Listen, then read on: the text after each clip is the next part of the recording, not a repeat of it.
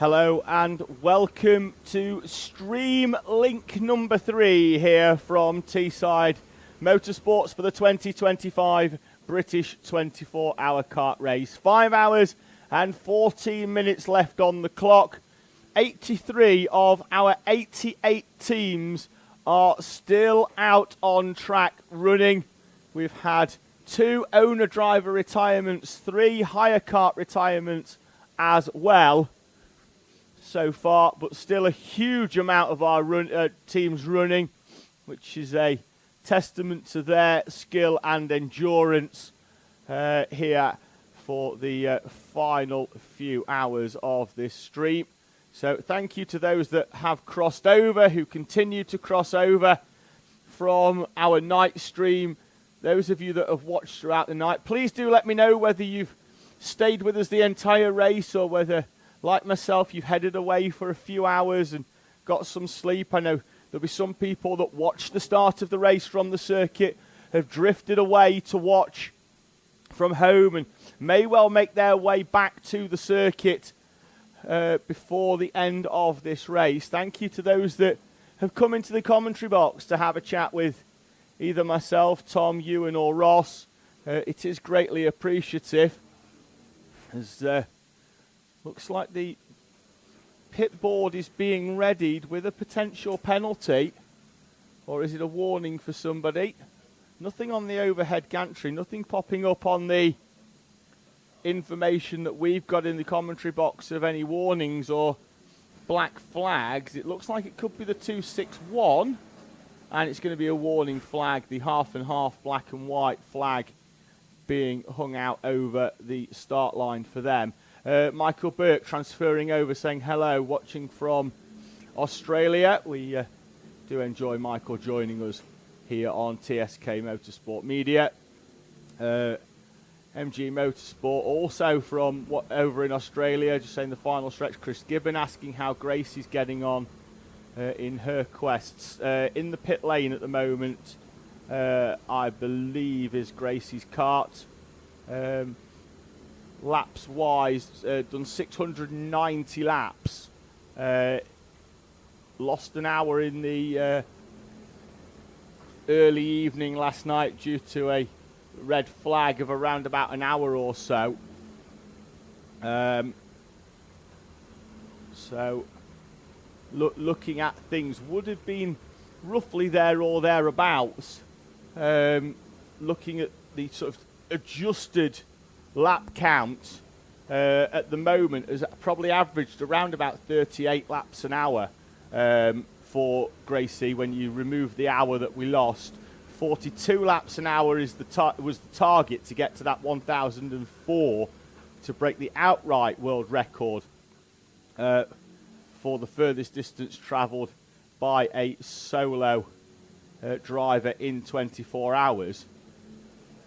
And what I would say about that is that after that red flag, the sort of the adrenaline that's in you to stay on that sort of target will have dropped a little bit.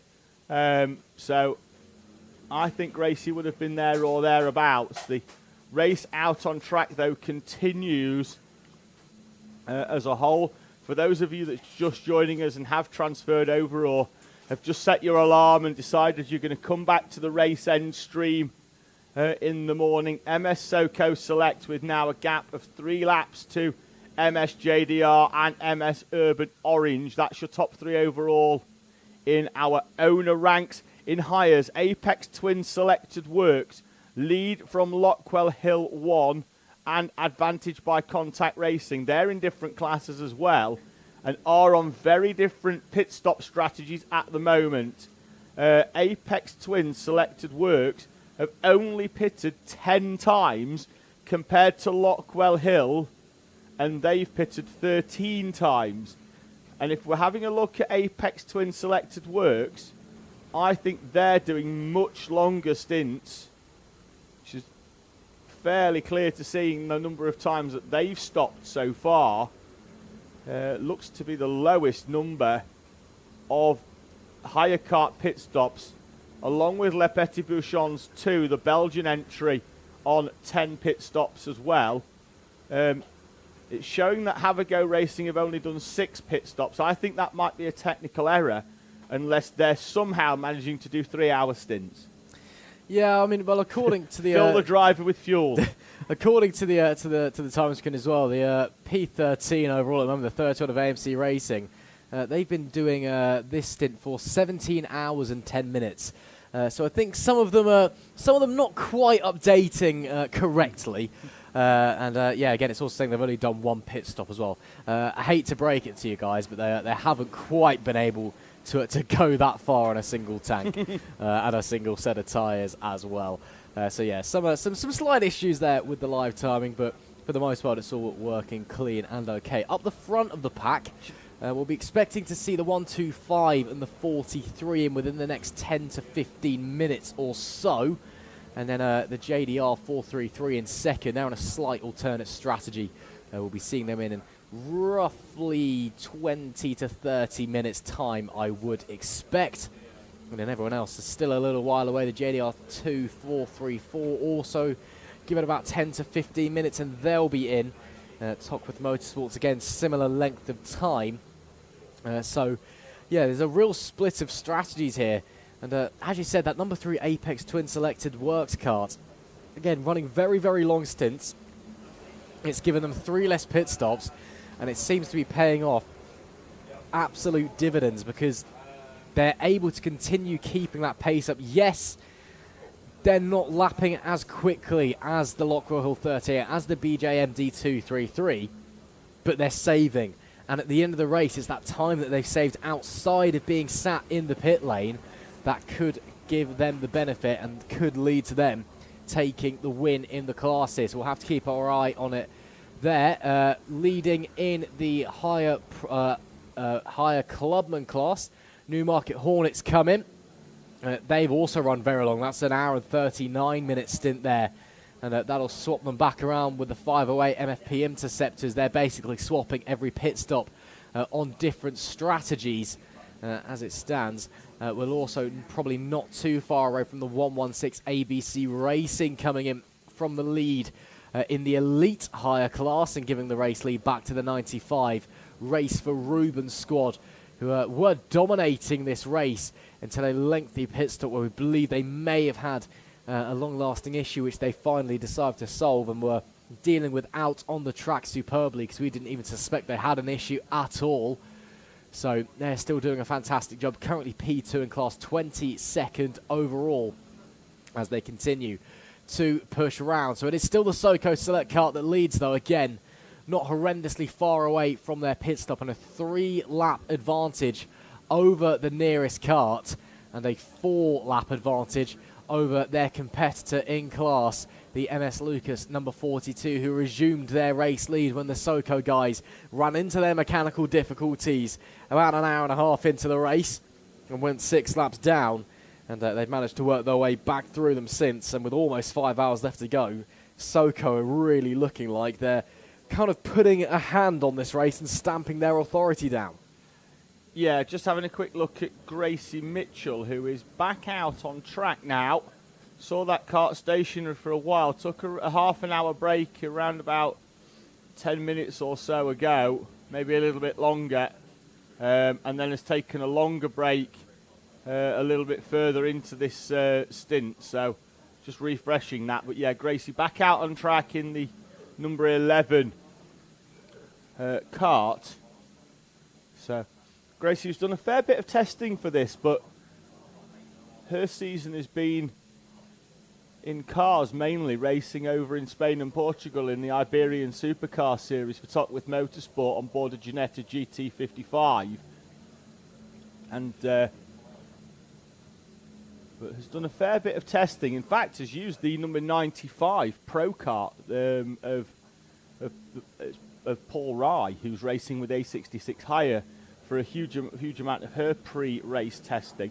I noticed you mentioned MFP Interceptors, who are currently leading in the higher club class now because Newmarket Hornets have peeled off into the pit lane. Their driver lineup: Chris Fuller, Daniel Morgan, Graham Hernandez, Jack Metcalf and Zach Burgess. Now, Graham Fernandez, Jack Metcalf, we saw them. They were racing as part of another team over at Le Mans. They've split in half, effectively, for this race and are running in 2 different entries. I do need to show you what Chris normally races pro karts, what he takes his kart to the track in. Now, some people will have a van and they'll sleep in the van. Now, that's a lovely Sunday dinner. Can you see what's in the background? Oh my goodness me. For the viewers, because this is obviously they can't see it, but that is a... It looks like a hearse It from is here. a hearse, yes it is, exactly. So he rolls the cart in the back and then he'll take the cart out and then he'll sleep in a box up on the top of it. And yeah, he drives the hearse to the circuit with his cart in the back of it. Is it a Volvo hearse as well, or was that my eyes deceiving me? I shall see if I can zoom in. I hadn't really looked gone like an that old far 90s Volvo. Yeah, I mean, if it works. If it works, it works. You know, no messing around. You know, and I guess there's plenty of room in the back for your tools and your cart and your equipment. But yeah, certainly one of the more unorthodox ways I've seen people travel to a circuit. You know, I'm used to the cars with a trailer. You know, people hauling caravans or full-on race trucks sometimes if they've maybe got a bit of a deeper pocket than their competitors. But a hearse it's a move.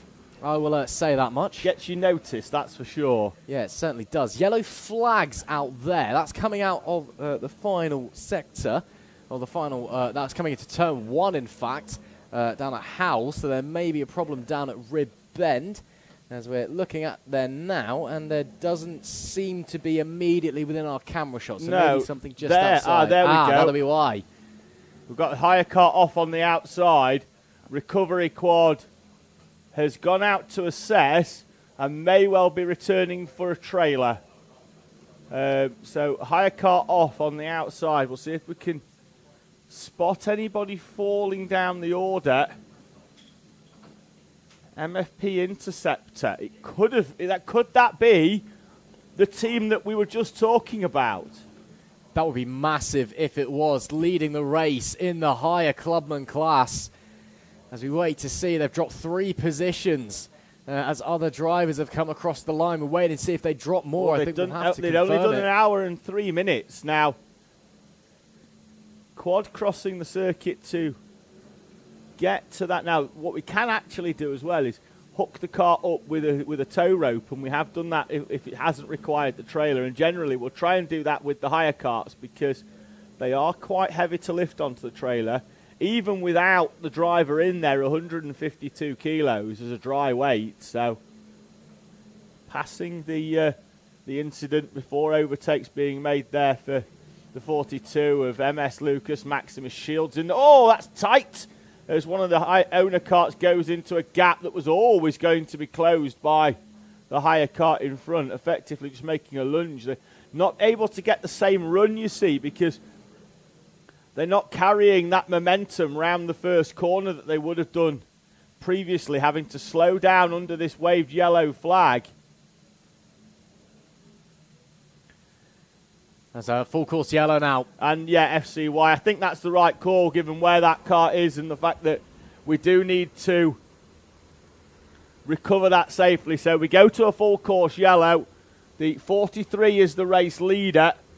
That's got Josh Volkus in it. The 111 right behind them currently has Dan Martin sat in it. So they're together on track. And I imagine Josh Volkus will just try and slow this pace down because what that will give him is effectively a clear track in front of him to have 4 or 5 laps of effectively a race start where he can just get the hammer down, extend his gap to the rest of the field. So full course yellow. Army Motorsport will peel off into the pit lane to pit under and try and take advantage of that full course yellow. They've been out for 55 minutes, so probably slightly early for them. I think it's David Pope in the seat of that one at the moment. And as I suspected, Josh Volkus has got this down to a walking pace. Just looking to the right, he's done an hour and 10, and I think he's signalling that he's going to pit. Could well be. We've also had the 116 ABC Racing carts coming in. That's the leader in the higher elites. Hour They've done 30, hour 30, yeah, so that's bang on time for them. So that's really a bit of lady luck shining down the way of that squad and potentially hands them an advantage as we head into the final 5 hours of the British 24 hours. So we'll have to wait and see how that's going to unfold, and if the race room and guys can maybe catch up. There is a couple of laps difference between them, but that's a huge advantage to the 116 team. 6th overall in hires last year, 4th in higher elite for Advantage by Contact Racing in that 116. The fairly static lineup that team have had for the last couple of years. Consistency with Henry Trina, Harrison Pugh, Adam Thomas, Peter Stockwith, Matthew Plum, Charlie Smith in that one. Just trying to pick out, if we can find them, who's in it. I know Adam Thomas, who is their normal entrant in the ABC. He's a race engineer, works for Douglas Motorsport, currently on the spanners for Dayton Coulthard, David Coulthard's son. Driver getting a complimentary ride back there, it seems, on the back of the quad. And by looking at things... we've upgraded from the quad trailer. We've got the buggy trailer coming out now. So, well, that's what I mean. So driver being returned, we've got carts going to go out. We're fixing the tyre wall, so they've gone in on the outside by the look of things there. And it is AFP Interceptors, I believe. We've still not got a full confirmation on that number, but they continue to drop down the order lap on lap. They were leading the class. They're currently still at the moment on the podium, but they've only got a lap until Bargain Racing in the 241. Now you can see under the full course yellow the hive of activity that becomes the pit lane. I was surprised yesterday after that first round of pit stops at the start of the race how quiet that pit lane became. There was like 4 or 5 people in there when everybody had done their first stop, and there was that sort of lull after the owners had done theirs at 1 hour and 20, the hires had done theirs at about 1 hour and 40, that there was nobody really in the pit lane. And then everybody sort of comes back to it. The 43 is still leading the train round. There's effectively 2 trains now. Train 2 should really be trying to catch up to Train 1 once they're past the incident. Now, this is what all of our teams were told during the briefings. I went to a higher briefing. We've got one of the teams going down for what appears to be some repairs or a tyre change for one of the owners. But yeah, I went to a higher briefing. I went to an owner briefing just to understand what had been said to our drivers. So we've got Josh Folkus leading them in the 42. We are still under a full course yellow as we come up to the timing line. Folkus peels off in the 43, and the race leader will pit under a full course yellow with Dan Martin now in the 111 taking the lead of the full course yellow train. Got the 125 coming in from P3 as well. They've been out for 1 hour and 20. So again, some of the guys at the front deciding to use his advantage, the full course yellow maybe lasting a little bit longer than they were expecting. So thinking, may as well while everyone's slowed down now. A fair few people as well diving in before. And they had the JDR 2434 in. We had the leaders in the higher rookie class, the Have a Go Racing 690. They came in as well. So all change for those guys, but some of them do have laps advantage. So the 43 coming in still has a 3-lap advantage as it stands. So they're not going to lose any positions during this FCY anytime soon. As we still do have 2 very distinct trains formed here. Another cart coming in there, a higher cart coming in. So, yeah, I mean, ideally we'd all be bunching up into one train, but still we're going to continue going at the moment. But of course, what this does, once again, David, is it's going to create a bit more chaos because now everyone's bunched back together. Yeah. You know, tyres and brakes cooling off a little bit because we're back down to a slower pace. You've got owner carts having to jig their way through higher carts very, very early doors. Higher carts that maybe are still all together, still within a race. Yeah, so I'd expect us potentially to go green over the timing line this time, potentially, could we? We still have the full course yellow boards out. as the 111 of Dan Martin brings us over the timing line. We're almost running each other over down into the D chicane. That's how ready everybody else is to get going. Yeah, the 111 currently leading the pack. He's a bit further down the order. That JSR kart in P12 overall at the moment, P5 in the Owner Pro class. And the second train looks like it's being led by one of the higher karts. Can't quite identify who that is from here at the moment. As so it looks like they've actually the 111's actually caught another higher kart on their journeys as well.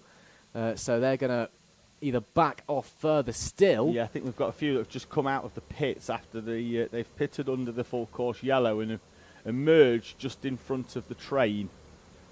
Yeah, so they'll be intercepted there. Are we going to go green when the 68 comes across here? Nope, we are going to stay yellow still. So the second train has passed in front of our commentary box at the start-finish line. The 911 comes in with a flattened front Nassau panel. So it looks like the top bracket has either broken or just the bolts come loose and has dropped the two brackets down at the front. So they'll need a quick tighten up of that. Yeah, 125 comes out of the pits in P4. So the MS Lucas 42 up into third place, but they are on the same lap. 14-second difference out on track according to the timing screen. Of course, that will likely change the second the green flag waves. Are we going to go green this time? We'll wait and see. The second pack just coming through South Bank now. And the 111 leading this pack. There is a higher kart, about 10 or 12 kart lengths in front of him. You can see there. And so if they do go green, do they go green for that higher kart that's in front of them? Do they go green for the 111? We'll have to wait and see. The full course yellow flag still out on the track and at the digiboard as well. And we are going to stay further still. I think the 443 is due in the pits as well. I can see a pit board up in the air for the 443, the MS. They are, yeah, they're coming in. Yeah, I can just see them diving in now. So they've only been out for an hour and 2 minutes. But again, deciding to make the call, this has been out for a while, we may as well come in now. It's not a free pit stop, but it's as close as you can get to one. Certainly is, as the pace down to where it should be, beyond the 2-minute mark for a full course yellow. And we are green on the raceway once again. We've still got green Battenberg over the timing on the digital flag, but all of the track flags are green. Yeah, a bit of confusion. No, we are now green on the digi flag, so we are now back to full racing speed. There's a screen down the other side of the commentary box. I was going to go and turn the Battenberg off or get Harry to do it because he's on photos, but it's off now, and we are green up on the digital flag on the overhead gantry. So green flashing with 4 hours and 51 minutes to go. There is Dan Martin in that 111. Entry that currently runs in 5th place in the higher pro class and in the middle of the club runners at the moment. So they've had some issues running down in P12. Early in the race, it was good to see that the class system had very much sorted itself into the correct format, as we had all the elites, all the pros and all the clubs together in the first first stint of the race. So it's good to see that sort of class system working well throughout our both owners and our higher classes. Michael Burke saying that a hearse is just a fancy estate, which is exactly what you said when you said, well, it could well be a Volvo. Yeah. Famed, of course, for the 850. Warning flag out for contact for the number 3 car. That's the Cobb Builders. They've just come into the pits as well, or they may have come into the pits a little while ago and taken their time. The Army number 2, they're still in the pit lane as well, and they came in at the start of the full course yellow. Yes. So they're taking their time down there. So clearly something being repaired. The Lockwell Hill 38 has also slid by the Apex twin, should I say. Selected Works number 3 for the lead in the higher pro class. Looks like they're very close together out on the track as it stands. So the Army car is now back out, in fact, in P17 overall. And unfortunately for them, the last of our owner club runners. And the BJMD. 10-minute pit stop as well for Army Motorsport there. So, obviously, not great with the 10-minute stop, but lost the minimum amount of laps possible with that full course yellow, with us being down to lapping just over the 2-minute mark. Looks like we've had a driver change in the 43. We've got Jack Dex back in the seat, taking over from Josh Folkus in the number 43 machine. Yeah, so BJMD, the 233, still holding on to that third place at the moment. They, I think, got caught up in another train compared to the 38 and the 3, who are only separated by 2.5 seconds as they came across the start-finish line on this lap. There's a whole host of higher cuts everywhere you look around the circuit. Pick and choose your spot and just fix in, because there's going to be action going on here at Teesside as the sun really starting to beam down here in Middlesbrough now. I'm going to give you a little break if that's all right, Ross. James Bourke's come to talk to me about many, many words that he has written. Many, many words. That sounds good to me. I'll hand on over.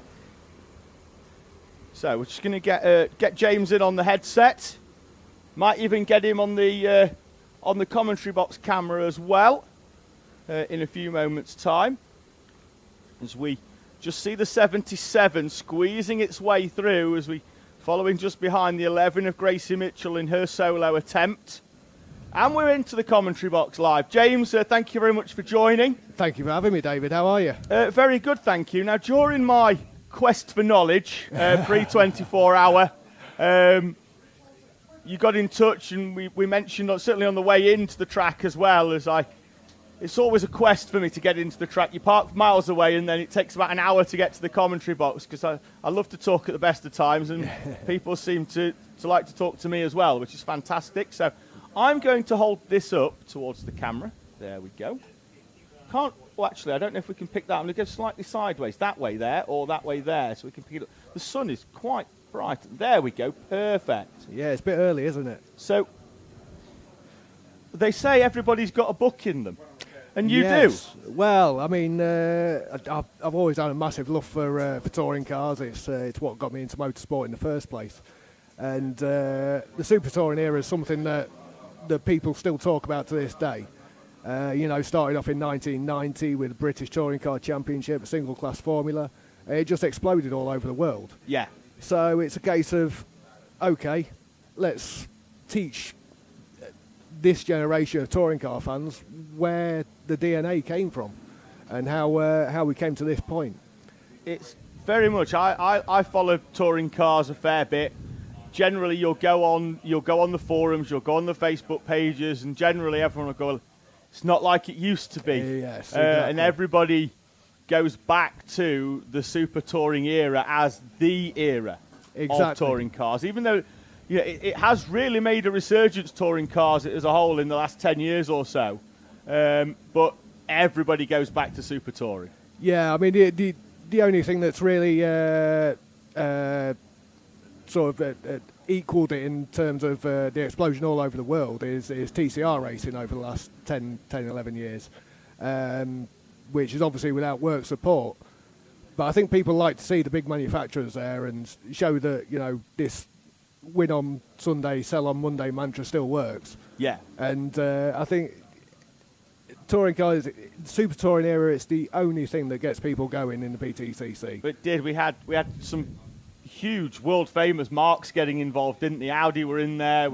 Alfa Romeo. I mean, obviously you had the Volvo 850 estate car as well, which is an absolute icon. Yeah, well, you look at. Let's take the Alfa Romeo. You mentioned they. If I remember, they had.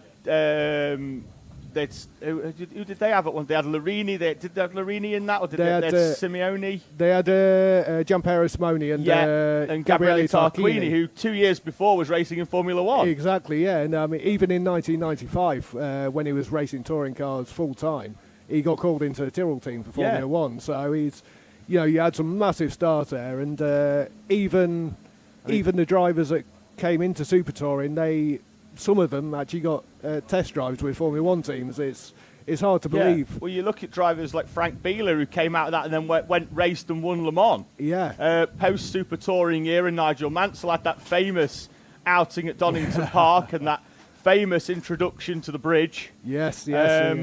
Which could have been far, far worse, of course. Yeah, I think Starkey's bridge came off better.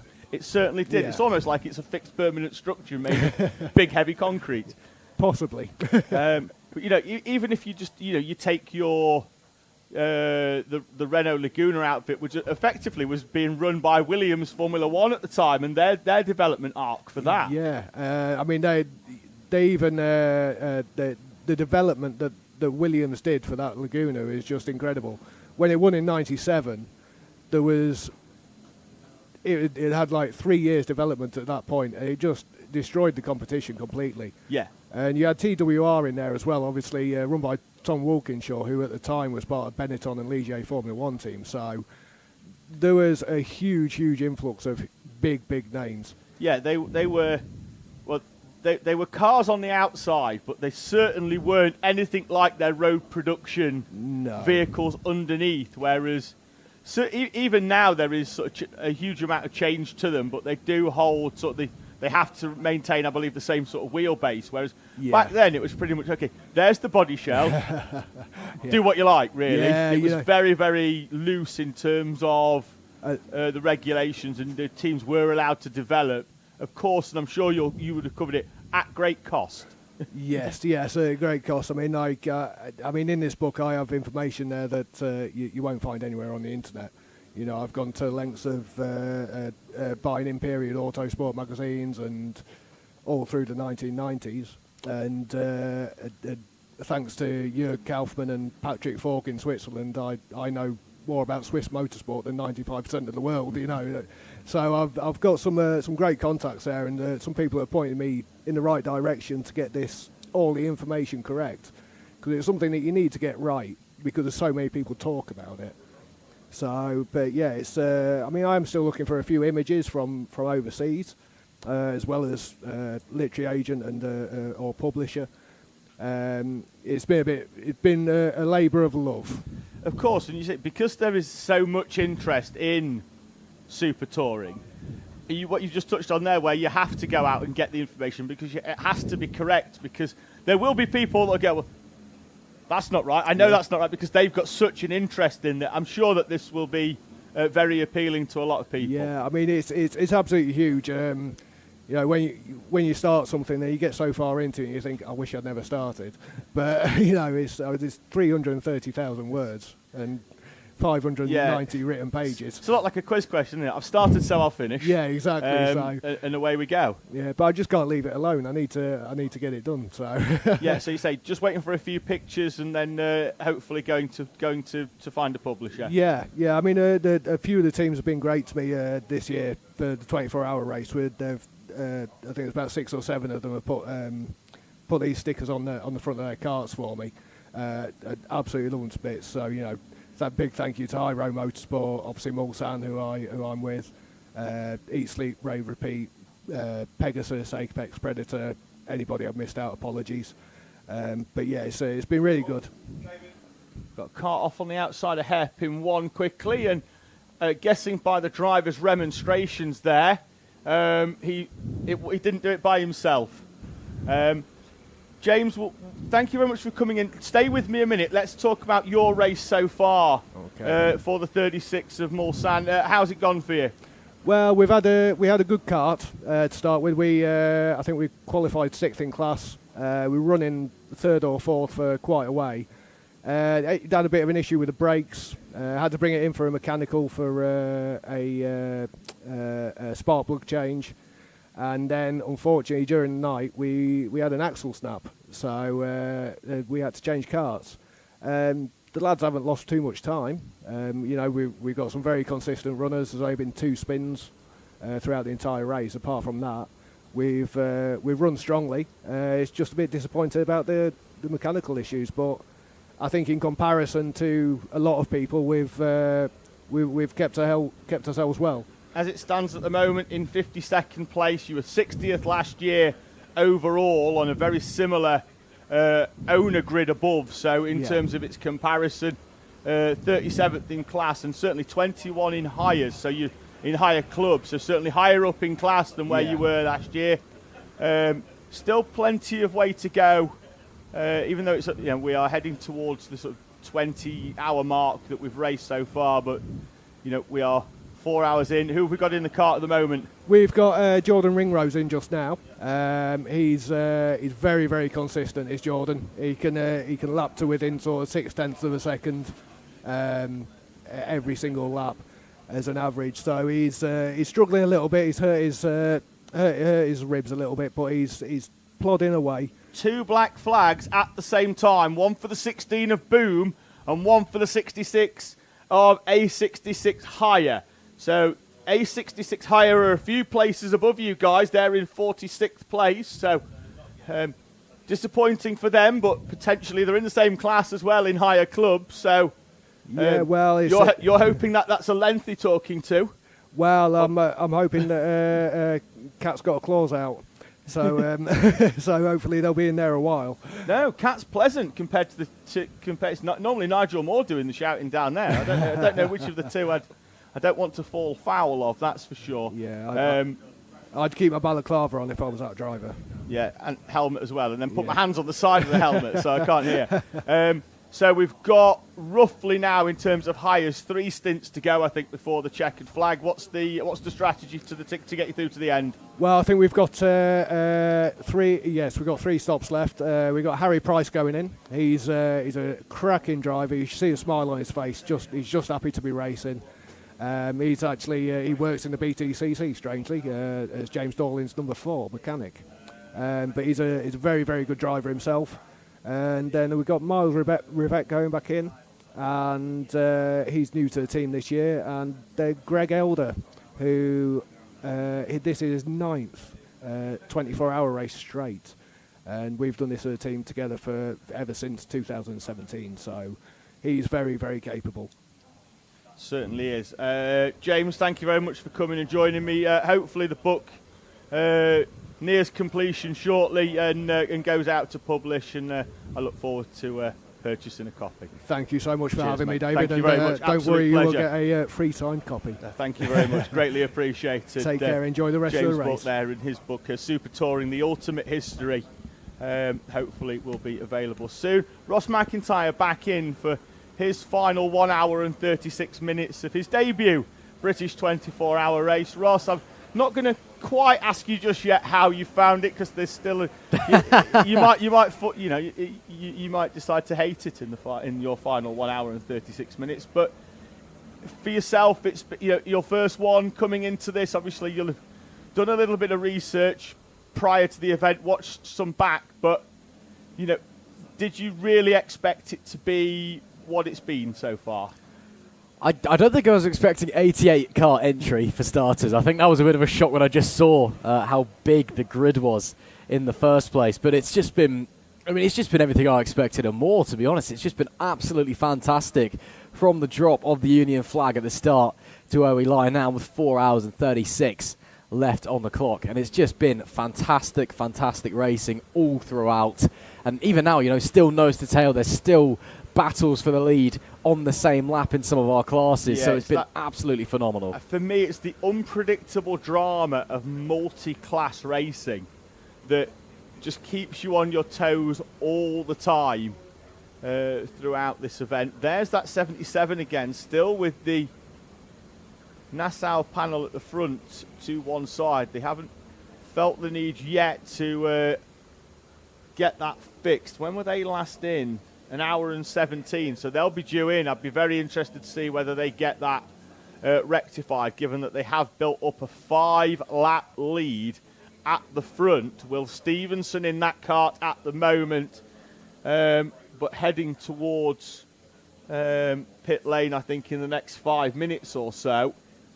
Still got that black flag out for the 16 of Boom, I think, and the 66 of A66 Higher. I'm going to have a quick look, see whether Boom have been in the pit lane. Yes, they have, to serve theirs. I still think we're waiting on the A66 Higher entry. And let's see if we can spot roughly where they are on track. I think they'll be heading up towards the timing line shortly. There's a kart going around at the moment. They've had a change of Nassau panel by the look of it on one of the karts. It's got no number on.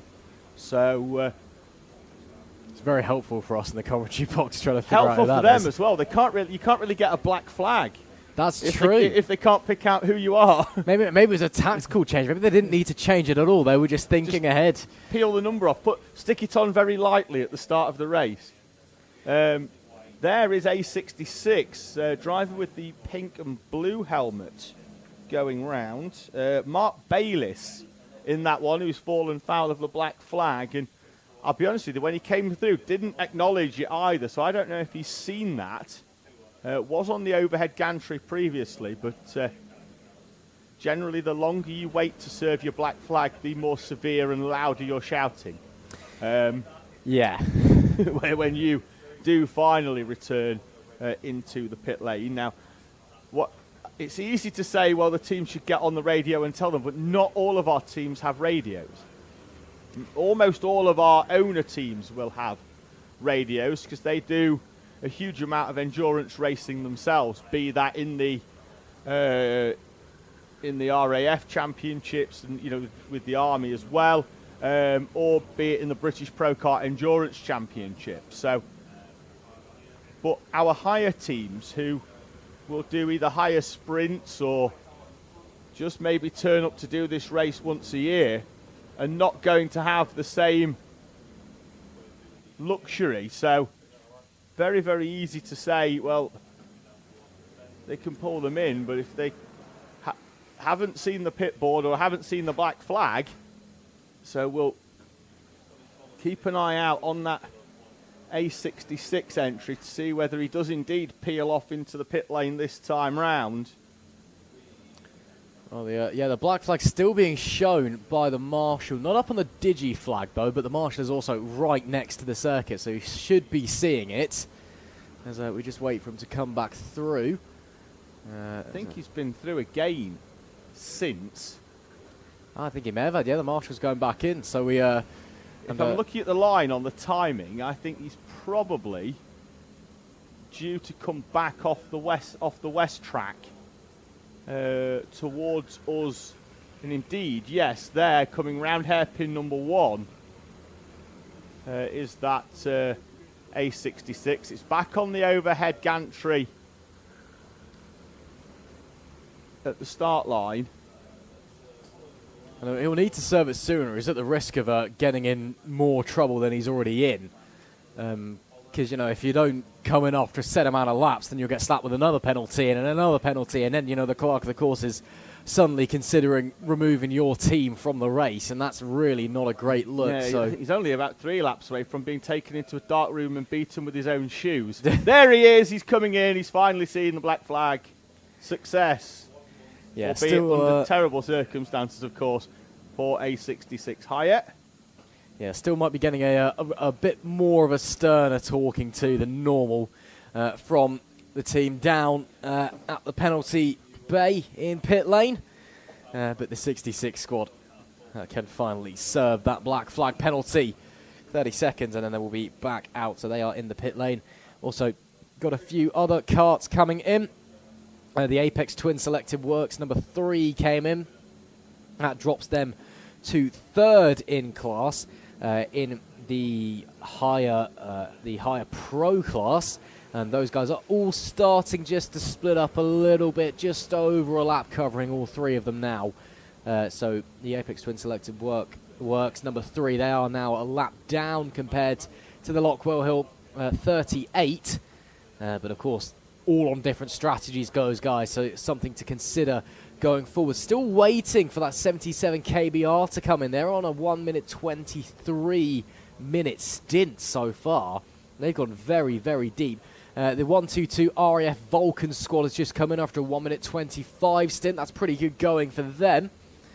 And roughly where you'd expect them to be at this time of the day, to be fair. So hopefully that's a nice and quick stop for them. But I think right now what we are really waiting for is that KBR 77. That's the one that we are expecting to come into the pits next. After that, we'd be expecting the 42 MS Lucas from second place to be diving in. They've been out for 1 hour 7 minutes, should I say. So they've still got a little bit of time on their hands. Black flag for the number 3.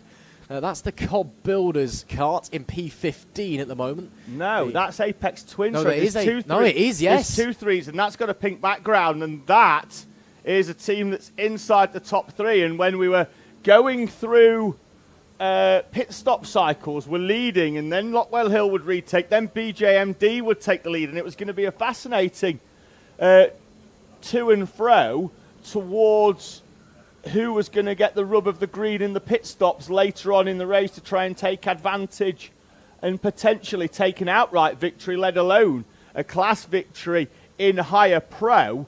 But a black flag for the 3 of Apex Twin selected works. And they've just come out of the pit lane as well, so I wonder if they've been done. Oh, round goes the 111. Dan Martin at the wheel of the 111, down the inside of one of our higher carts. The door closed on him by an unsighted higher cart, who then peels, who then turns round the 111. No harm done to the cart, though. He continues without necessitating a trip into the pit lane. KBR 77 in as well after a 1 hour 25 stint there. So good going from them. And they have a 5-lap advantage as well over their nearest competitor in the owner clubman category. Yeah, as I was saying, though, before we had that spin for the 111, yeah, number 3 Apex Twin, yeah, they just come out of the pit lane. So I wonder if there's been some sort of pit lane infringement, speeding or something like that has led them to be summoned straight back in. Real shame for them. And time starting to tick away with 4.5 hours left on the clock as well. So that could be maybe an end of their race-winning challenge in the higher kart categories. We'll have to wait and see what their pace is like over the remainder of the race. Of course, they are on the alternate strategy, but it's just going to throw them out of kilter ever so slightly with that extra trip down the pit lane. So the 77 KBR, they have come in. I believe they may have come back out already, and I'm not sure if they have come out that they fixed that Nassau panel. Just waiting to see coming round as the number 6 makes its way into the pits and gets its way through nice and clean. Black flag for the number 59 as well. Century Sim. Yeah, and they've had a pretty disappointing day by their standards, currently running 39th overall, and it's P6 in class. And they have been out for about half an hour, so they've committed an infringement out on the racing surface, as Apex Twin are serving their penalty currently. So we'll wait to see whereabouts they're going to come out in relation to the 38 and the 233 in front. But another black flag heading the way of the higher pro class here at Teesside, as we start to get into the dying phases of this race now. In the grand scheme of things, not long left to go. 19.5 hours completed here at the British 24 Hours in Middlesbrough. And it's been a fascinating affair so far. It is still MS Soko, the 43, that leads ahead of the 42 MS Lucas machine. And then the 125, the Urban Orange kart in P3. There we see the 77. That is the KBR machine. They have made their way back out. Looks like they may have sorted that Nassau panel. Actually, I don't think they have, looking at it from the commentary box window, as they're just coming round into hairpin number 2. Yeah, it still looks to be just one side slightly. Now, they may well have just tightened up the bolt and left it to one side. It doesn't look like it's moving around anywhere near as much. What you often see is, at this stage in the race, is the big roll of duct tape comes out. And they'll just duct tape it to the front of the nose and just basically make sure it stays in position the best they can in that to get them through to the checkered flag. Karts, obviously, they need to do the full race distance plus 1 millimetre, basically, and then after that it can just fall apart into a million pieces.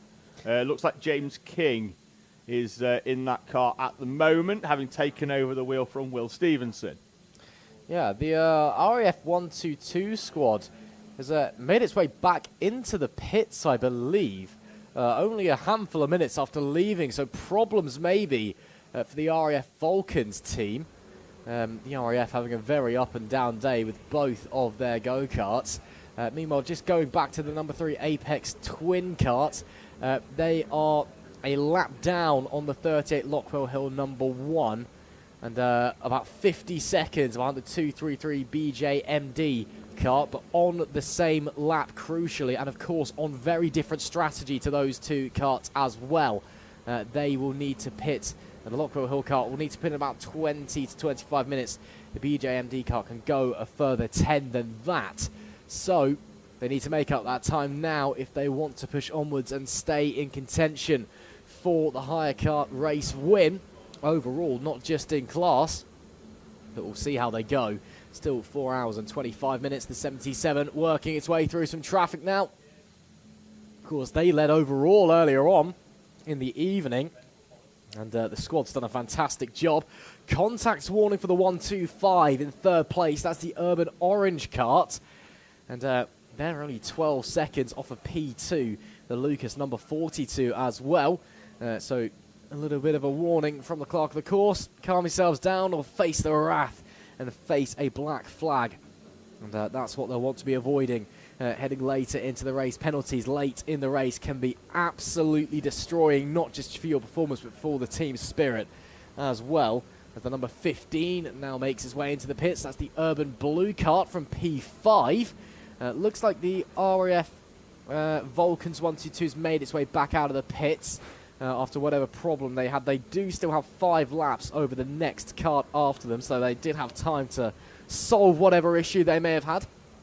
And the Chequered Motorsport 78 also been in the pit lane a little while, and it was only a 30-minute stint that they had, so also potential problems for them down in the pit lane. The 77, meanwhile, continues to muscle its way through the pack. So the Urban Blue kart comes in from P5 as well. Again, they do have the fastest lap of this race so far, set on lap 12 many hours ago. 1 minute 12.369 was the lap time. Currently right now, the fastest lap of the last laps was a 1:12.5, so not too far away from the MS Lucas squad, the 42. But again, fatigue maybe just holding them down a little bit. The temps not quite as high as they were in the late afternoon.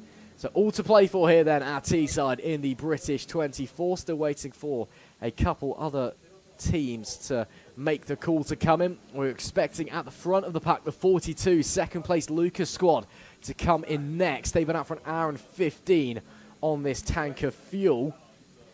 And then after that as well, that should be it for the time being for the front runners in the owner carts.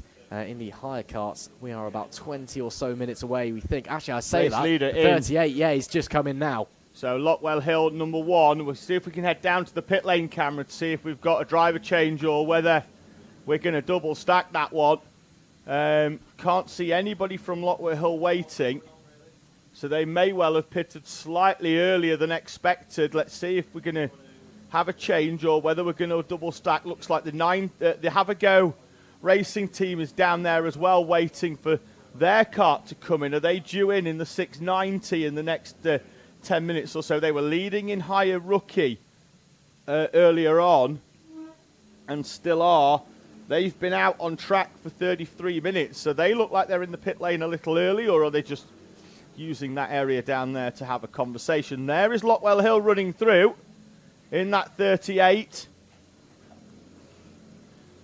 There's going to be a driver change, I believe. believe. Flynn Claxton getting in that one, black suit, white helmet, as they're looking back at the left rear engine, just confirm that they're happy for him to go.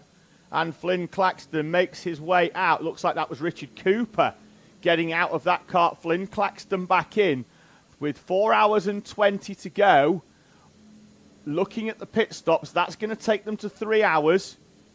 They're going to have to do a little bit of fuel saving here, I think, at Lockwell Hill. Potentially. Fuel saving or a short pit somewhere along the line. Bring in yourself a little bit earlier while running at full pace and just restock up the tank, a splash and dash, so to speak. I mean, they might be okay if they can stretch it to 125s, but if they're doing 120s, that's going to be very, very tight. 120s takes you to 4 hours. 125 takes you to 4 hours 15. We've got 4:19 to go.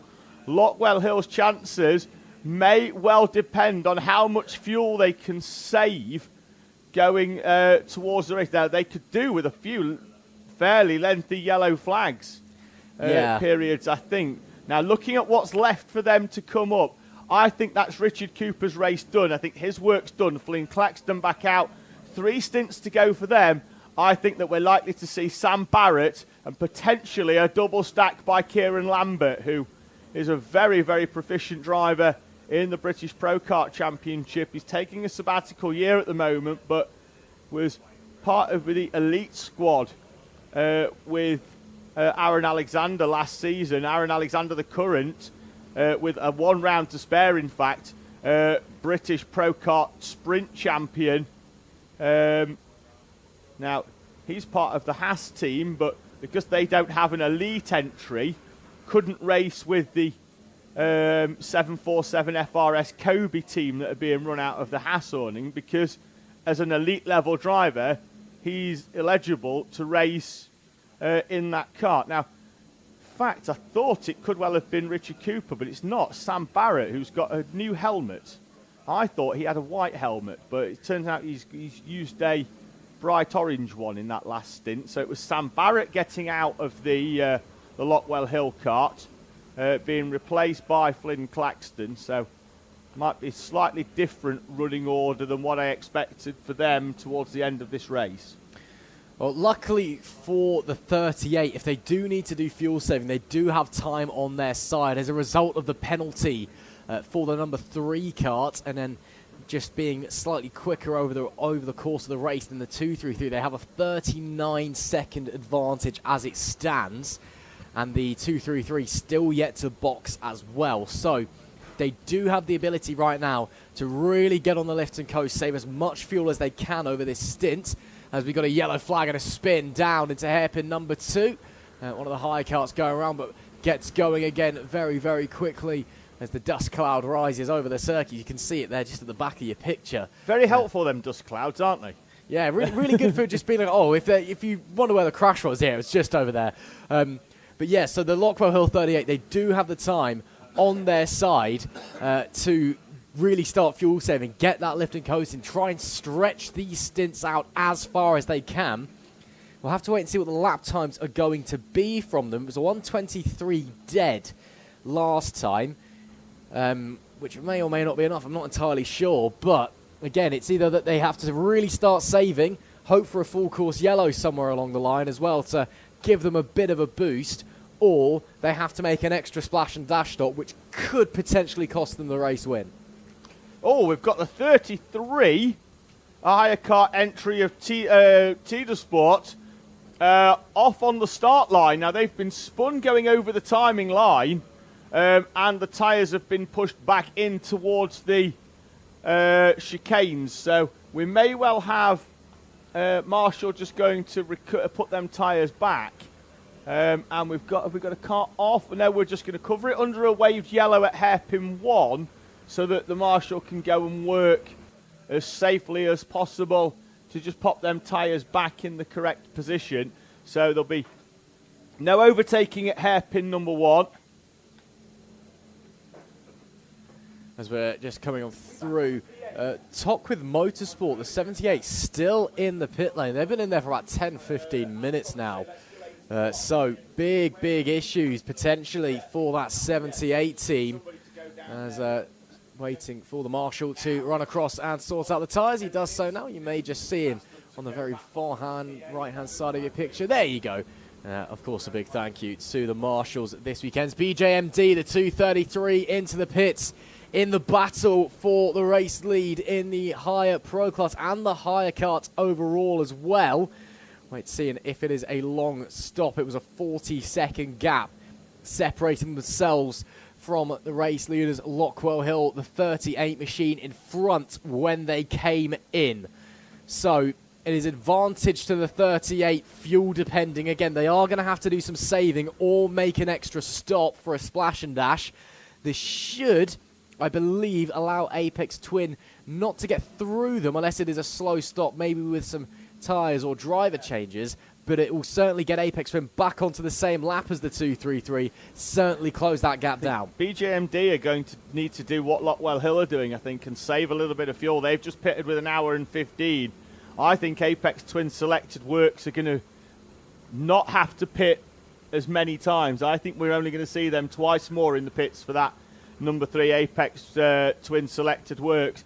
Picked that black flag up around about 15 minutes ago, of course, so it may well be. It's showing that they've been out 11 minutes, but they won't have been able to fuel when they came in to serve that black flag penalty, so we don't really know how long they've been out on track since prior to that, because we don't get prior stintlets unless I'm willing to go back and add up all of their previous laps, and I've not got the time nor the patience for doing that. Got to remember as well, they've had, 3 less stops than a BJMD, 2 less stops than a Lockwell Hill 38, so they've proven they've got the fuel saving on their side across this race so far, across the nearly 20 hours of action we've had. So we know they can make the tanks go the distance. Question is when it comes down to crunch time, do they have it in their locker? We'll have to wait and see as the time continues to slowly tick away as we begin to enter the back end of this race here at the British 24 Hours in 2025. And BJMD looks like it's a very slow stop. I'm not even sure they've made it out of the pits yet. They've been overtaken by the ABC Racing 116, who moves up to 3rd in the higher kart class. They're still leading the way in the higher elite category. Just had a question came in just saying, what happened to the MSJDR kart? They pitted twice inside 20 minutes. Not 100% sure, if I'm honest, as to why they pitted twice in 20 minutes. We shall, as always, endeavour to find out. The 2 MS karts that are leading are together down the back straight at the moment, with the 43 MS SoCo Select kart just behind the 42 MS Lucas entry. Just trying to pick up a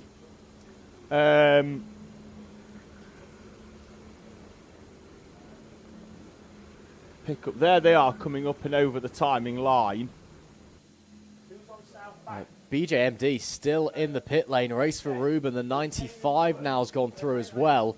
So potentially big issues for one of our main players in the higher pro race and in the higher kart race overall as well. We wait to see if the 233 is going to come back out anytime soon.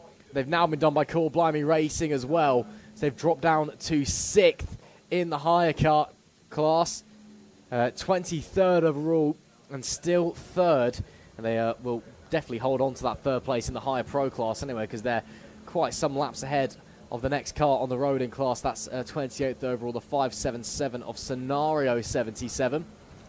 So here we go with the 42 and the 43. The 43, the race leader by a comfortable margin. Jack Dex at the wheel. Maximus Shields at the wheel of the 42, the current championship leader here at Teesside in the owner-driver sprints. And Dex in the 43 at the moment is just using Maximus Shields in the 42, allowing Shields to take the risks and go through. And just as we say that, Shields peels off into the pits but goes onto the grass in doing so, just to keep out of the way. 1 hour and 25, but Dex in the 43 was allowing Shields in the 42 to find the gaps for him and was just popping his car in the same gaps to try and minimise the amount of risk coming through the traffic. 1 hour 25 minute stint there for the 42. So they're going to need to do some jigging around with their fuel strategy moving forward later in the race. The 233 still in the pit lane as well as they're 3 abreast coming down the Bob Pope straight. Some of the higher karts all squabbling for position there as they make their way now into the wiggle section, keeping it nice and single file before they get down to hairpin number 1. Wonder if we can get the mechanics bay from our number 2 from our in pit lane PTZ. See whether the BJMD kart is on the mechanics stand. That is BJMD, because that's Mark Jennings on the right-hand side. Driver in all black, I think, will be Sebastian Pereira. Indeed, it is. So they brought that car in on schedule as well for the pit stop. So currently looking at a left rear problem for that BJMD kart that could well be taking them out of podium contention. Driver stood, arms folded, waiting as they look to diagnose a problem on the left rear. Carb bowl looks like it's going back on. Well, the engine's not been taken out, so that's a start. But it's probably then something along the rear axle somewhere. Possibly could be worse. We'll have to wait and see how long they're going to be in there. They have already been in the pit lane for a while. Looks like the 42 is going to head back out in around about P3, possibly P4 if the JDR 433 is able to slide through. As the, again, a 1 hour 25 minute stint for those guys. Pretty much bang on the money for where they want to be. Next of the front runners really to come in should be the 22 Paragon Motorsport. They've done 1 hour and 5 minutes so far on this stint. So another 20 would be roughly where you'd expect drivers to be thinking about coming in. I think those guys could probably make it another 25 with how well they've been running the stints across the race. After that, we then have to go down into the Clubman class, P8 overall, the 58, the DWS2 kart. That's a 1 hour 12 minute stint so far. So they are probably not too far away from coming in. The 111 as well, also on a 1 hour 15 stint, so they're probably not far away either. So could be seeing a few coming in that regard. I wouldn't expect to see the race for Ruben kart, the number 95, second in the higher elite class and fourth in the higher kart race overall at the moment. They've been out for an hour and 30 now. So another 10 minutes and they'll be bang on the money. They can bring it back in and they should be good to go to the end of that. 42 back out and have held on to third place in front of MS JDR. Max Shields vacates the seat, replaced by the driver Jake Brooker, who started the race for the team. It's a black and white flag being prepared for a driver coming out of the dogleg, the final corner. If we hopefully get a flash on the digiboard, if we don't, we'll have to wait for the marshal to turn around so we can have a see who that warning is intended for. So the 42 out into third place once again, 50 seconds away from the Urban Orange 125. Again, the Urban Orange 125, 45 minutes into this stint, so they'll be pitting in roughly half an hour to 45 minutes time. 68, I think, potentially, because driver's just put his arm up when he's seen the flag for that warning. We'll see whether the marshal will confirm upon his turn round, but I think it could well be the 68. We'll have to wait and see. In the meantime, the 747 FSR Kobe still stuck in pit lane with whatever issues have further befallen them. It has been a real topsy-turvy day mechanically. I've been told on the 233, the BJMD kart, which has made its way back out, but we've been told the pull cord snapped. So that's what they were replacing on the left-hand side there. So that's the pull cord to get the left-hand side Honda GX200 engine going. So they brought it in, tried to get it going, and then obviously had to replace that. That's a lengthy replacement. They've dropped right down the order in the overall standing. Still third in the higher pro standings, but that unfortunately has, I think, for the time being anyway, taken them out of contention for the race win there. Put scenario 77 in with a chance of a class podium, though. There's only a lap or a lap and a half, I think, between them now, between BJMD and scenario 77. 58, not 68, is the warning that was out over the timing. So that would be for DWS2, the owner entry in second place in the club class. Sticking with that class, request for an update on how the Kart 3 Cobb Builders is doing. Callum Hogan, one of the drivers in that kart, his very first time, was only meant to be spectating this weekend. That Cobb Builders entry was only put in on Friday, or potentially even, it was on Friday morning that Cobb Builders entry went in.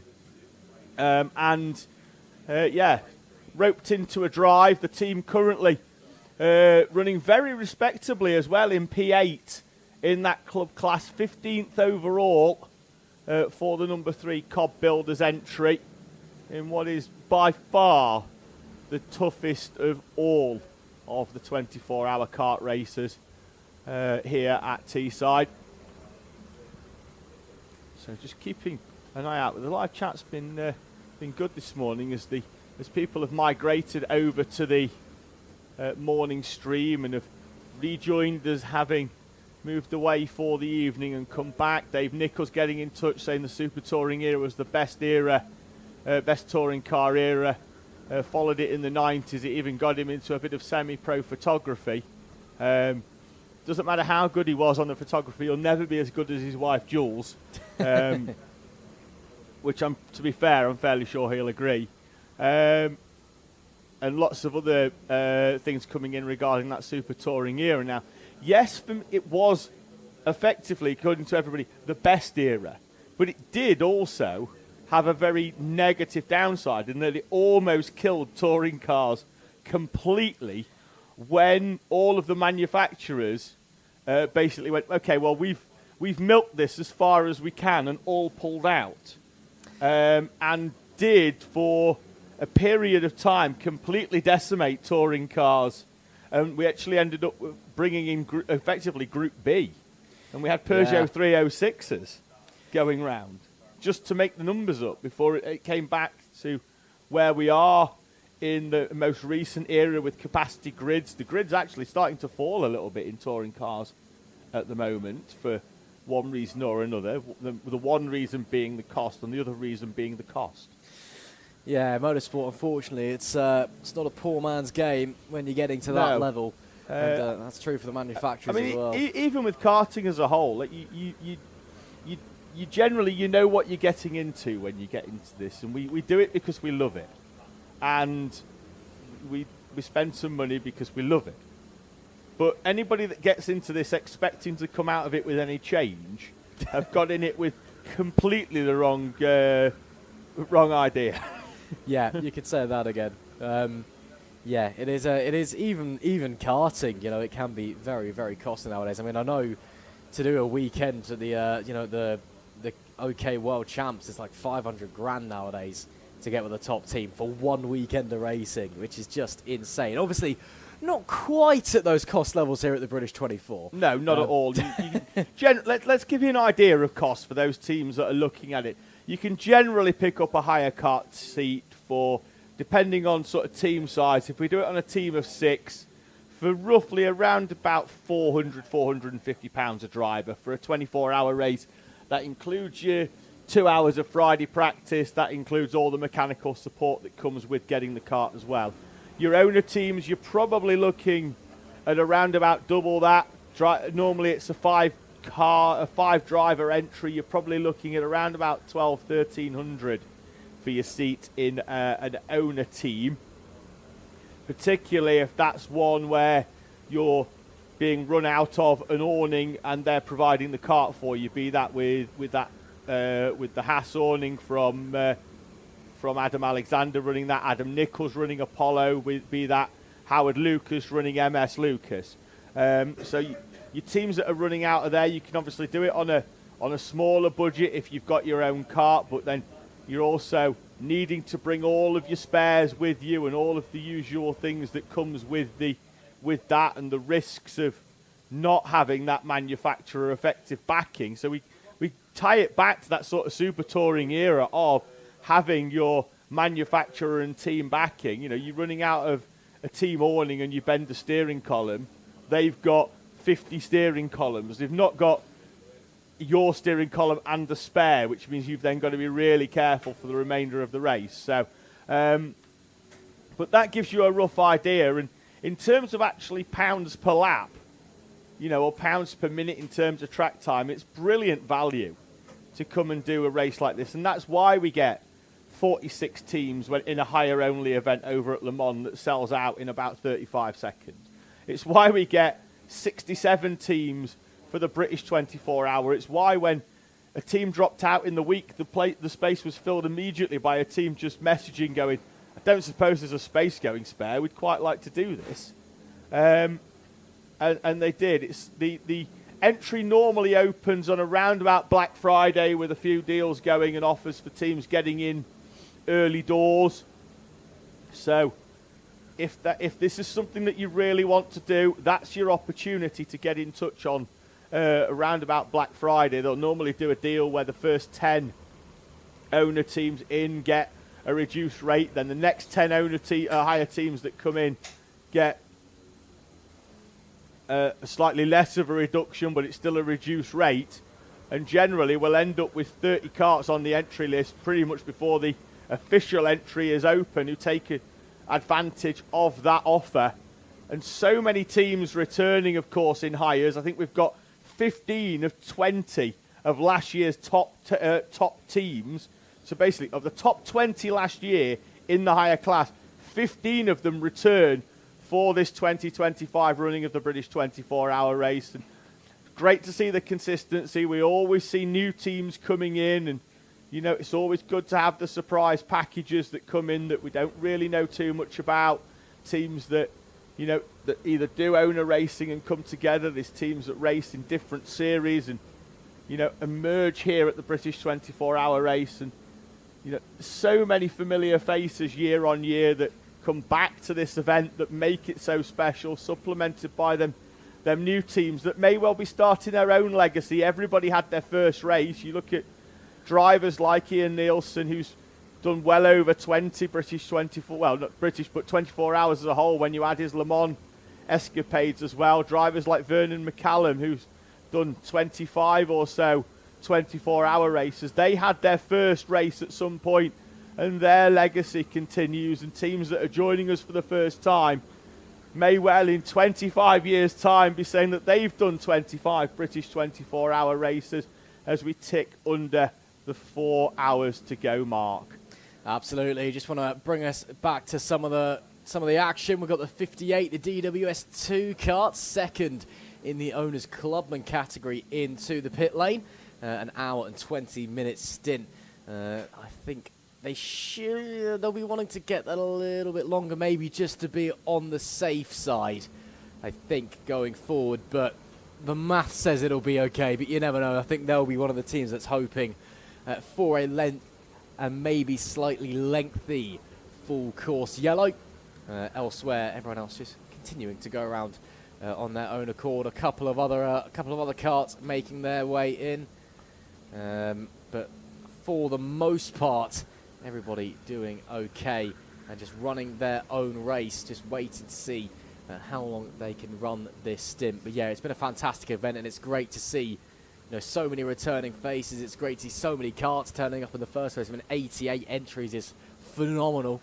And if you weren't with us during the evening stint yesterday, myself and Ewan worked out it's just a touch under it's about one go-kart gets about 25 meters of track space out there if you spread them all out evenly around a 2.1 kilometer circuit here at Teesside. So it is you know, proper stuff going on. As I say, that's some of the bouncing over the curbs and over and onto the grass coming out of the D chicane. That'll be a curb warning flag, I'm sure, the next time that hire kart makes their way back around. And well, unless it was that one that doesn't have the number on the front, who's going very stealthily under the radar. I think it was. I think it was one of the TRX karts. I saw a flash of yellow at the front anyway, which I'm assuming was a number. So we'll wait and see if anything's going to come up on the gantry and the digi flag the next time they come round. Yeah, 3 hours, 55 minutes left to go. Been quite a while since we've been under full course yellow conditions. In fact, the last time we had a full course yellow, just a touch after 3 a.m. this morning. So, yeah, been about 5 hours now. We've been green since then, and all of the running doing fairly well. The FSR Kobe squad still in the pit lane. That 747 still encountering more and more issues. They're down to P17 overall, and at risk of if they don't get back out, you know, within the next kind of hour or so, at risk of dropping back behind some of the higher kart races as well. But you know, as you said, David, We discussed the cost earlier. You know, if you fancy giving it a go next year, now you know how much it costs to do this thing. So, yeah, I think in the grand scheme of things, it's a bargain, really. Well, one of the teams is called Bargain Racing. So, if I'd have thought about that a little bit more, we'd have lobbed a steady segue into how well they're doing. But I haven't got the timing screen up.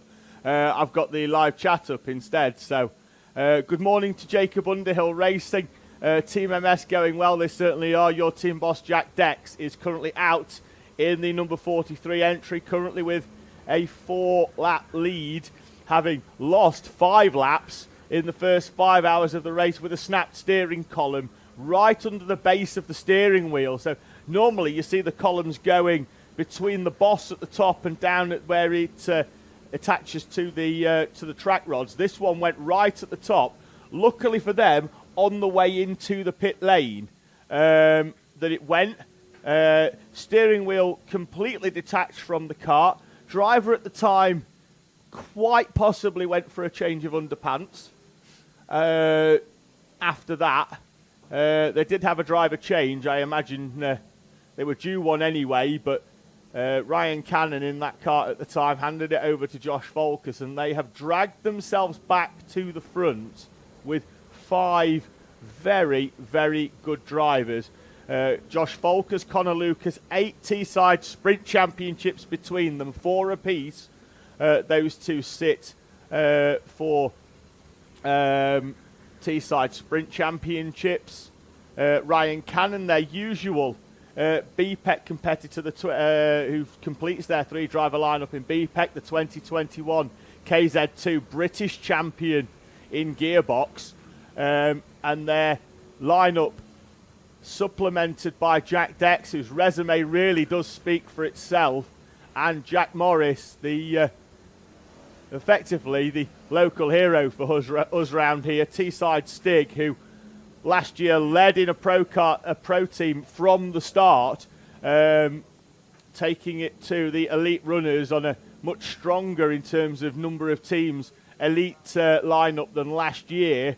And some of the laps he was doing at Le Mans Hires back in 2024 as he was testing karts out was just a sight to behold. So they've got themselves a very, very strong driver lineup. And as you could tell, they're taking full advantage of the quality that they have at their disposal, currently with a 4-lap lead back to MS Urban Orange. Paragon Motorsport, the 22, has come into the pit lane. And we'll wait to see when they're going to where they're going to come out. Should be P6, although it will be P6, should I say, but where in regards to the likes of the 15, the 433, are there going to be any further laps down? They're currently 9 laps down on the leader, a lap down to the 15 in P5, and for a squad that led overall during Saturday evening's running, dropping off of the class podium, I don't think they'll be too happy with that one.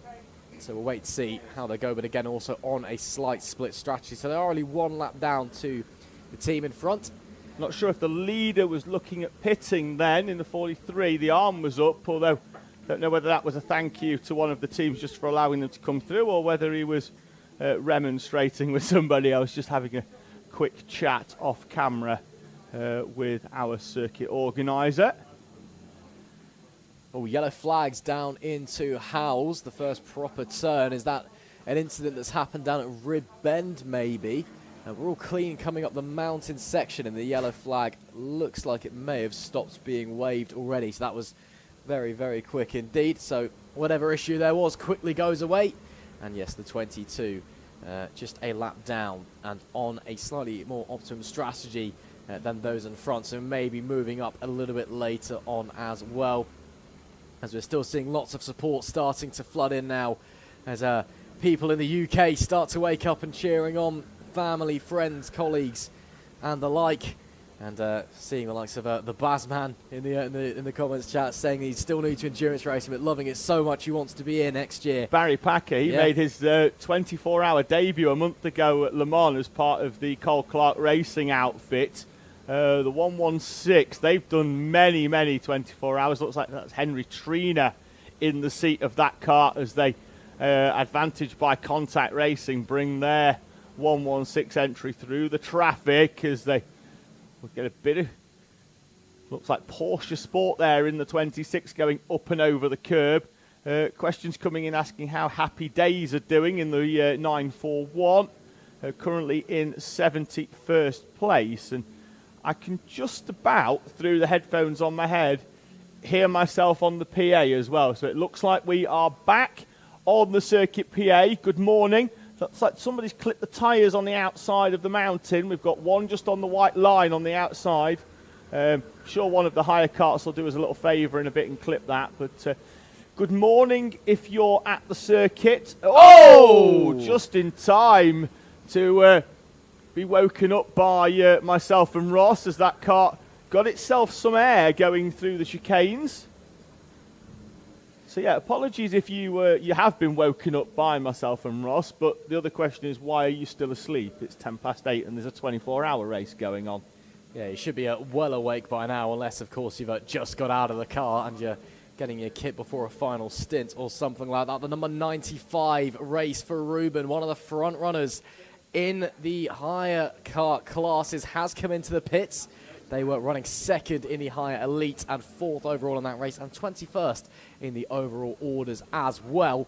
We'll wait to see where they come back out. The Core Blimey Racing 113 slides on by and takes second in class there for that guy. Still seeing lots and lots of love for Super Tourers in the live chat as well, which is great to see. I know we keep banging on about it, but of course James's new book, which will hopefully be coming out very, very soon, sounds absolutely fascinating, and I can't wait to dig into it. I mean, I do just love 90s motorsport in general, even karting. I mean, Formula A and Formula Super A was just the best thing ever compared to, well, not saying that today's karting's bad, but compared to, it's a step above. Anyway, I'll just be quiet about old karting.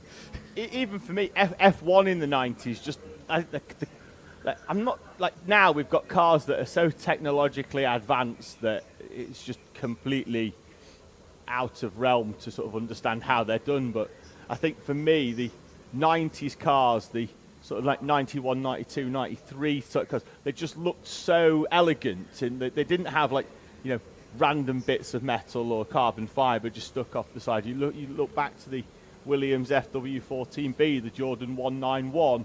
They were beautiful cars to look at that I think have sort of stood the test of time. And I just think that sort of era of motorsport before it became a, you know, effectively a wind tunnel type of motorsport. I think it's just, you know, we spoke about Super Tours. I think F1, just that whole era in general, was just fantastic.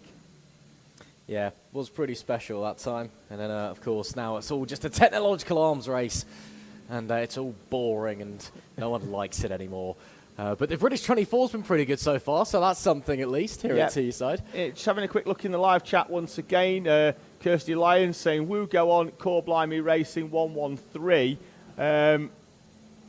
They are currently in second place in the higher elite class, fourth overall in hires, so on course for a podium. Former winners, of course, for Core Blimey Racing, and have been on the pole position in qualifying in 22, 23 and 2024 in that 113 entry. Mick Ludwell saying the Kart 42 going well. Big shout out to George Ludwell, one of the 4 drivers in that. Paul Lyford saying, can we get a shout out for the whole TRX team? Absolutely you can. Now, we got an interview yesterday with Sam Jewell in the middle of the live stream yesterday regarding TRX and all of their outfits, so do go back into the start stream and find that. They'll give you a huge shout out regarding that. Just 2 Shebas, that's Jules Matthews just saying, how's Gracie?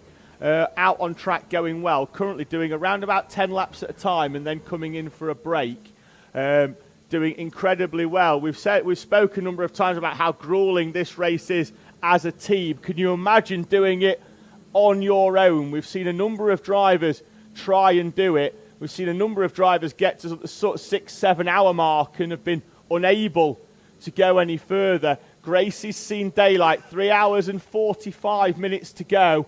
As you can imagine, fatigued, struggling, but continuing on whenever she's out on track. So if you're out there on track and you do go past the number 11 cart, or the 11 cart goes past you, a little thumbs up would go a huge way in keeping Gracie going.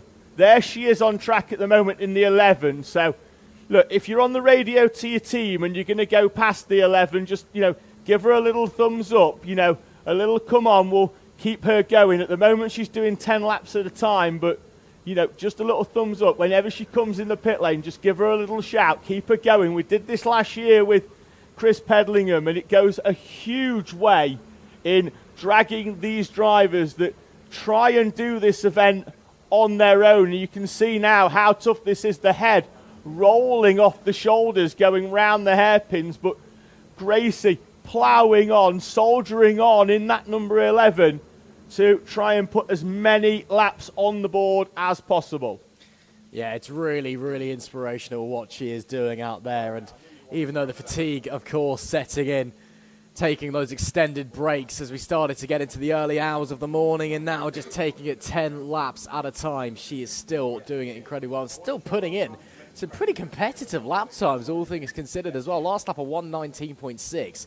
Not bad at all for someone who has done a touch over 20 hours of a race on her own. That is really, really impressive. So, come on, Gracie. We're all with you in this one, so make sure you keep going and get there to the end. There we see Gracie making her way through some of the high carts in the mid-pack.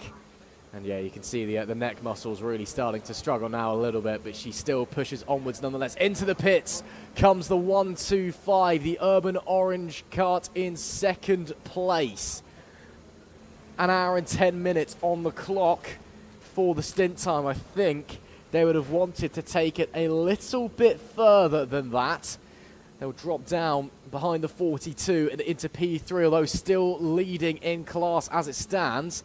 Potentially not for much longer, though, because the JDR 433 on the same lap as them, and they may well slide on by, but they are just going to hold on to that third place. So the 125 goes through, and will hold on to that P3 and that class lead as well in the Pro Owner category.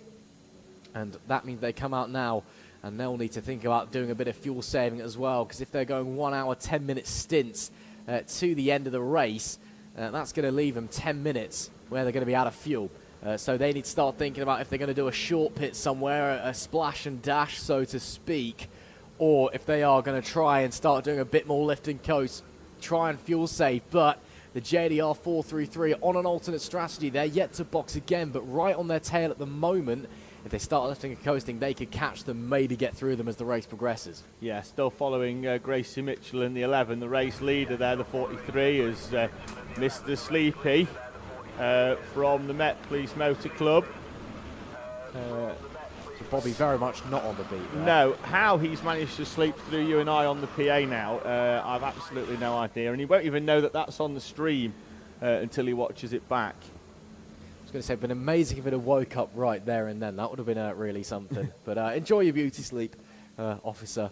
I'm sure you'll wake up at some point in the remaining 3 hours and 41 minutes, especially if you actually have another go in the go-kart as well. Monica in just saying, come on to the 59 Century Sim Racing, doing great, keep it up. Ashley Williamson saying, so proud of the Have a Go Racing team. Joseph Williamson in that kart as well, currently leading the class and in 32nd place overall in our higher novice or higher rookie class. And Rib saying, can we get a shout out for Team 36? Absolutely you can. That's Mulsanne Racing. We've already spoke to one of the team earlier on. They came in and had a chat about the Super Touring and told us sort of their race strategy towards the end of this race. Yeah, lots of love for the Super Tour, as it must be said.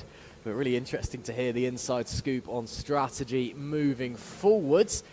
Next, karts up the front we should be expecting in will be about 10 to 20 minutes away from the Soko 43 coming in, I think, as we got more people fast asleep at the side of the track. Hat pulled down over the eyes with the BMW. I believe that's the WSBK team hat that was there. And again, still amazingly somehow. The 22 Paragon car in the tyres at hairpin number 1. Jake Taplin at the wheel gets out and turns the car in the right direction. He's going to jump back in that car, I think, is he? And try and get going. He's trying to go down the inside of somebody there and got squeezed in. The front left wheel then pitching into the tyre wall on the inside. Doesn't look to be too much damage. Let's have a quick look. Steering wheel is still straight-ish down the back straight, and he's confident enough. It's understeering very, very wide. That, for me, has got a bent track rod, potentially. Depends on whether they've got a slightly bent stub axle, more like, because the track rods generally on these carts they run a very, very firm nylon type track rod. In comes the race leader, though, the 43, MS SoCo Select, on schedule, 1 hour and 15 in, and could well be able to do this on 2 further pit stops with a tiny bit of fuel saving to take them through to the end. That will give them 2 1 hour 20 stints for the 43 of MS SoCo Select to take them through to the checkered flag. And they've got 4 laps advantage over the nearest cart as well. So they can certainly do a lot of fuel saving and not worry about losing position out on the track. We'll keep our eye on that 22, see if they decide to call in sometime soon. They've only been out for 13 and a half minutes since their last stop. And if the track rod is bent, we'll have to wait and see if it's okay, if it's manageable, or if it's time to come in and get that replaced. That's such a shame, as the 22, who were so strong in the early to the mid part of the race and then just slowly started to fade away as we got into the early hours of the morning. Here's the 43 then in on schedule for their pit stop. Driver change sees Jack Morris, T-side Stig, getting himself back into the cart. Chain lube applied to the rear end by team members Steve White and one of the drivers in that cart, Connor Lucas. That cart heading back out on the track with a comfortable lead. T-siders in the 17 also return back to the circuit from what appears to be a scheduled pit stop for fuel and a driver change as well. Yeah, so lots of action kicking off in the pit lane. So SoCo Select should have 3 laps advantage. They'll have lost a lap after coming into the pits that time. But again, they've got plenty of time on their side to fuel save. And of course, we could get full course yellows as well. There's been black a catastrophe for catastrophe crew because they've been given a black flag. As there's tyres everywhere. That's coming through Barbecue Bend, I want to say that looks like. It is on the exit. We're putting the tyre wall back together. It'd been skittled a bit earlier on, and I don't know whether somebody's gone in there again. Yeah. We've got somebody off at hairpin 1 as well. 55 is Accelerate Kent Brewery, have gone through the tyres, and we've got tyres on the track over the start line, waved yellow flags whilst we wait for a gap in traffic for a marshal to make their way over the circuit. Marshal doing just that right now, but Accelerate Kent Brewery have gone in that wall. They went in hard on the front end. They've got a damaged front Nassau panel, and they will be heading towards pit lane to get that fixed, I'm sure. Second marshal arrives just to put that tyre wall back. There's probably around about, well, let's have a quick look. There's 16 tyres there. We're double stacked. They weigh a fair bit. If you've ever took a tyre off your car, imagine lifting 16 of them. Callum and Nigel working hard to put that tyre wall back in place. One little flip over, and we are good. Once again, still covered under local yellow flags. Circuit just being cleared. It's taken a bit of debris with it as well. But that's why we have the tyres sort of bolted together with big rubber strips around them as well. It does add a little bit of weight to the tyres, but does mean that they don't get skilled. Have a goer in. The race leader from our novice class are in the pit lane, and it looks like they've got a front left problem. Was that maybe a front end tyre change? Perhaps Well, if that's the case, then they've had a new cart, which means then the Nassau panel's been attached, so they take the tyres off the old cart and put them onto the new one. So interesting to know whether they've had a cart change. That is Accelerate Kent Brewery in with their front Nassau panel that was basically hanging off, so they're going to have that fixed. camera op endearing himself, of course, to the staff down there by getting right involved. They are very receptive of us normally down there. And, they do put in a shift. They get breaks throughout the night, of which most of them don't actually bother to take them. They just work through like proper troopers. Yeah, well, you know, it takes guts and determination to be successful here at the British 24 Hours. And more often than not, people just want to be involved. They want to stay involved. And of course, you know, it's also quite noisy here sometimes with 88 go-karts going around. It can be a little bit difficult to sleep. Why not just push on through the night? So, problems arising for some of the teams. And with the 619, I think it is going to be a new kart, because that's promoted the 911 of Barry R's Wacky Racers back to the lead in higher rookie. And this is a lead that seemingly a few hours ago was cruelly snatched away from them as the kart ground to a halt coming out of the South Bank. The team were absolutely beside themselves. They couldn't believe the bad luck that had fallen their way. And now it just goes to show Lady Luck and the racing gods, they don't take sides. They smile and frown upon everyone as the bad luck has now fallen amongst other people. As we see some of our drivers sort of trying to wake up, or trying to stay awake anyway. Not doing too great of a job. He looks very cozy. Yeah, there's someone who's definitely not woken up anytime soon. Cameron Bailey's having some sleeps. Oh, little Cam. He's never living that one down, is he? Bless him. Yeah, sorry, Cameron, in advance when you do eventually get shown that by someone, and hate David for the rest of his life. Back to the action with 3.5 hours left to go. Let's have a little run through the order for you while we are here.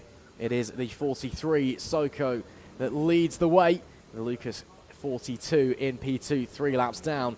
And the Urban Orange 125 in P3. That's your top 3 overall. The top 2 overall, of course, 1 and 2 in the Owner Elite class. 3rd, 4th and 5th overall is 1st to 3rd in the Owner Pro class. That's the Urban Orange 125, the JDR 433 and the Urban Blue number 15. And the Paragon Motorsport car is P4 in that class, a little bit further behind, and potentially with a bent track rod as well. We're going to keep an eye on the front end of that car and see what it is doing. In the as there's a warning for the 31 AMC racing kart. In the Clubman class for the owners, it's the KBR 77 in P1, the DWS 2, the 58 kart second, the JDR 2 number 434 in P3, but they've just come into the pit lane and they do have a lap advantage over the JSR 2 119. They may swap around very, very quickly. And then we're getting down into the higher kart classes. Overall leading, and in the pro class, not the elite class, it's the Lockwell Hill number 38, P2, and on the same lap as well, but just a little bit further back, it's the Apex Twin Selected Works number 3 machine, P3 in that class, BJMD, the 233, who've dropped quite some distance back, 6 laps back now after some mechanical issues about an hour or so ago. Then in the elite class, who are behind the pro class somehow, the ABC Racing 116 in P1, they're P20 overall. The Race for Ruben 95 in second, and the Core Blimey 113 in P3. Then in the Clubman class, it is the 12 Newmarket Hornets. They are in the lead, and quite a considerable distance ahead of the Bargain Racing 241. They're 32nd overall and in P2. Quick Finishers Racing, the 69 are in P3. And then last, but of course not least, the higher rookies. It'll be Barry R's Wacky Racers, the 911 that leads there. The 666 Spirit of Formula Karting in P2. And Have a Go Racing in P3. They have made their way back out of the pits. Only 11.5 seconds ahead, though, of the 45 Speed and Squilberg squad. So that is just a list of updates there for you with the standings, with 3 hours and 30 minutes, almost exactly, left on the clock. I'm quite good at my timing sometimes. It's almost like we've got a big clock out the window, Ross. It's like literally I right in front of genuinely your wasn't face. looking at it. I genuinely wasn't looking at the clock. It's like staring at Big Ben and going, I can tell the time. It's been a long night, okay? Cut me some slack.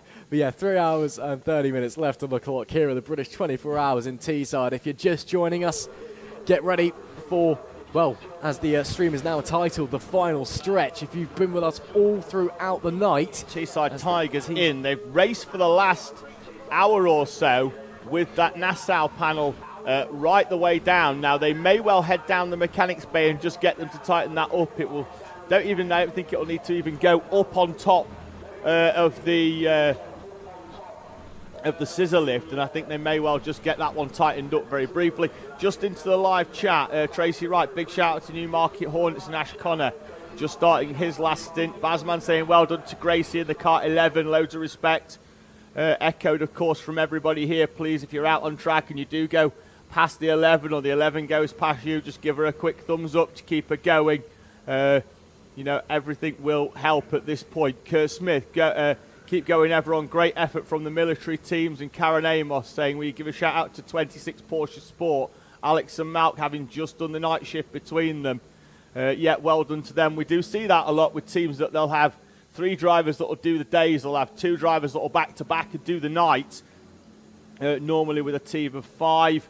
And Luke Dodman saying, just how close is Gracie to the record? Well, Gracie was well on target and was in front of the Delta, but in the early evening last night, we had an hour and 10 minutes under red flag conditions, which will have ruined Gracie's opportunity of getting towards the overall record. She's still well on target for setting a record for the furthest distance travelled by a female driver, but we had a red flag for an hour and 10 minutes or so last night, and given the circumstances surrounding that, sometimes things are far more important than records and racing, and I'm sure everybody will agree with that statement. Kurt Smith saying, please shout out the RAF teams, the 121, the 122 on behalf of RAF Karting. Absolutely hope they're both enjoying their endeavours here at the British 24 Hour. Bailey Burrows saying, big shout out to Jake Brooker in the 42, smashing it lad. And we've got Chris Pedlingham, last year's record holder for the furthest distance travelled by an individual, saying, go on Gracie, keep pushing. This is the bit that hurts, but pick a target, count it down in laps, and then try and add 5 more. Kurt Smith echoing that, saying, keep going Gracie. We'll be back in the live chat shortly because we've got a guest in the commentary box. So I'm going to have a quick chat with Ashley, who's come down to see me from the Formula Non squad, the driver team in the number 31 entry. Just going to have a quick look where you guys are. Doing all right, actually, in the sort of middle of the novice runners. First time here doing the British 24. Ashley, how are we finding things? Absolutely fantastic. We're thrilled to be here, and we're still going strong. So the British 24 Hour, obviously you're in here. You've got the timing on your phone. We've got 2 timing screens as well, so you're just keeping an eye on things. Debuting at the British 24 Hour. First of all, how did you find out about the event? We've been to Teesside before for a 40-minute practice session, and I think we found out about it on the Teesside website.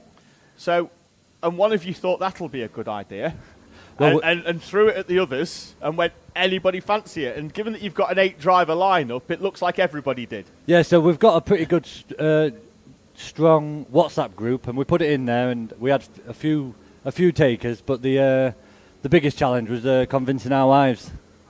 Oh, of course, it's always about seeking permission from the long-haired general.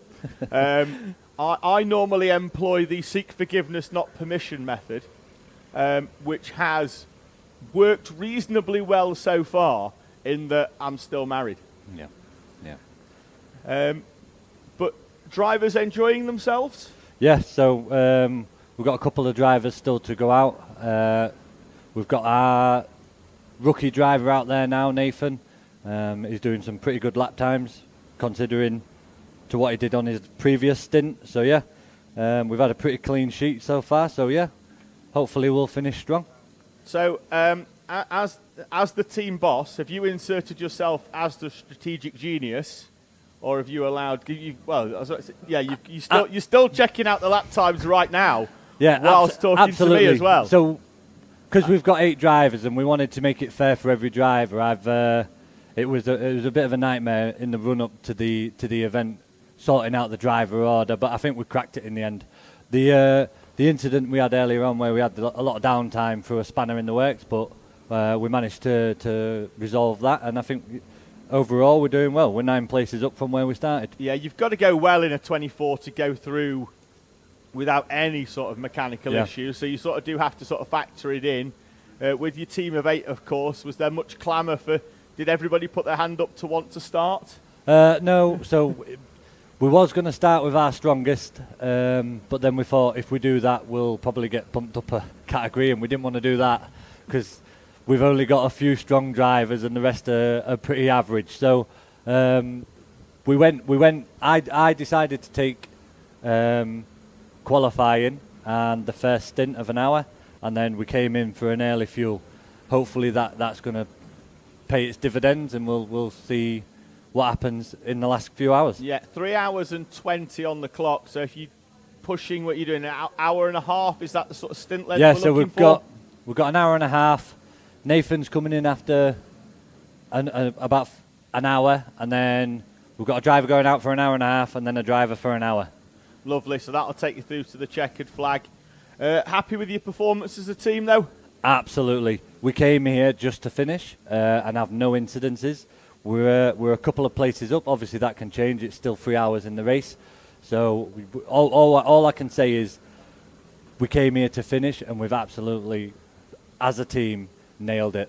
Yeah, it's a grueling track, though, isn't it? And I think that's one of the things that makes this event what it is. And, you know, you say you came to finish, and some teams don't get that far, particularly in owners, but we've got a few hires as well that have fallen by the wayside as well.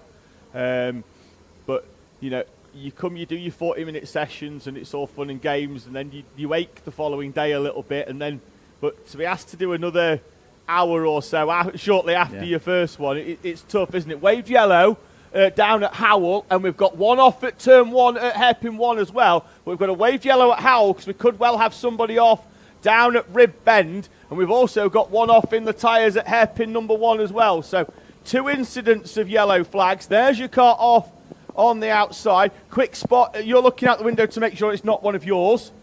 I don't think it is. So we could be all right. But yeah, waved yellow, and we've got a waved yellow at Howells as well. So we could have another driver off, and it's because we've got a cart, I think, in the pit lane tyre there. Have we coming down? So we might have had a stationary cart. We've got a cart going backwards into the pit lane. The yellow flag at Howell is in. The one, however, at hairpin number 1 is still an ongoing situation as that cart returns back into the circuit. But they were nose into the tyre wall on the outside. They will rejoin the fray. And I think it's a triple number, and you're in the 31, so you're okay. Yeah. So all good there for Formula Non. The team name, what's the inspiration behind So that? basically, Obviously, we're just a group it's a play on words, of course, but yeah. So we're just a group of friends, and we meet up once a month, and we usually go to team sports, or we'll come to an outdoor track like this, like I say, on a Sunday, and just try and do the best we can do. We're not professional drivers. We're just out here trying to have a laugh. yeah, and well, it's a laugh today. I'm sure, as with all of these drivers, tomorrow will be a day of reflection as they stiffen up and, you know, look back on the fond memories. That's why we had a yellow at Howells. That's a front wheel that's still got the stub axle attached to it, as Callum, or as we know him here, Start Line Marshal Callum, because he normally starts the races for us on sprint weekends, brings that wheel back in. Now, having a look down at the mechanics bay, we'll try and figure out what that was attached to. Obviously a cart, but which one? In a few moments' time. But Ashley, pleasure to have you in. Thank you very much for taking the time to come and see me. Hopefully the remaining 3 hours and 20 is trouble-free, and we bring the 31 home to see the checkered flag. But please, you've enjoyed your first 24-hour here at Teesside, and it may well be the start of many to come. Yep, thank you very much. Cheers, Can I have a mate. shout out? Thank you very much. Of course you can. You can shout out whoever you want. Okay, so I just want to make a massive shout out to all the members of the Formula Non group. We've absolutely nailed it today, and we couldn't be proud of ourselves. And also to all of the staff for keeping us safe and going throughout the event. So thank you. Cheers, Ashley. Thank you very much. Greatly appreciated.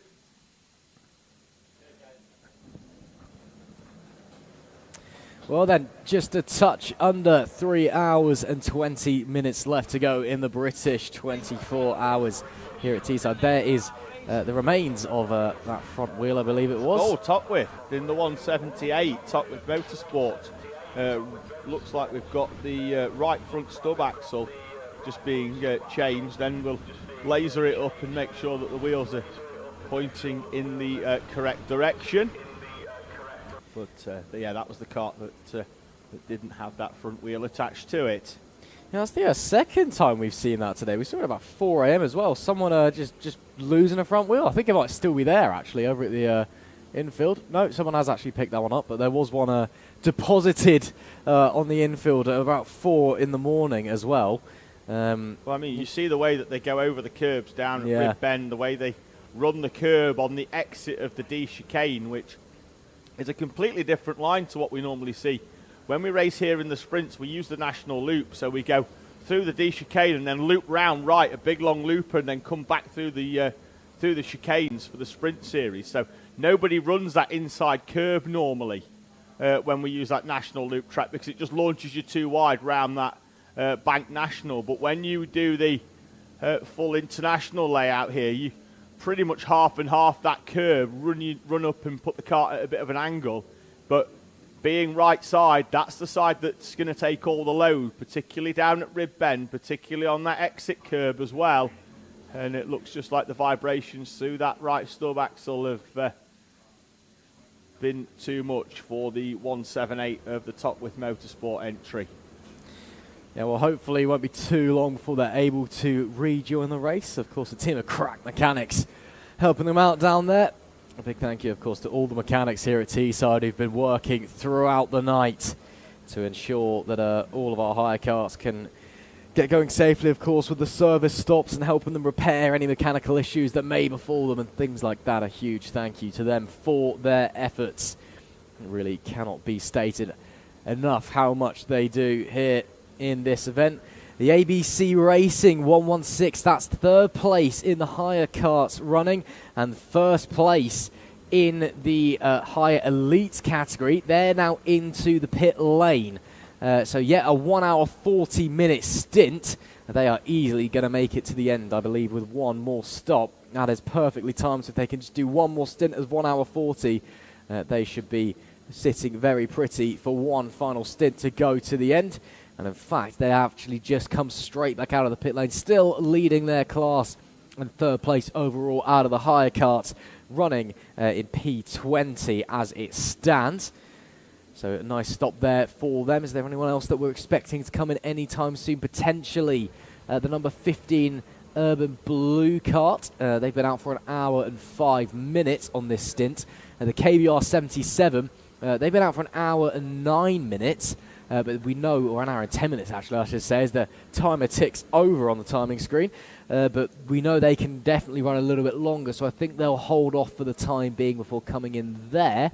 And then the RAF Vulcan squad, so the 122, an hour and 7 minutes now.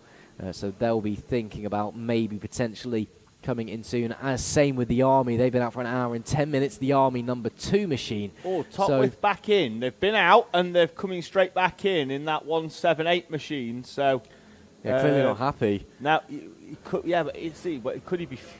Don't think. See, when he came in, he wouldn't have gone to the fuel bay.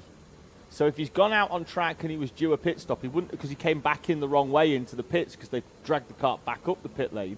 So may just require some fuel, or maybe heading back down towards the mechanics bay. So we'll find out depending on how long they're out on track. Scenario 77 getting a good shout out from Sumner Speed in the for their 577 entry.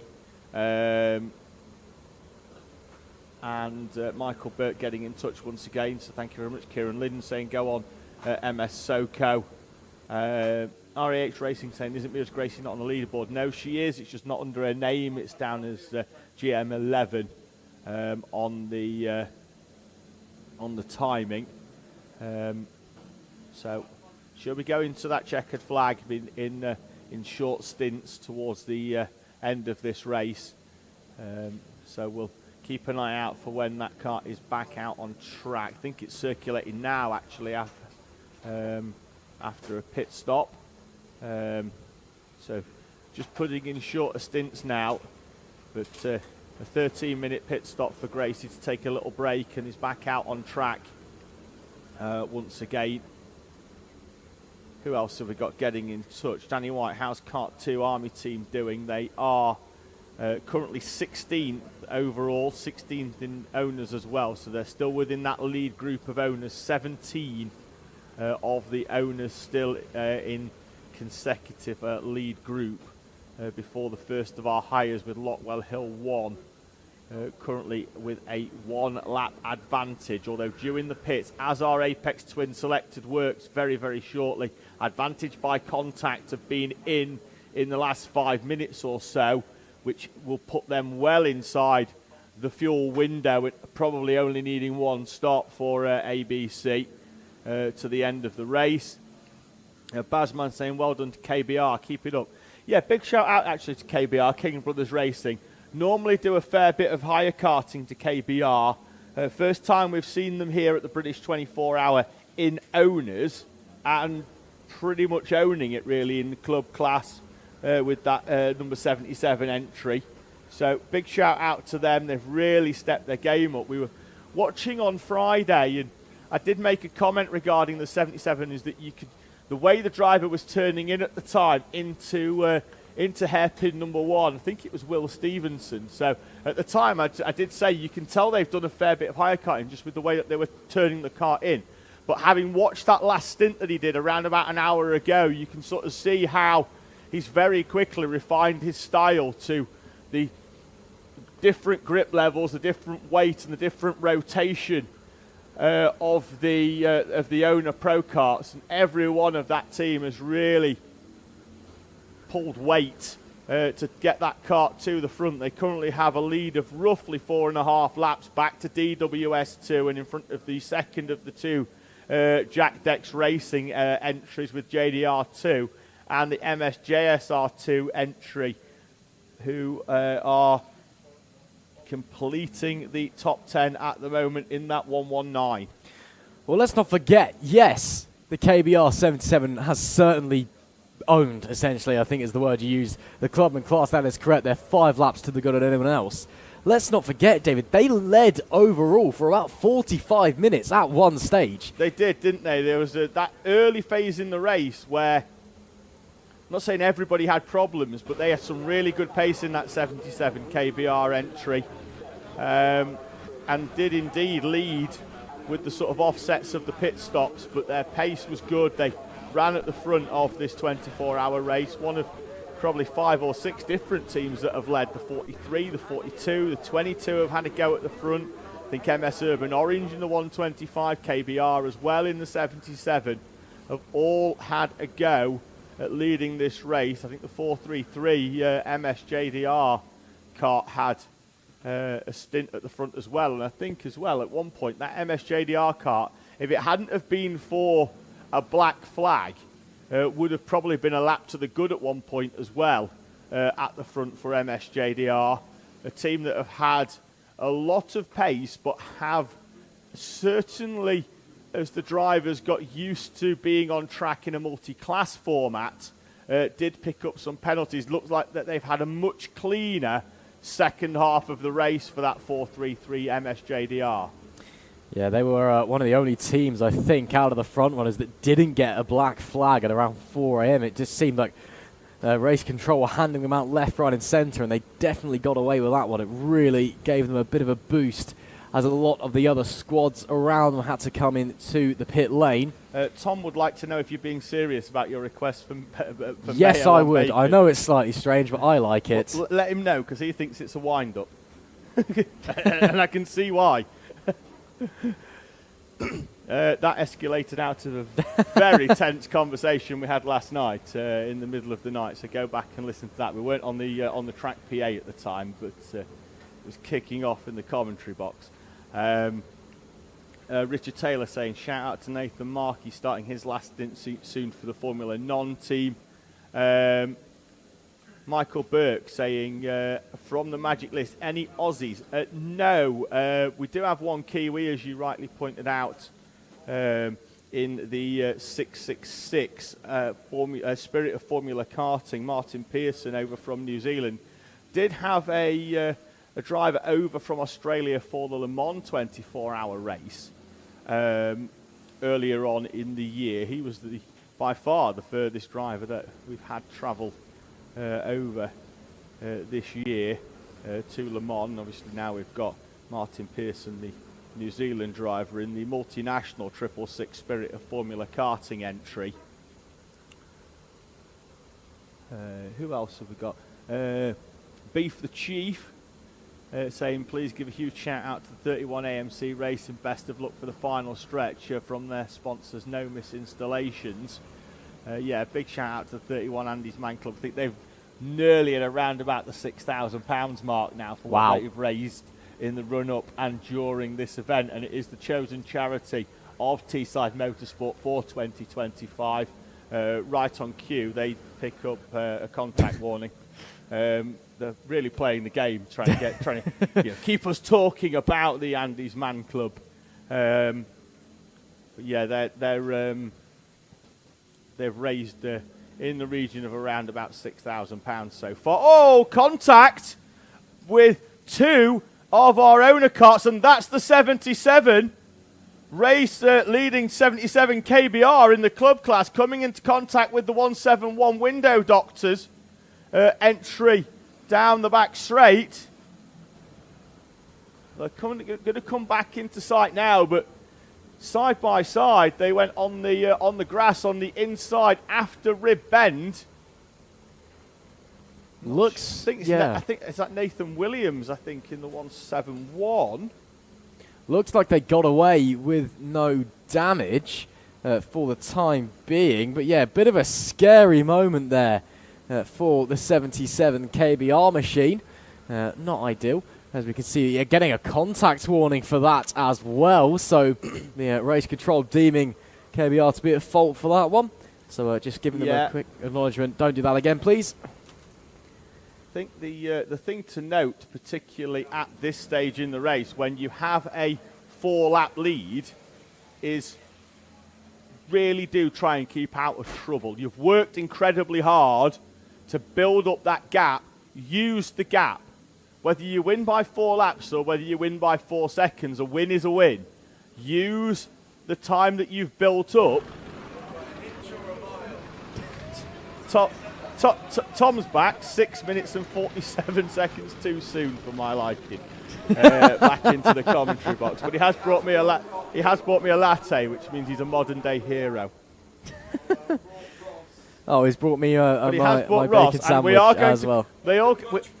We are going to call this out for, and you are literally towards the end of your stint, but you're about to eat a bacon sandwich with mayonnaise on it. I am. I know it's wrong. I know. But which makes my chip, butty and mint sauce suggestion from the middle of the night look almost palatable.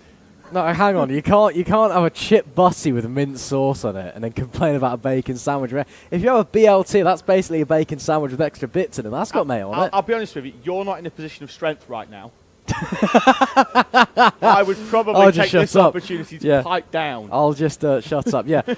3 hours, 5 minutes and 50 seconds left to go in this race. I'm going to steal that. Just quickly. I've got a public service announcement to make. I was about to say, talking of down, Keith Howard's just accidentally slid down the bank to the right-hand side of the commentary box. Well, someone was going to do it at some point today. Firstly, a little public service announcement from myself is to apologise to everybody that's still in the queue in the cafe, because all weekend I've queued like a good little soldier that I am, and I've pushed in, and I'm apologising to you all that are still in the queue for the cafe and were all giving me the proper evil side-eye. I'm sorry about that, but I've got a job to do, and I'm rushing. and I needed sustenance and coffee. Otherwise, how can I bring you such great entertainment? Thank you, Tom. You're welcome. I'm sure that they will all forgive you. No, I doubt they will, but No. I'm just saying sorry anyway because, you know, it messes with my karma. Oh, you are a good lad. Matthew Warmson, great to hear. Meanwhile, I'll hand back to Ross. Great to hear from the Formula Non team. Good luck to drivers. Big shout out to Nathan, who's just doing his second stint. Paul White getting in touch. Keep it going, Gracie, and come on, Zach Dawson. He's in the 95 entry for race for Ruben. Tom will be back shortly to do his best Paul White impression between now and the end of the race, I'm sure. Paul did make a guest appearance on commentary last night for around about 5 minutes or so. Although he doesn't know about it. Rossi Costello, can we have a shout out to Finn Robinson turning up to the 24 and helping the 119? Yeah, so Finn turning up and helping out. And this is something that I think goes very, very underrated. We give you the pictures of the karts on track and we send the roaming rig out and we see people sleeping in chairs, but we say this every year, there's so much more to this event than the drivers on track and the people that we see, you know, the marshals running. There is teams that come with support staff. There's some teams that come with just their drivers and do it between them, but there's teams that come with, you know, with parents, with friends, with, you know, children, with spouses that all play a huge part. You know, a team isn't just the drivers. You see this all the way down from Formula One. There's a couple of drivers in karts. We've got the quad going up towards the far end of the West track and Marshall's running as well up towards the far end of the circuit. Could well be back straight and up towards the mountain. Waved yellow flag, so it's further round. We can't see anything there, so we go to the mountain camera, I think, and see whether we can pick out anything. There is the quad up and over. Off-roading. And I think it could it's the tyre wall on the inside, and well, that's the tyre on the inside, and then I think we could well have tyre wall on the outside that's been skittled once again. Yes. We have. Yep, clearly a favourite of the drivers in the last couple hours to send as many tyres across the racing surface as they possibly can. Yeah, so now look, we've got a waved yellow down at rib, and we've got a waved yellow all the way up as well, and for the drivers to be going that wide at that corner, for me, is not acceptable under waved yellow flag. So if you've got teams on radios, you know, the drivers should be able to pick this out and see the waved yellow flags anyway. It's the reason they're yellow and being waved. They're not exactly difficult to miss. So we're clear as well, but if we are on the radio, we've got kart stationary on the outside and looks to be beached up at South Bank. And in terms of Marshall coverage, we don't particularly have a lot close there. So we've got a kart stationary on South Bank requiring some Marshall assistance. And one is going to assist. I'm going to claim an assist on that because I'm not 100% sure he knew until we told him on the PA. Quad's heading back up as well, just in case. Yeah, it's all decided to kick off in the dying moments before we hit the 3-hour mark to go here at the British 24 at Teesside. Again, it's getting to that point of the race. Everyone's tired. Everyone knows the end is in sight, and it all just starts. Maybe the odd silly mistake starting to slide in. So the marshal will run over, give that car assistance. The quad is going to keep going all the way down to the far end. We might actually have tyres at one end and a recovery at the other for that car. And just as the quad arrives, we get that kart started and it rejoins the circuit. We'll try and pick a number out as it comes round. As it comes back through. But yeah, as I was saying, it's a team effort for this. We all the way down from Formula One, where you have 500 people in the factory and 2 drivers, to here where you might have 4 drivers and a few support staff. You know, I'm sure the teams are incredibly grateful for everyone that's helping, and on their behalf, we'll say thank you to everybody that's come to help out their teams and get them through to the checkered flag. 3 hours to go. Ross, it's been a pleasure to have you for the first time in a British 24-hour race. Please, for those at home, sum up your first experience of the British 24-hour. It has been just fantastic. The race has been brilliant. The atmosphere has been superb. Everyone here has been lovely. And, I've had an absolutely amazing time. Yeah, it's been an absolute pleasure. Thank you very much, David. I will pass myself, as I'm sure everyone is aware, given you did a public service announcement a few moments ago while ridiculing me for my bacon sandwich choice. I will pass you back over to Tom, and you two will take everyone to the end of the race. Cheers, mate. Absolute pleasure. Pleasure's mine. To have you for the first time here at the British 24-hour race. Ross McIntyre, he tags in Tom Butterworth. He's off to finish his abomination of a sandwich. Right, with David. 3 hours to go. We need to have a serious chat, my friend. Oh, what have I done wrong now? Right, first of all, we've got Ewan on the mic who doesn't like TV and doesn't like film. And then we've got Ross who likes bacon sandwiches with mayo. Got to ask, where do you find these people? I don't it's almost know. as bad as Adam and his carrot cake. We've got Ross on who doesn't like nice food. Or he likes nice food and then proceeds to ruin it. So, I think you're as much as at fault here. what have I done? Well, he asked for it and you facilitated. I did ask him if it was a wind-up. You did, yeah. On the text, yes, I did say, is it a wind-up? Because I'll do it. I will do it. So, walking back into the track about 45 minutes ago or so, we've reached that point where we've got what I like to call the Walking Dead all throughout the paddock. Yes. And I know I refer to them as the Walking Dead because they're people who, at this time yesterday, even at 9 a.m., I'd have been walking past in the paddock going, all right, everybody happy, smiley, cheery. Now you just get blanked, like completely blanked. Everybody's walking at half pace. They're usually carrying a load of stuff. And bags under their eyes. Bags as big as suitcases. And they're walking along carrying stuff, and you just get completely ignored, and they're just like, it's the general noise that comes from them. So the Walking Dead have appeared. I'm sure they've been around for a few hours, but I have not. I went back to the hotel and had a few hours kip, and genuinely feel pretty refreshed for it. I'm not going to lie. Refresh. It's the first time we've done these 6-hour breaks, and gotta say, massive fan. Of the sleeps. Yeah.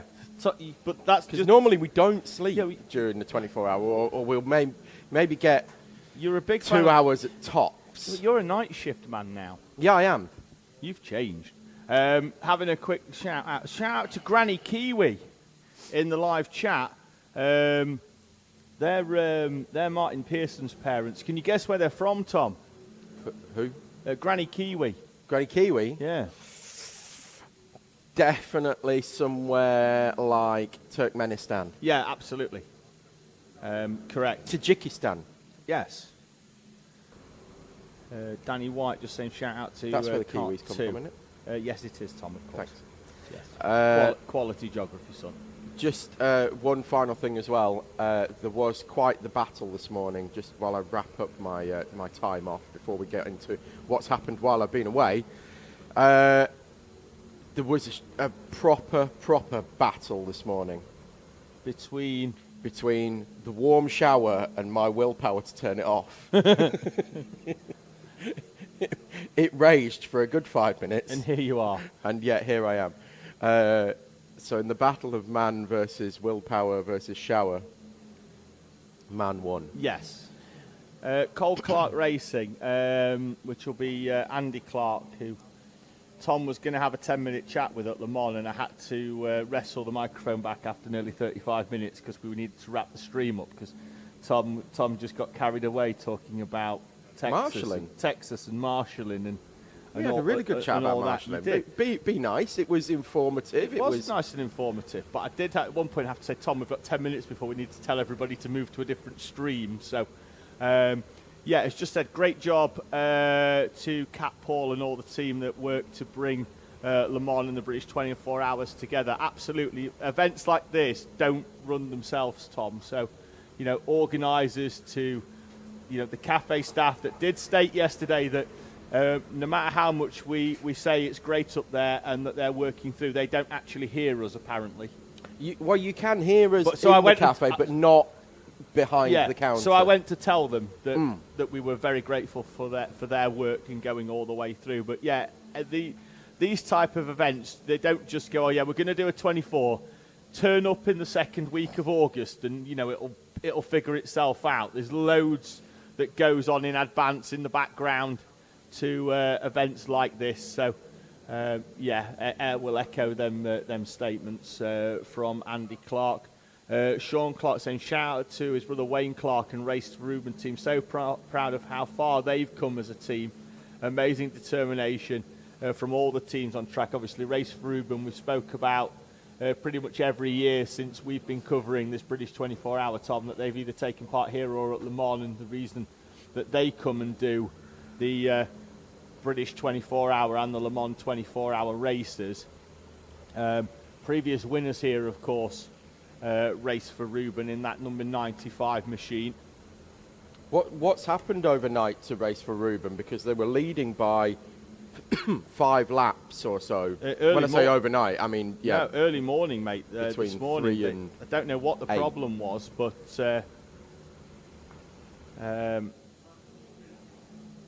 they've got they had some problems. Like I say, don't know what it was, but it has dropped them down to 3rd place in hires overall. Still leading their class, which is the though. important bit. But they're only 44 seconds now in front of Core Blimey Racing. They did lap a couple of tenths quicker that time around as well, so we'll keep an eye on that gap because that could well be coming together. Likewise, Apex Twin Selected Works, they were only 17 seconds behind the overall lead in hires and the lead in higher pro class, and they and Lockwell Hill 1 are currently in the pits. So we're going to have a change, possibly, for the lead. Race for Reuben with a clutch issue, Tom. I'm being told via my ever-active Facebook Messenger. Who said that? Cameron McLean, one of the drivers. So should we ask Paul what it was? We've got in the commentary box, we've got Paul White to tell us what went wrong with the Race for Reuben kart. Clutchman. Cheers, Paul.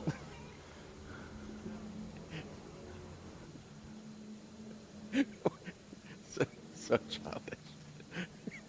but we like it.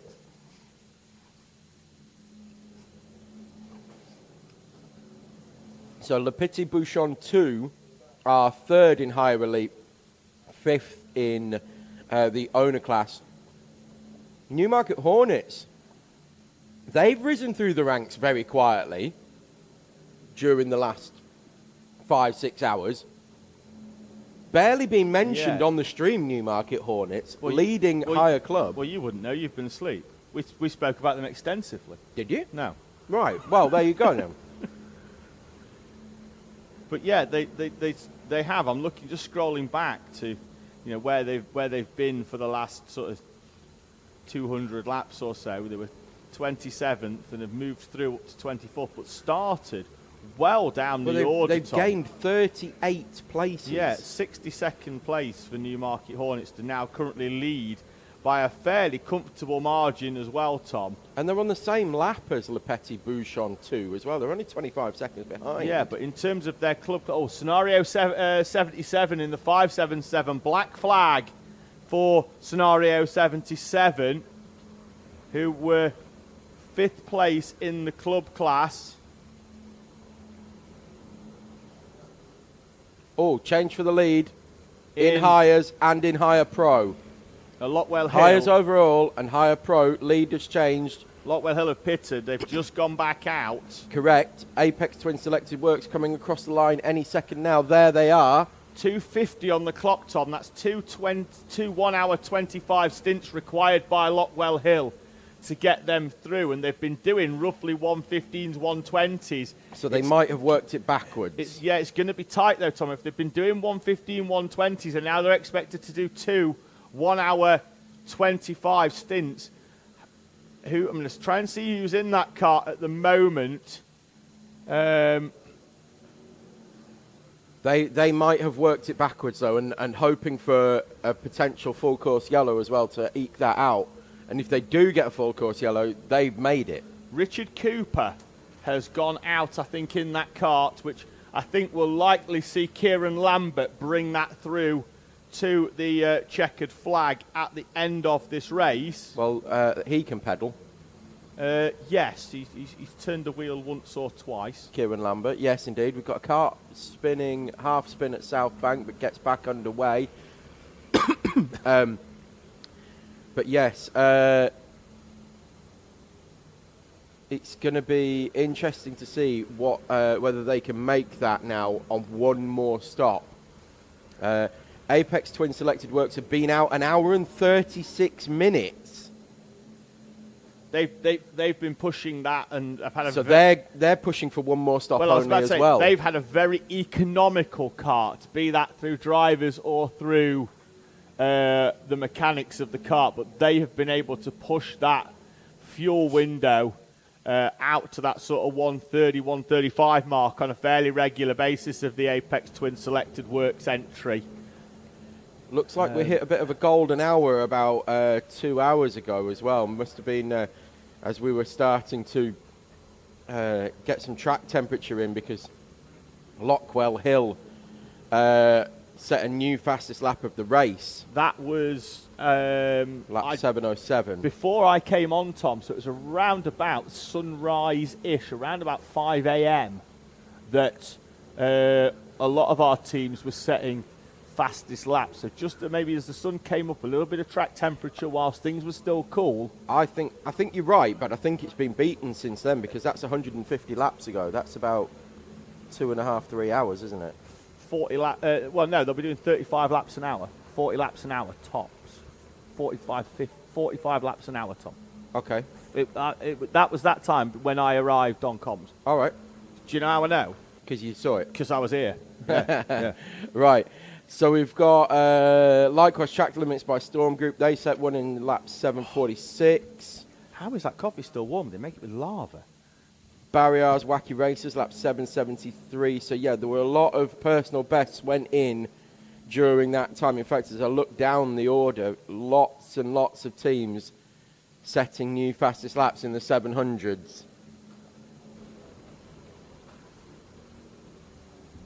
Yeah, MG Motorsport just saying South Bank Corner, an absolute ripper.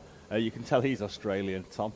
Yeah, it's a full 360-degree single turn in, and you just get tighter and tighter and tighter. And yeah, you keep turning for hairpin 3. No need to straighten the wheel. Yep, that's it.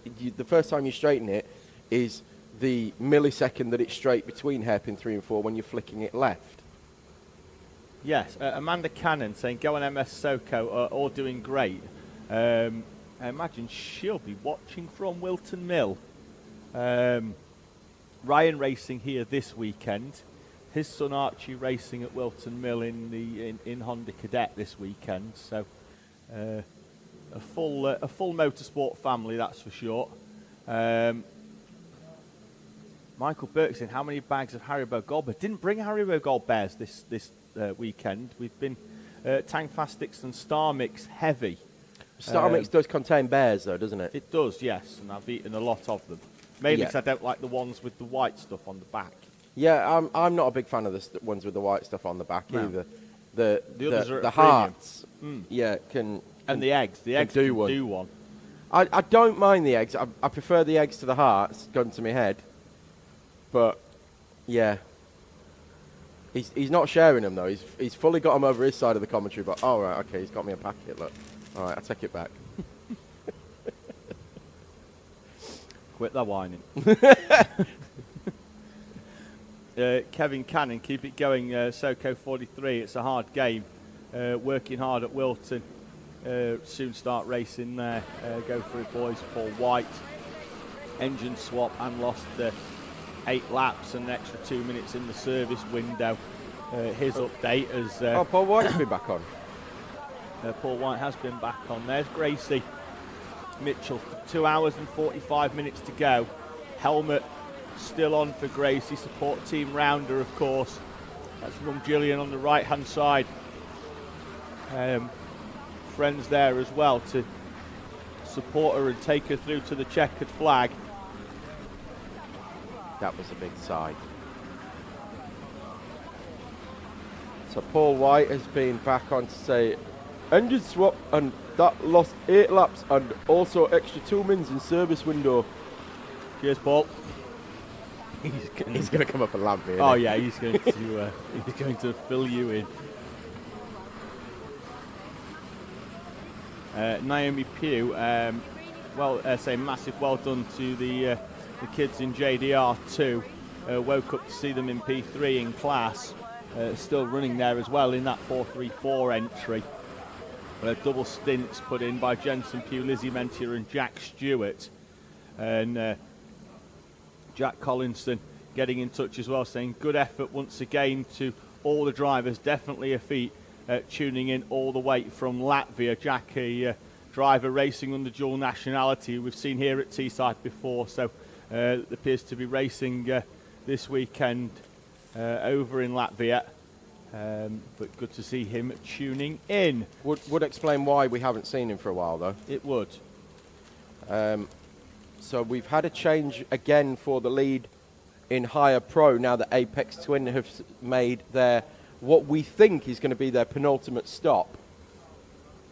If everything goes to schedule, they've just come out, so they're out in second place and they're 31 seconds behind Lockwell Hill 1. Slow moving car on the outside of hairpin 1, who's just trying to get across the traffic because I think they're down an engine, and will request the marshal just try and restart that for him. Right rear is the problem for that car. He's been given the go ahead. Engine restarted, and no, I think he's on the grass still. I don't know whether he's stuck now on the grass.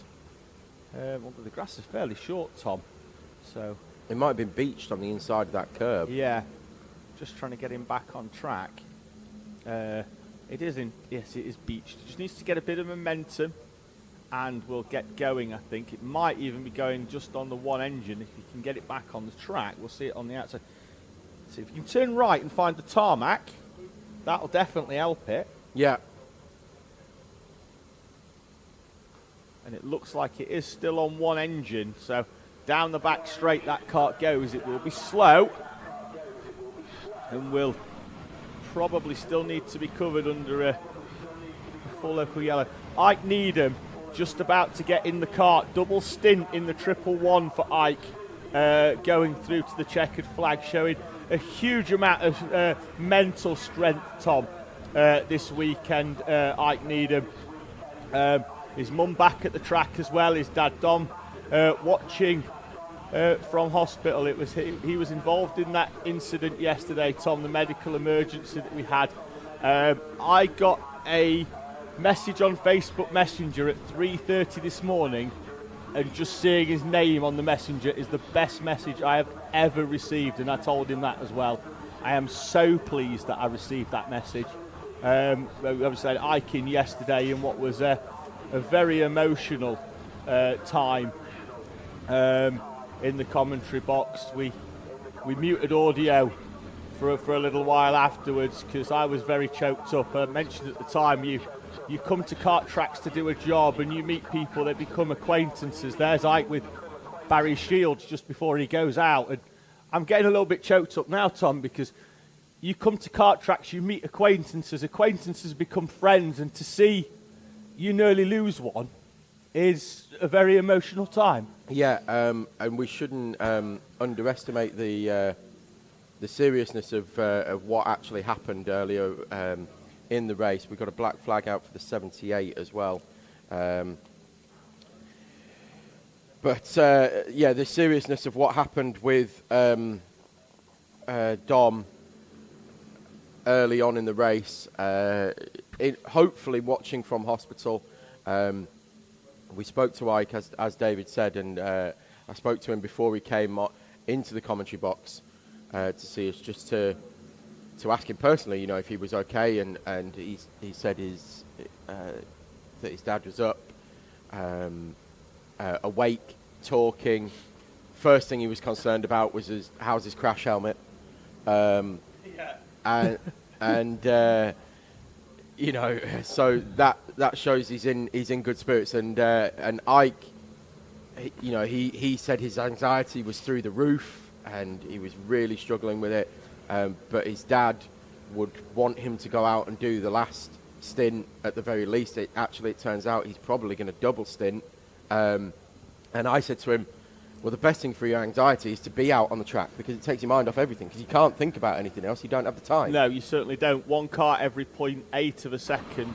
Thank you for holding the fort there, mate. Really No, appreciate it's fine. that. We are a team in here as well as the 78 Top with Motorsport owner car serves its black flag penalty. But I think if you see Ike around the track, either while you're racing or while you're particularly on the rolling in lap. Particularly on the rolling in lap, I think he's one that deserves one of the biggest rounds of applause. In comes that triple one.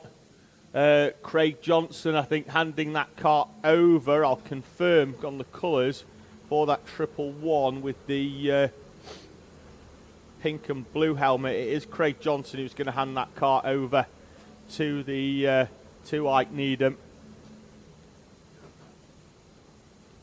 Tishy Mack asking, is the girl still racing for the 24-hour endurance? Her team name, it's GM11, kart number is 11, and I think she could well be back out on track, could Gracie Mitchell. I'll just confirm if the ticker is going round or if it's still being shown as the kart in the pits. No, it's being shown as... the ticker's not moving, but my ticker's moving. It's showing the car out on track, I think, for the number 11. No, it's definitely moving. Yeah, it's just tripped timing line. Yep, that's why.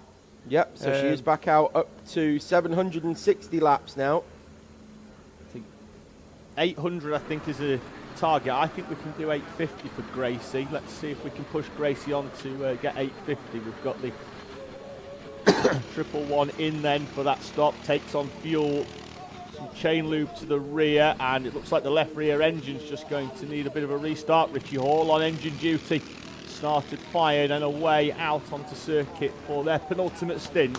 And a big round of applause in the commentary box for Ike Needham, now taking to the track once again.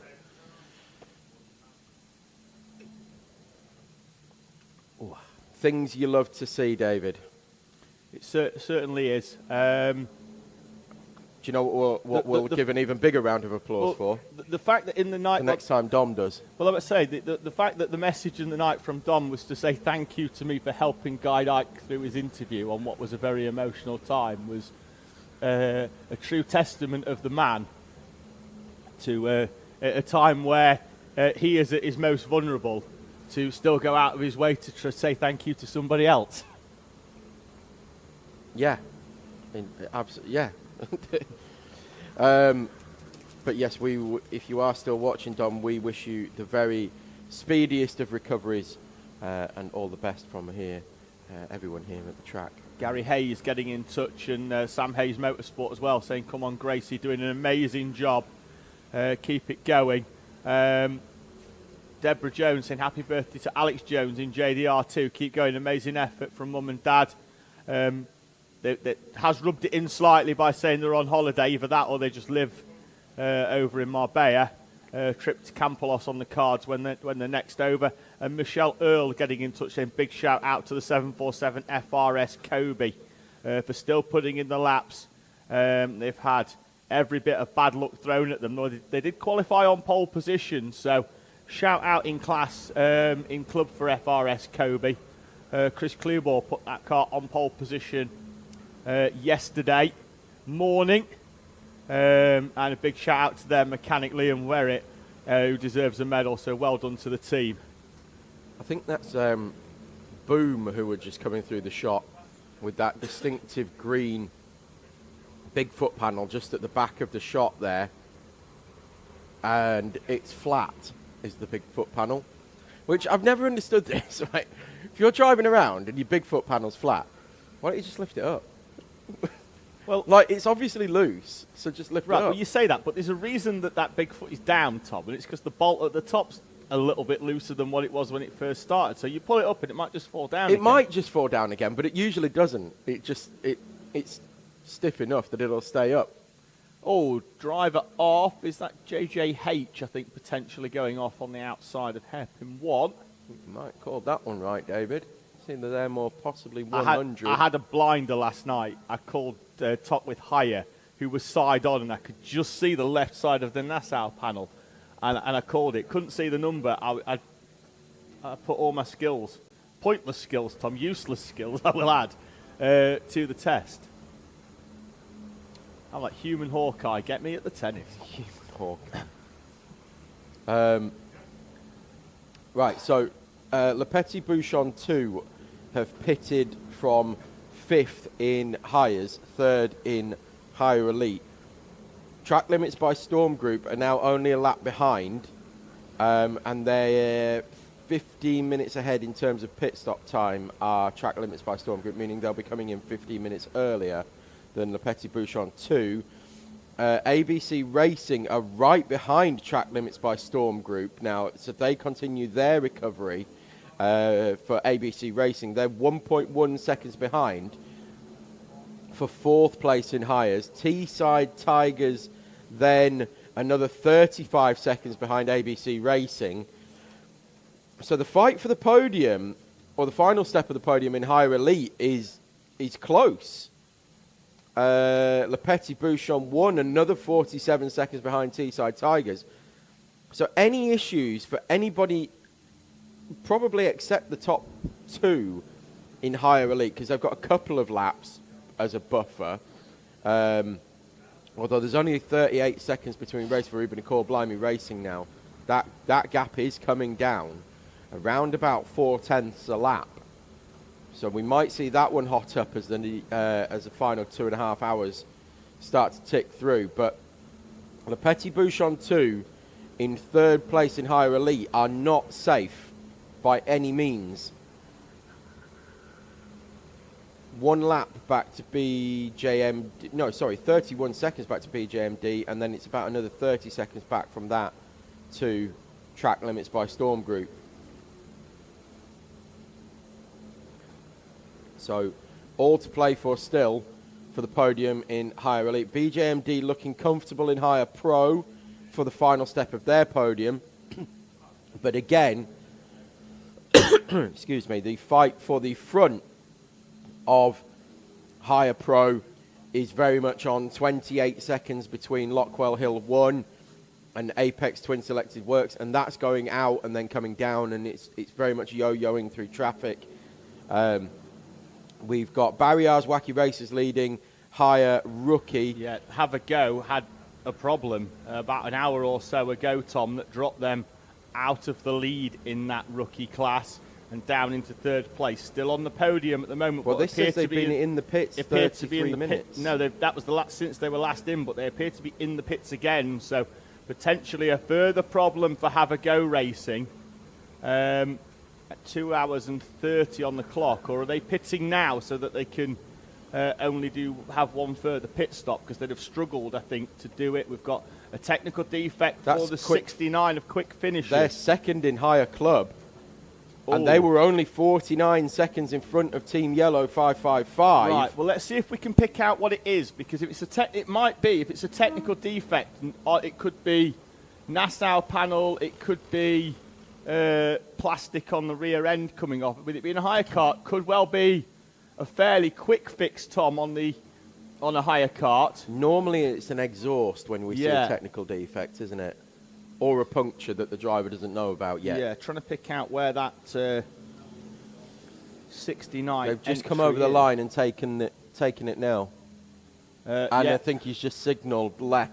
Yeah, that so he's coming in. He's got the Alpine BWT suit on. I think that's them. Definitely, that was the driver who was signalling to come in. Yeah. I never really. Is it Alpine or was it Force India that year that they had a bit of a? It's an Alpine. It's an Alpine suit that he's got on. We've got a few people in the higher kart class that work at Alpine, Tom. Do we? Yeah, I'm going to find. Is one of them for Quick Finishers Racing? No, they race. Find me the one Too Slow, Too Serious, who didn't take fueling too seriously at the start of this race, because they started on 6 drops. They literally started on 6 and ran out of fuel in the first 5 minutes because they missed the fuel window, but prior to that hadn't put any in. And then the fuel bay was still closed. Yeah, for the first few laps. Yeah. So it's first until the leader's done 5 laps, nobody can fuel. So let's hope that none of them are in charge of strategy at Alpine. No, they work in 77th. They work in CNC technology, making metallic parts. Oh, metallic parts. Yeah, do a few. Yes. As in, have you tried titanium parts?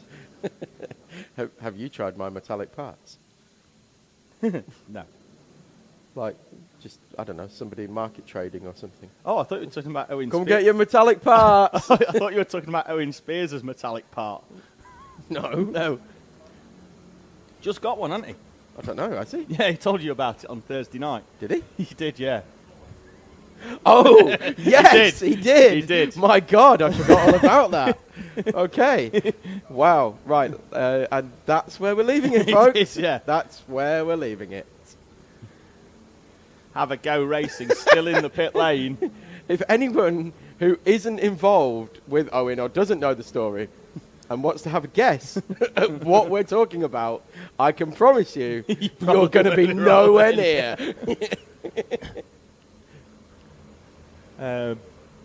Yeah, have a go racing, Tom. Still in the pit lane in that 690 entry and have fallen off the podium in the higher novice class. They're down to P5 behind now Speed in Squealberg and Le Petit Bouchon 3. They dropped down to 44th place. It's been a good run, and if it was a 20-hour race, they'd have won it. Yep. But the last hour and a half has been a tough one for Have a Go Racing.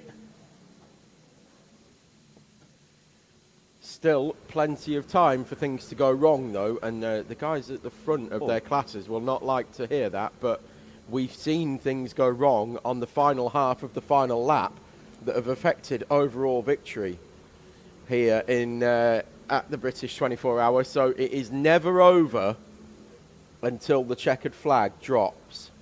Looks like we might have had a driver change. I know that sounds like a cliche, and it is a little bit of a cliche, but it's the absolute truth.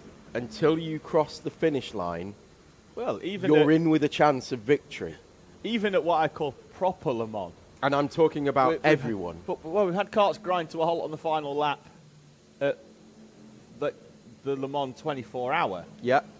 car race on the final lap, haven't we? So, yeah, I know exactly what you're saying. You've got to keep it all the way to the flag. Race leader probably due in the next 10 minutes or so. I think if they can eke another 5 minutes out of the quick 43, it will give them a little bit of a cushion. Quick finishes are in for their technical defect. Team Yellow 555, they're in for a scheduled stop. They've been out an hour and 32. Some good notes, Tom, on quick finishes. Okay. They provided us with, it might need more than one of us. They sent me enough, and I managed to condense it into half a page. Right. And that was only because they had 5 drivers instead of 6 that they had over at Le Mans. Loads of what I call interesting random bits of information that they generally throw at us. I mean, we spoke to them in the higher paddock show just regarding about their sort of quick finishes and their whole sort of team as a general and how they started and where they are now. But when you send out messages and say, look, can I have your race suit colour and your helmet colours and any random bits of info, you don't expect one of their drivers to tell you that they've owned 4 Toyota MR2s and written them all off. Or that you once knocked over Alain Prost at a Formula E event in London. Well, he is quite small. What else have we got in there? Chris Tate used to skydive with the Red Devils. I'm assuming he doesn't mean Manchester United. No, he means the actual display team. Yes, of course. And he also used to shoot for Portsmouth, I assume competitively, rather than just increasing the crime in the local area. He was just aiming to live there. He ended up in Southampton. I'm shooting for Portsmouth. Hey. I've ended up in Southampton. Oh, well.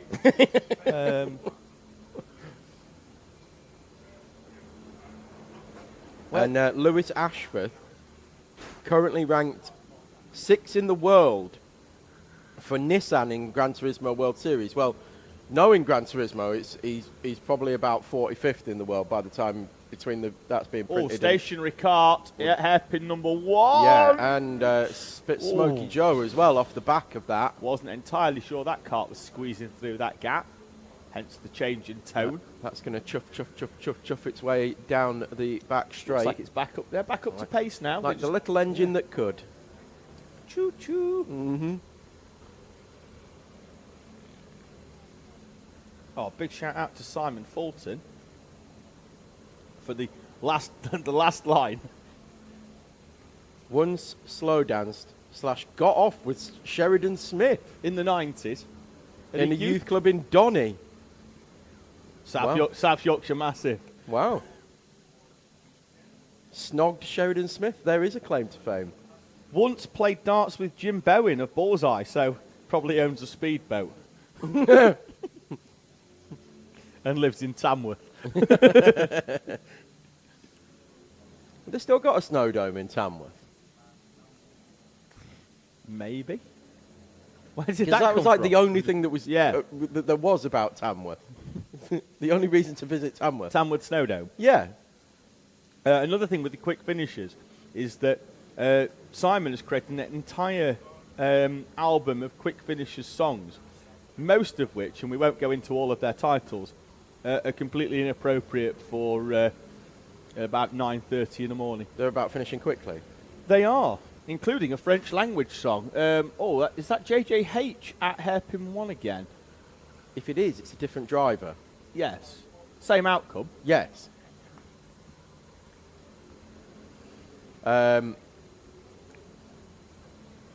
Just very briefly as well, just mentioning snow domes, as we were. Don't know whether Tamworth is still open. We'll find out in the comments, I'm sure. Somebody will live around there and tell us whether Tamworth Snow Dome is still open. But the one in Glasgow has been closed for a significant amount of time. No snow. No snow.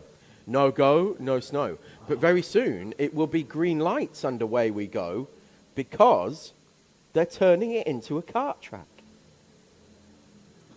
Like on ice or No, just they're using the space that was the snow dome and they're turning it into a massive indoor karting. I hope they've got rid of the track. slope. Because if not, it's going to be a massive struggle to get up there. I don't know how they're doing it. But they are building an indoor kart track at the Snow Dome just west of Glasgow. It's about 10 minutes from me. And by all accounts of what I've read online so far, it's going to be quite a high-spec facility.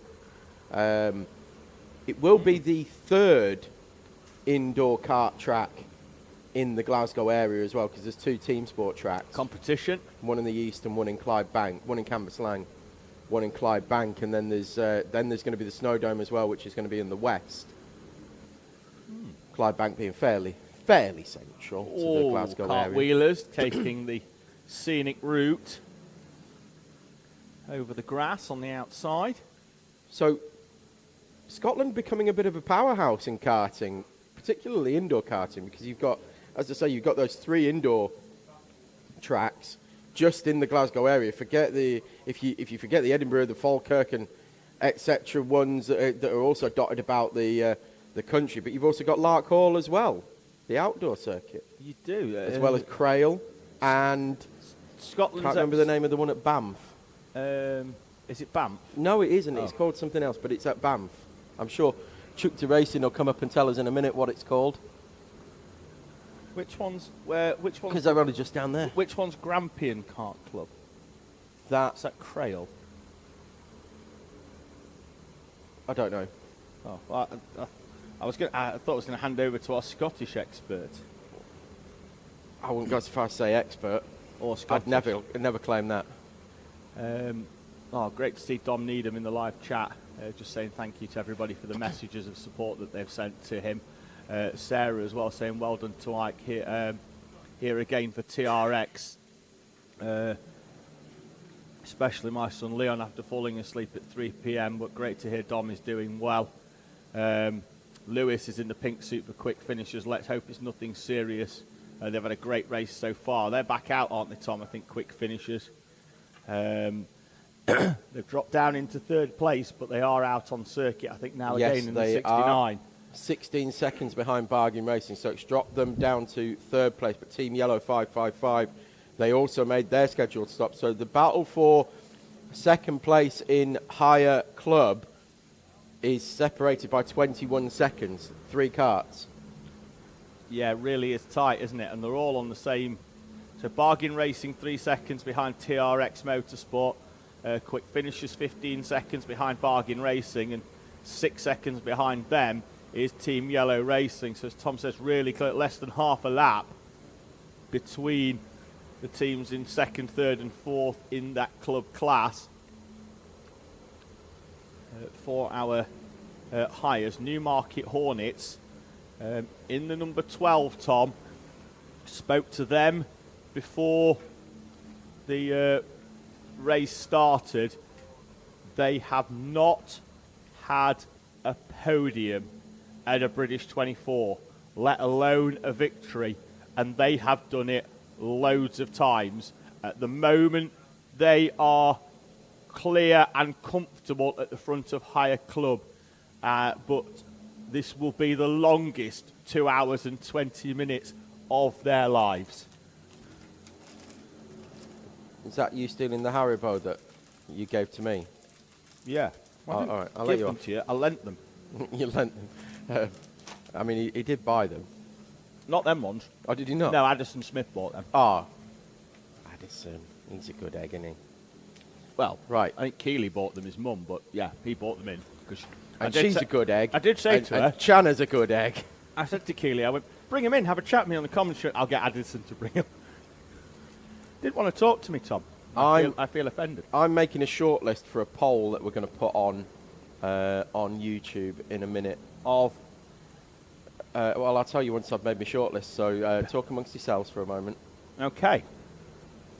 I shall keep myself entertained.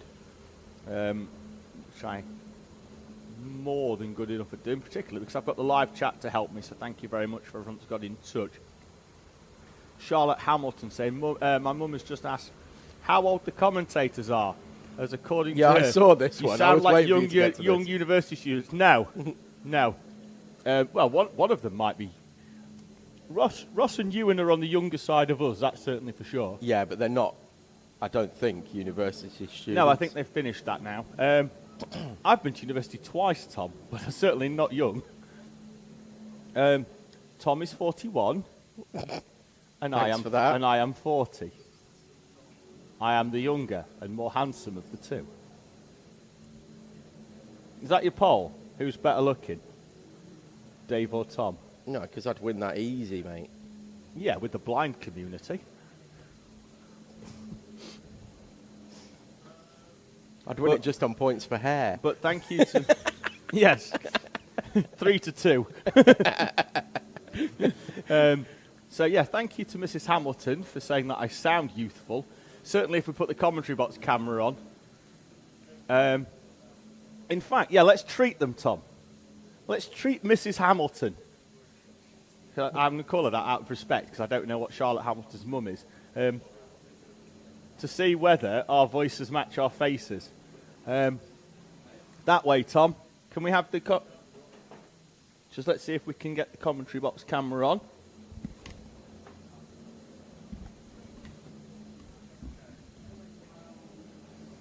Well, what you can't see in the commentary box, because we haven't got the commentary box camera on, is that David's frantically pointing at the commentary box camera. There we are. Oh. Hello. Tom. Hello. This is me, and that is him. So I'm David, he is Tom, and we will be taking you through to the checkered flag. There we go. That's enough of our faces, I think, for forever, really, Tom. Although I've seen a massive spike in viewing figures there. So, yeah, give the people what they want, more Dave and Tom. To be fair, we did turn it into a podcast in the middle of the night, didn't we? Yeah, we did, yeah. But in fairness, it was a chat show with a race in the background. It was. There was 3 hours of comedy gold there, ladies and gentlemen. Even my wife told me that we were funny, and she never tells me I'm funny. I'm normally very annoying. But somehow she still likes me. Dominica saying, let's go to Apex Twin Racing. They were in with a shout of the outright victory earlier on, but did have a penalty. So we're currently a lap down on Lockwell Hill 1. BJMD were in the mix as well, but they had a problem that dropped them out of the overall race lead battle, but they are still on the Pro Class higher podium as it stands at the moment. Right, I've made my shortlist. Right. What I'm going to do is hand it to David, who is then going to whittle it down to 4 choices. But I don't know what the subject Well, is. you're going to in a second. But what I want you to do is look at it and pretend that you know nothing about any of the teams and just choose it from the information that I'm giving you. Right. A top 4 of puns. Quickly then, Tracy Wright saying big shout out to Newmarket Hornets, absolutely smashing it. Tegan Nielsen saying, Kieran says, go on Connor Lucas and a 43. SBK Karting, come on quick finishers lads, running P3 in class on debut. Don't need any kart issues now, looks like it was a quick fix though. Yes it was, they were straight back out and are still in the mix for a class podium.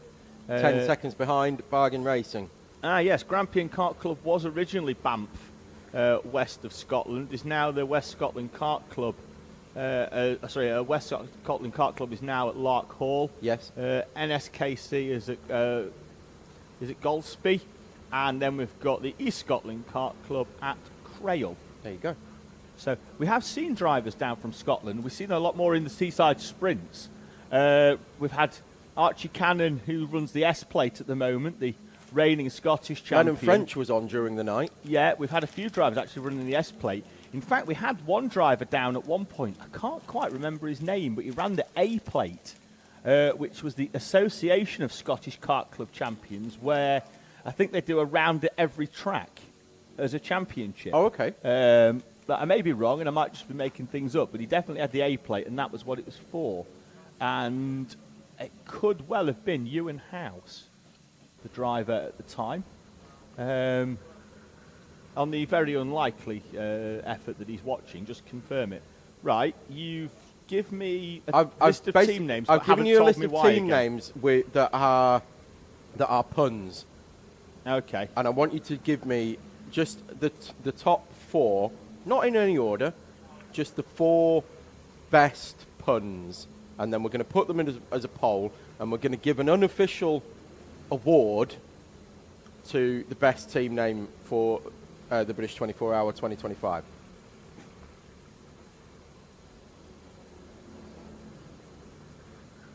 Right. Okay. No, actually, I'm changing that. Getting rid of that one and putting that one back in. Okay.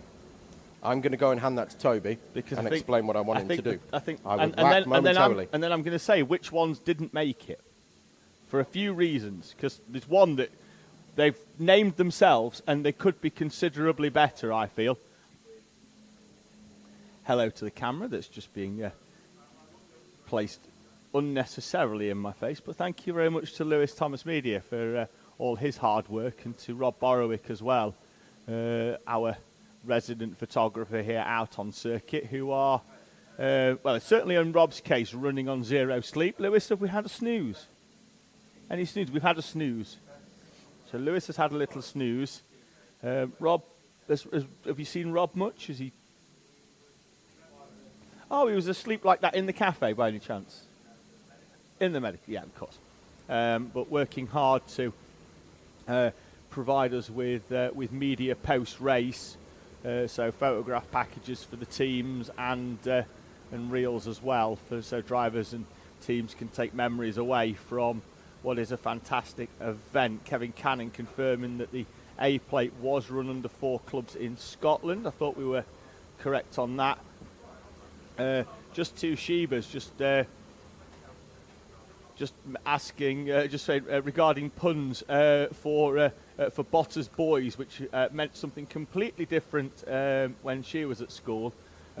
However, on this occasion is for Connor Botting, who they race this event this year using their 2023 BPEC lineup of Connor Botting, Alan Lowes, Owen Spears and Alex Bomberg in memory of Connor's dad, who passed away earlier on this year. The 42 currently has Max Shields at the wheel with 3 laps deficit to the 43 MS Soco Select. The poll is up, The Tom. poll is live. It's going to be the final poll we'll probably do, of the day. That would have been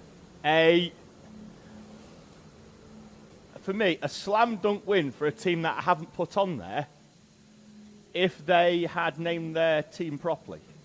So we have a team called the 100 who are called Breaking Badly. Mm-hmm. If they'd have called themselves Men Breaking Badly as a play on words to men behaving badly, I thought it was a play on words for Breaking Bad. Yeah, but I'm going more to my era. But they're going Breaking Bad. I'm not having it. Oh, dust cloud on the outside of hairpin. Okay. 4. Well, anyway. Yeah. The poll is live. You asked for a personal opinion, Tom. I did. I gave it. Yeah, and that's how opinions work. Well, look, I haven't wheeled out my mum's favourite phrase, which is during the 24-hour stream. Which is Tom, stop mucking about. No, it's and I give her a mention on every 24-hour stream. My mum, always good for a phrase and a catchphrase. After this, I'm going to follow up with something regarding your mum. Careful. I shall be. She's from Yorkshire. Yorkshire. But my mum's favourite phrase is, everyone is entitled to their opinion, even when it's wrong.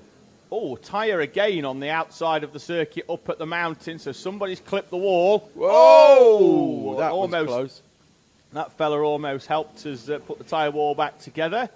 Marshall goes running with that waved yellow flag. So again, if you're on the radios to your team, do tell them to maybe go towards the inside of the track at the top of the hill at the mountain at Barbecue Bend, because, well, that tyre's been absolutely mullered. It looks like the front end of the JDR car. Technical defect for the police, the 999. So they've been called in for a technical defect. As we put the tyres back together. Yes, Tom, wonder if that's going to be seized. Quite possibly. Proceeds of crime. Yeah, it's... the crime being the destruction of a tyre wall. I'm not saying it was them, but... PJ9'd. Exactly. That again, unnecessarily wide under a yellow. And it's not just like we've got a yellow flag. There's a light board at the bottom of the mountain. Didn't quite pick out the number that was. A yellow flag at Rib Bend as well. Didn't quite pick out the number, but... If not, I'd have given them a penalty. I'd have gone over to the digital flag board in the commentary box, and I'd have black flagged them myself. Well, we do have a board that says knob on it. Yes, we do, Tom. That we generally tend to use for more corporate fun. Yeah, I mean, it's actually there for a serious reason. I have no idea what that serious reason is, but we just use it to tell people off. Yes. There is the 999, and I think it's an exhaust, Tom, left side. That we are missing for them. Yeah, right. I'm going to go back to your mum, Tom. What happened on Friday? I don't know. Whilst we were doing our our hire kart paddock show, is that Paul Franklin told Megan that there was too many people over there and to clear the area, and provided her with a megaphone in order to do this. Yes. So in the middle of the paddock show, where it is vital that we have people to speak to, people got cleared away from the paddock show area, and we basically just had to joke around. And then as the paddock show finished... I acted all 41 years of age. Tom acted incredibly maturely, borrowed this megaphone that was loud enough for the entire circuit, turned it on and just went, "Your mum." I couldn't help myself. No. So we've gone full circle. Tom. Yeah. Okay. You child. 41, ladies and gentlemen. I'm not apologising. Right, 999 are in, and 8, I think, are going to be heading in shortly. Poll is still live. We're up to 28 votes, so get your vote in for the unofficial award of best team name for the 2025 edition of the British 24 Hour.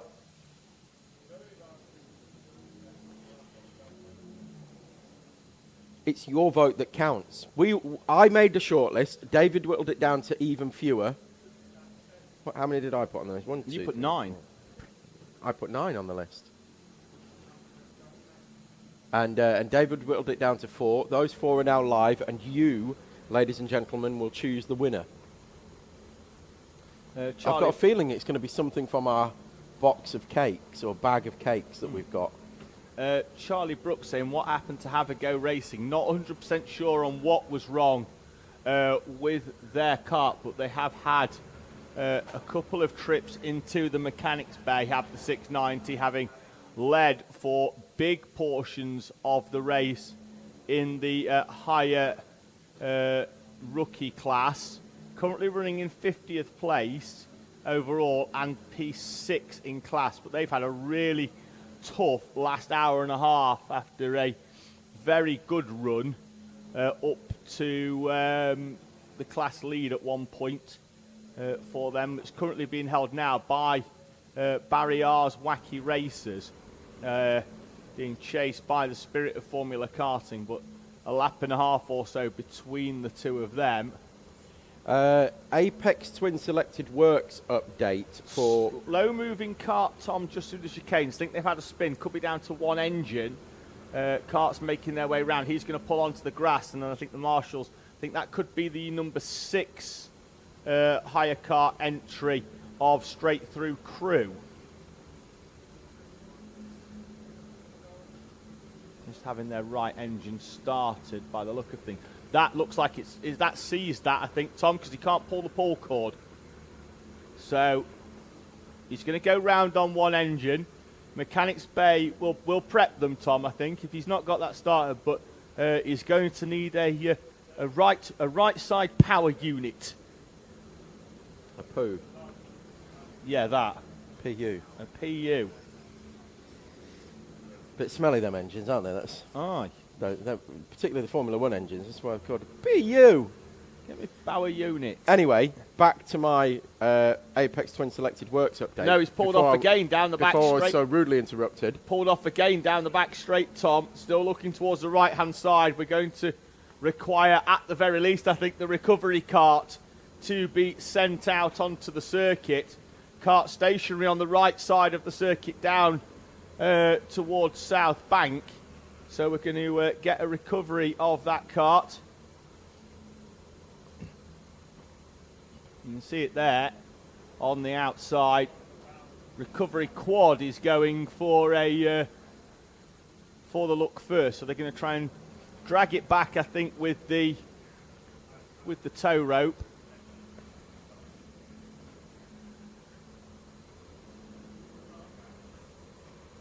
So there we are.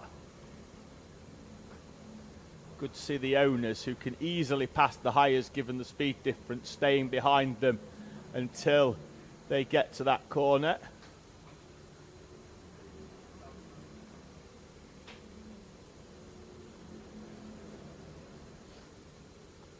So we're going to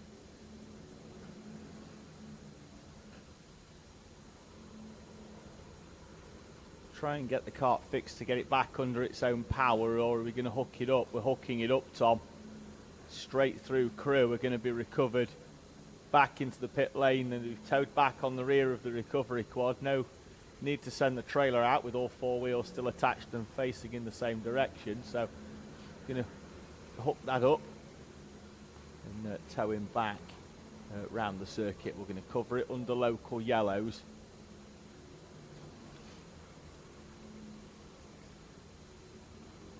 It looked like the 119 to me, Tom. Not exactly adhering to the yellow flag. Whoa! Speedy Squealberg just got turned around at the D chicane. That was a 5 into 1, wasn't going to go, but I don't think that they were particularly in the wrong there. They turned in, probably not knowing that somebody was alongside their rear wheel. The front end of their cart was alongside the rear wheel of speed in Squealberg. Kart being recovered there, and everybody staying single file until they go past the quad. And round it went. Right, I am going to finish my selected work story now before I get interrupted again. It is the gap for Lockwell Hill to Apex Twin Selected Works for the first time is under 20 seconds. It's taken 40 laps to get them from over 30 seconds behind to under 20 seconds behind. And then all of a sudden, it's come down to 17 and a half. So this is not just a battle for higher pro. This is also for the lead of the overall higher class. There is no overall trophy. I think we've said that a few times. There is no overall higher class trophy. You just get one for your own class. You enter your class. But there's still bragging rights, isn't there, to be had. And Lockwell Hill 1 are being reeled in now by Apex Twin Selected Works. 40-odd laps, and they've almost halved the gap. So with 2 hours to go, plenty of time for Apex Twin Selected Works if they can maintain that pace, and Lockwell Hill maintain their pace. Well, there's the Lockwell Hill cart. That is the Lockwell Hill 38 cart, I think, off the coming through there. Nope, that's the 39, the second of the two Lockwell entries. So let's keep an eye out to where they are. I think they're coming up towards the timing line very shortly. Will that Lockwell entry? Still another big shout out to Newmarket Hornets as well, leading higher club. And they're leading higher club now by, they've done 885 laps. So they're 8 laps clear of their nearest competition, which is still quick finishers. Newmarket Hornets, barring any disasters, have got this one well and truly sewn up for higher club. There's the 6, Tom, that was in with the problem. As we saw, right rear unit will most likely be changed. I like the stickers on the front of it, though. All the stickers? All of the stickers, yeah. Just throw on as many as we can find. It's got NOS on it. Oh. And BBS rims. Oh, of course. And it's powered by AMG. I mean, it must be because it's got the stickers on it. What's going on there? Clutch. That's it, clutch going on. So, I've got a... may well have just been a clutch failure, Tom, that was stopping that engine from turning over rather than the engine itself. So we may well have just changed the clutch, but in order to get to the clutch, you've got to take the engine off and get in there to the side of the seat. So there's not a lot of space at the back of them carts to work. So right, just popped up in the engine to one side. Race for Ruben have just been in. Core Blimey Racing 113 have been in recently as well. That's for the front of Higher Elite. They are so Core Blimey Racing now 25 seconds behind Race for Ruben for the victory in Higher Elite. So 17 seconds for Higher Pro, 25 seconds for Higher Elite, 8 laps for Higher Club, and then Higher Rookie are separated by 2 laps as well. Yes. About 2.5 laps for Barriers Wacky Racers to the Spirit of Formula Karting. Speed in Squealberg still holding on to third in Higher Rookie as well. And they've been there or thereabouts all race as well. They qualified quite well. Quick finishers back up to second place in class, Tom, in the Higher Club. 4 laps ago. Got back past the 241 of Bargain Racing to move back into second place. Second step on that podium. Team Yellow Racing are only 15 seconds behind Bargain Racing, and on the last lap were 1.5 seconds quicker. So we may well be looking for the 241 and the 555. If we can find the 555 with a yellow panel on it,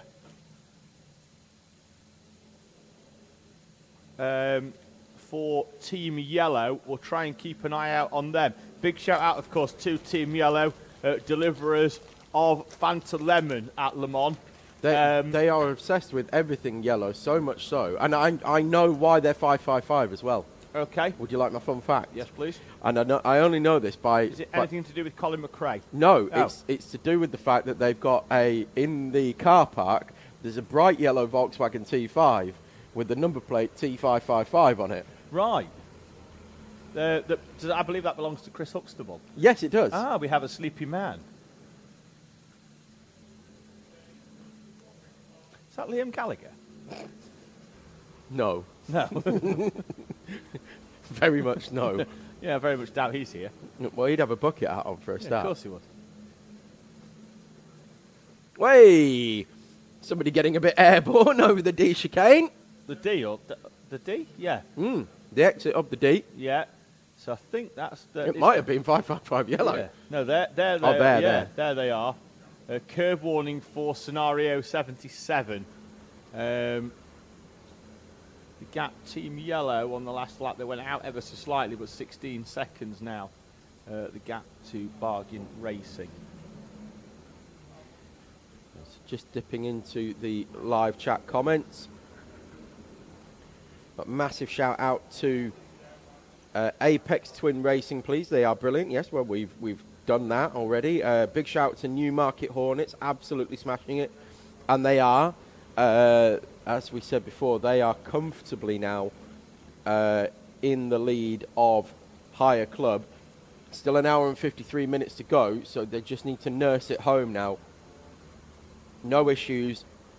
Keep it nice and clean. And a Higher Club victory will be going the way of Newmarket Hornets. We've got Tegan Nicholson saying, Kayan says, go on Connor Lucas and 43.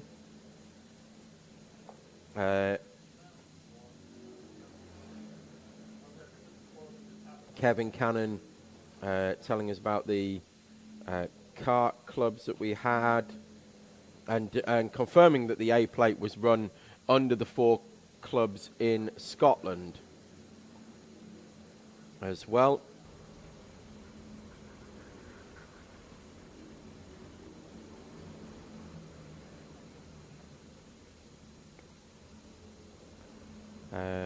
We've had Richard Jewell has been on to say great coverage and commentary, a bit concerned as to why Grace is in the pit again.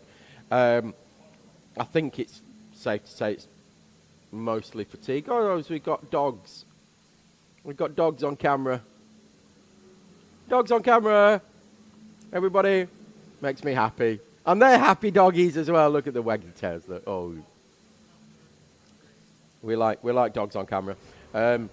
So Gracie currently is, as pointed out, not circulating at the moment. I will just refresh my timing just to be 100% sure of that.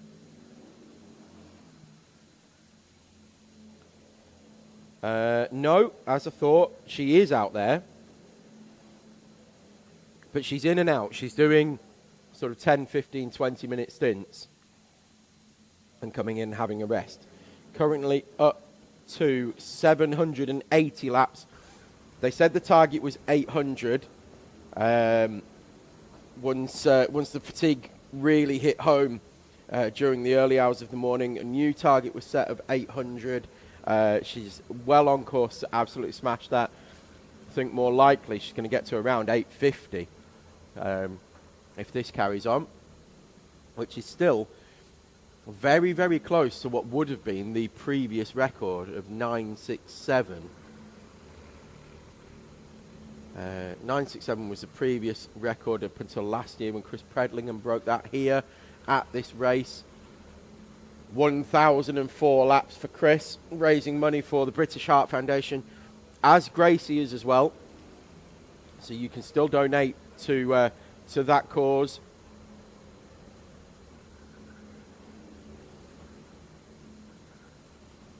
For the British Heart Foundation, and it would really mean everything to Gracie and to Bobby Hutchinson as well, who I'm sure is joining us and watching along certain parts of this event, but we're raising money for the British Art Foundation in memory of Ange Hutchinson as well, as Chris did last year. So it would mean everything if we could try and raise as much money as we can for that very, very worthwhile cause, and a cause that's very close to our hearts here at Teesside, and with the 24-hour race as well. I said it earlier on the stream that every year I get really, really excited about coming down. Every year I'm absolutely buzzing, and for the last 2 years I've had a really a sobering moment and a pretty upsetting and emotional moment as I drive down every time and I realise that I'm not going to see Ange with us anymore.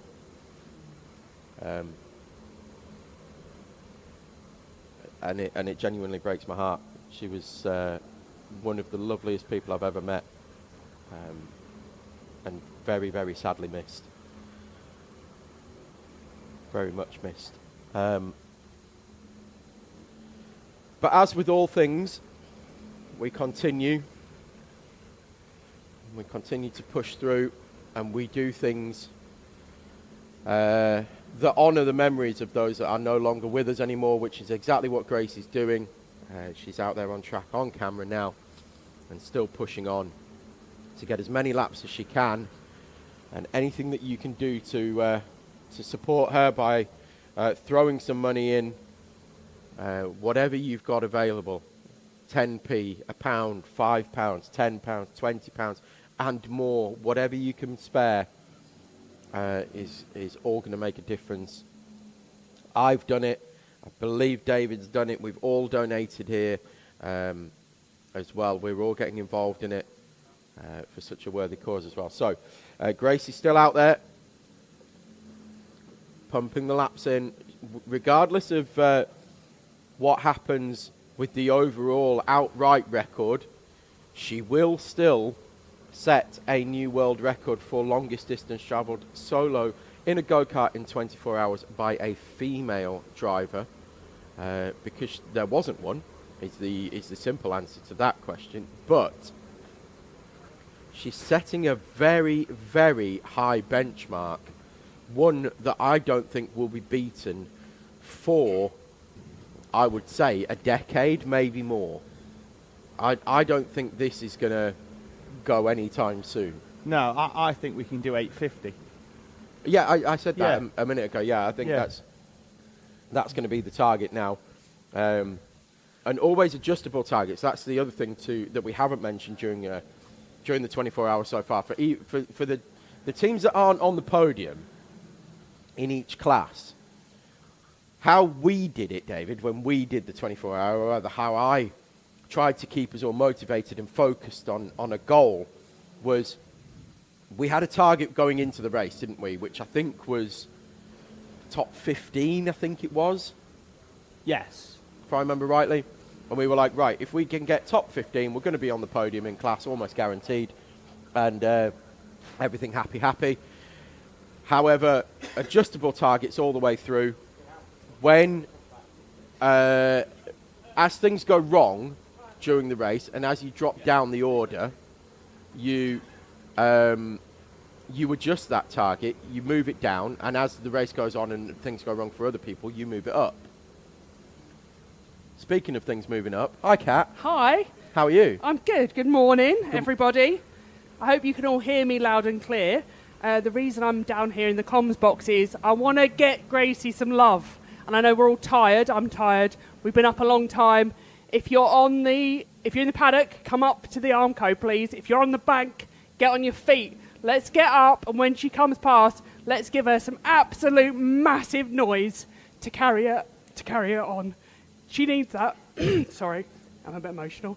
We need to give her a clap when she goes past. We need to make some noise. So on your feet, everybody. Let's go.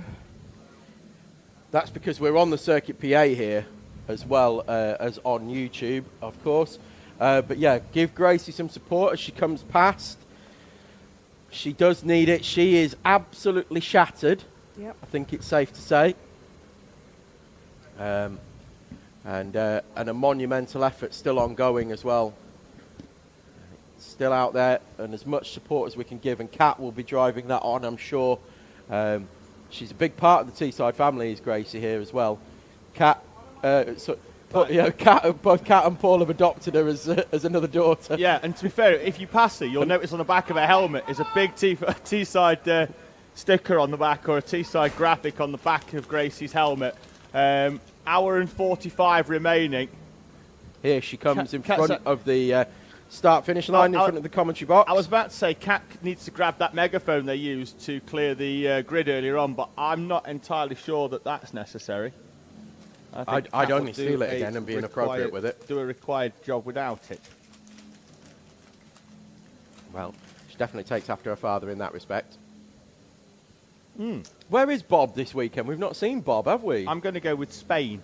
Yeah, I'm going to go with Spain as well, but we haven't seen Bob. Given that he lives there. Harry's giving us the nod of yes, Spain. But normally we do see Bob here, the legendary Bob Pope. Of course, now we've got the straight named after him here now. The back straight coming off the mountain section is the Bob Pope straight. And while we're mentioning people no longer with us as well, of course, we've now renamed the first corner onto the west track as Howells, after Martin Howell. And Martin very much missed as well, a huge character involved in Playscape karting down in London. Clapham bus station. Clapham bus station, yes. Now got a blue plaque on it for Martin as well that Bob's arranged for him. Bob and Martin, the first ones to ever put twin engines on a kart, the first ones to use it as a pro kart and be raced, and that's everything that all of these karts are now based on, and pro karting in general around the world, where we see twin engine karts, twin engine four-stroke karts. That was all started by Martin and Bob, and it only seemed appropriate that the first corner onto the west track was named in his honour because he came first.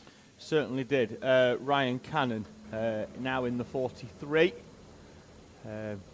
doing a sterling job actually down the back straight there, I think, just pushing Gracie Mitchell along. All the help she can get. Yeah, could quite easily have gone round the outside before the chicanes, but elected to drop in behind the 11 and just help the 11 go down the back straight. Now, look, what I will say as well, in the same way that when Pedals did this, and the same now for Gracie, they've kept the kart mechanically sound. They've kept that. It looks pristine.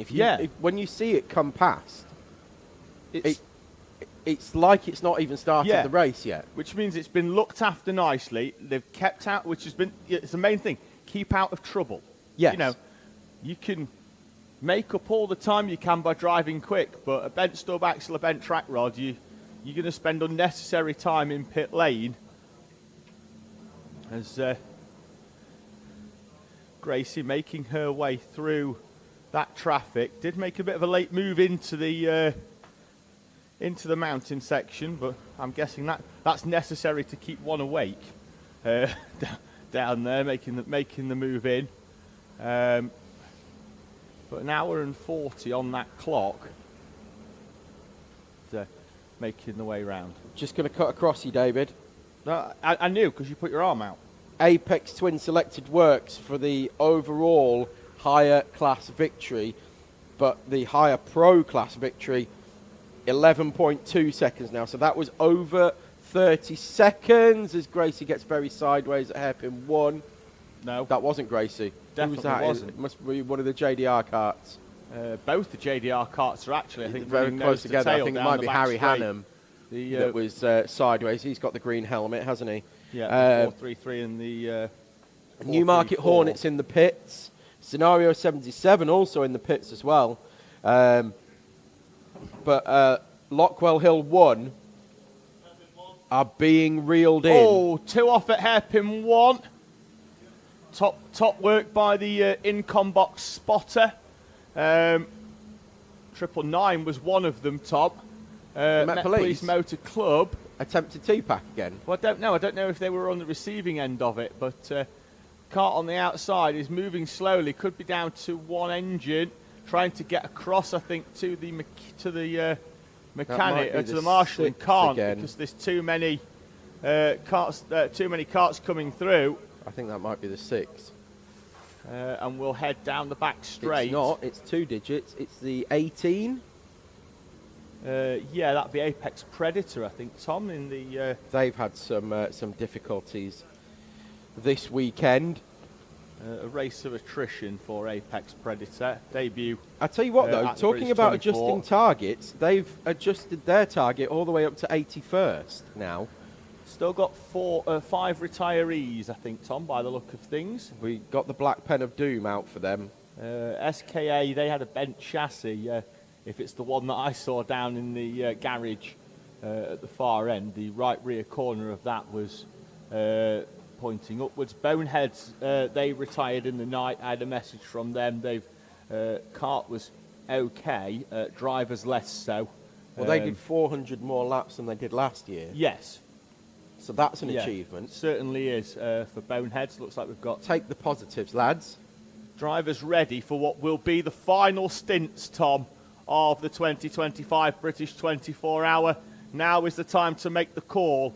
Who do you put in? And it looks like Lockwell Hill there in the black suit. They're going to fire up Kieran Lambert for the run to the checkered flag for the higher class race leaders. They're going to put in the driver that, despite the fact that Sam Barrett put it on pole, Kieran Lambert comes in with all the experience, having won races at BPEC level, Tom, and they're going to put Kieran in for the final stint. Well, he's try won and races here. Yes, he certainly has. To take that kart through to the checkered flag and see if they can break what has been a run of very, very bad luck for Lockwell Hill over the years. They've always had the pace to win class. They may well have the pace to win class and win hires outright as well. The gap, 12.4 seconds. This could be won and lost in the pits between Lockwell Hill 1 and Apex Twin Selected Works. Just firing back into the live chat comments, we've got Izzy Bonnet saying what a job the Army are doing on their first ever 24-hour, and that's George, who's just about to get in for the number 2 team. They are currently, as I scroll up the order, which is good news for them, P15 overall for the Army team. So we've got Army Motorsport, we've got the 2 RAF teams, and we have a Navy team as well, I believe, haven't we? In the hires, I think there's some of the guys in the Navy, if I remember rightly. I don't know. I'm sure we did have somebody said that they were in the Navy. So we have all 3 of the major military services are represented. We normally have the REME guys here as well. They've been missing for the last couple of years, but they're very much sorely missed. The Royal Electrical and Mechanical Engineers. Well, I know Chris Tate served in Kosovo, but I don't know what regiment he was in. He's with Quick Finishers. But no, I don't know. But there's that many notes, Tom. But all 3 arms of the military, I'm pretty sure, are represented here, as well as I'm sure are various members of the Blue Light Brigade as well. We've definitely got the Met Police here. Ooh, only joking. As well as fire and ambulance service members as well. Next year, I want the AA and the RAC. I want to have an inter-recovery battle. Oh my God, can you imagine if the RAC needed recovery? Or the AA? Get green flag in as well.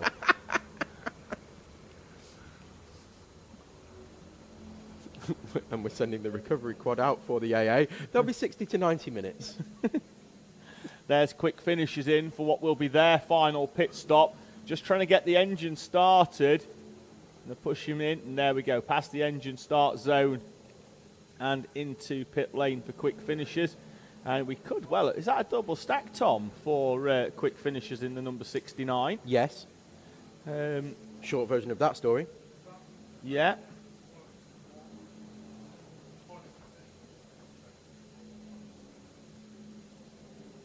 So, Lockwell Hill 1, yet to pit.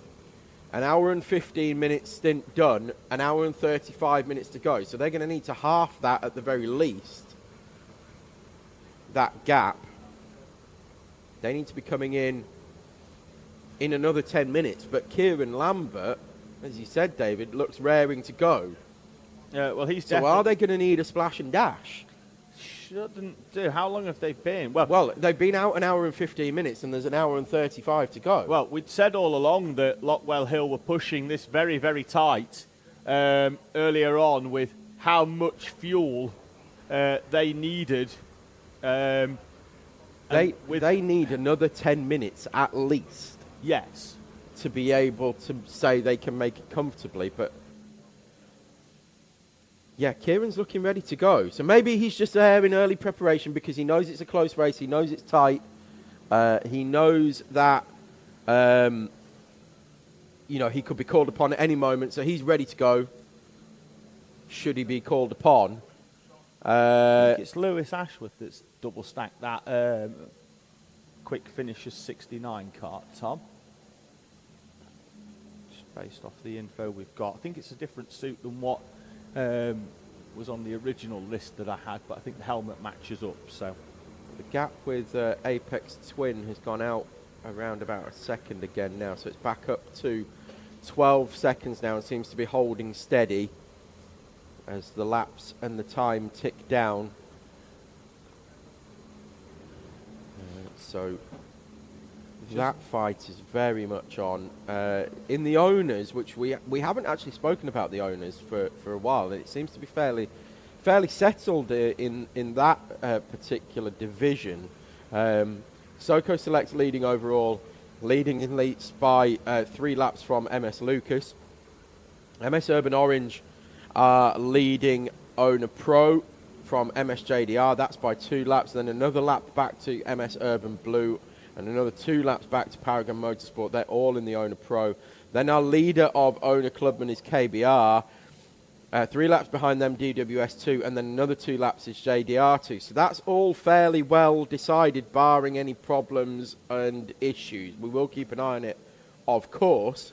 But the real fight is now on in hires and in between the classes. Yeah, BJMD come into the pits, as do Advantage by Contact and Teesside Tigers, all with 1:33 on the clock. They will hope that they've got enough fuel mileage to get them to the checkered flag, particularly for Advantage by Contact, who have been inside the top 3 in that elite class at points during this race, and probably need a little bit to get them through. Contact warning for the 111 coming in, Tom. They are currently, I think they were around about P12 earlier on, P11 now for MSJSR. Well, the battle for higher elite victory, not the overall higher victory, but the higher elite victory, Core Blimey Racing and Race for Ruben. Race for Ruben currently leading that one by 15.9 seconds, but that gap has been out to as much as 25 to 30 seconds, and it's coming down a quarter of a second again quicker for Core Blimey Racing. It'd be interesting to see who's in the Core Blimey cart. We'll try and pick them up. It's the 113 entry for Core Blimey. So we'll keep an eye on who's in that one. Likewise, it'd be interesting to see who's in Race for Ruben as well at the moment. They've got a pretty distinctive orange panel, but 15.9 seconds when they came over the line that time. So that gap closing in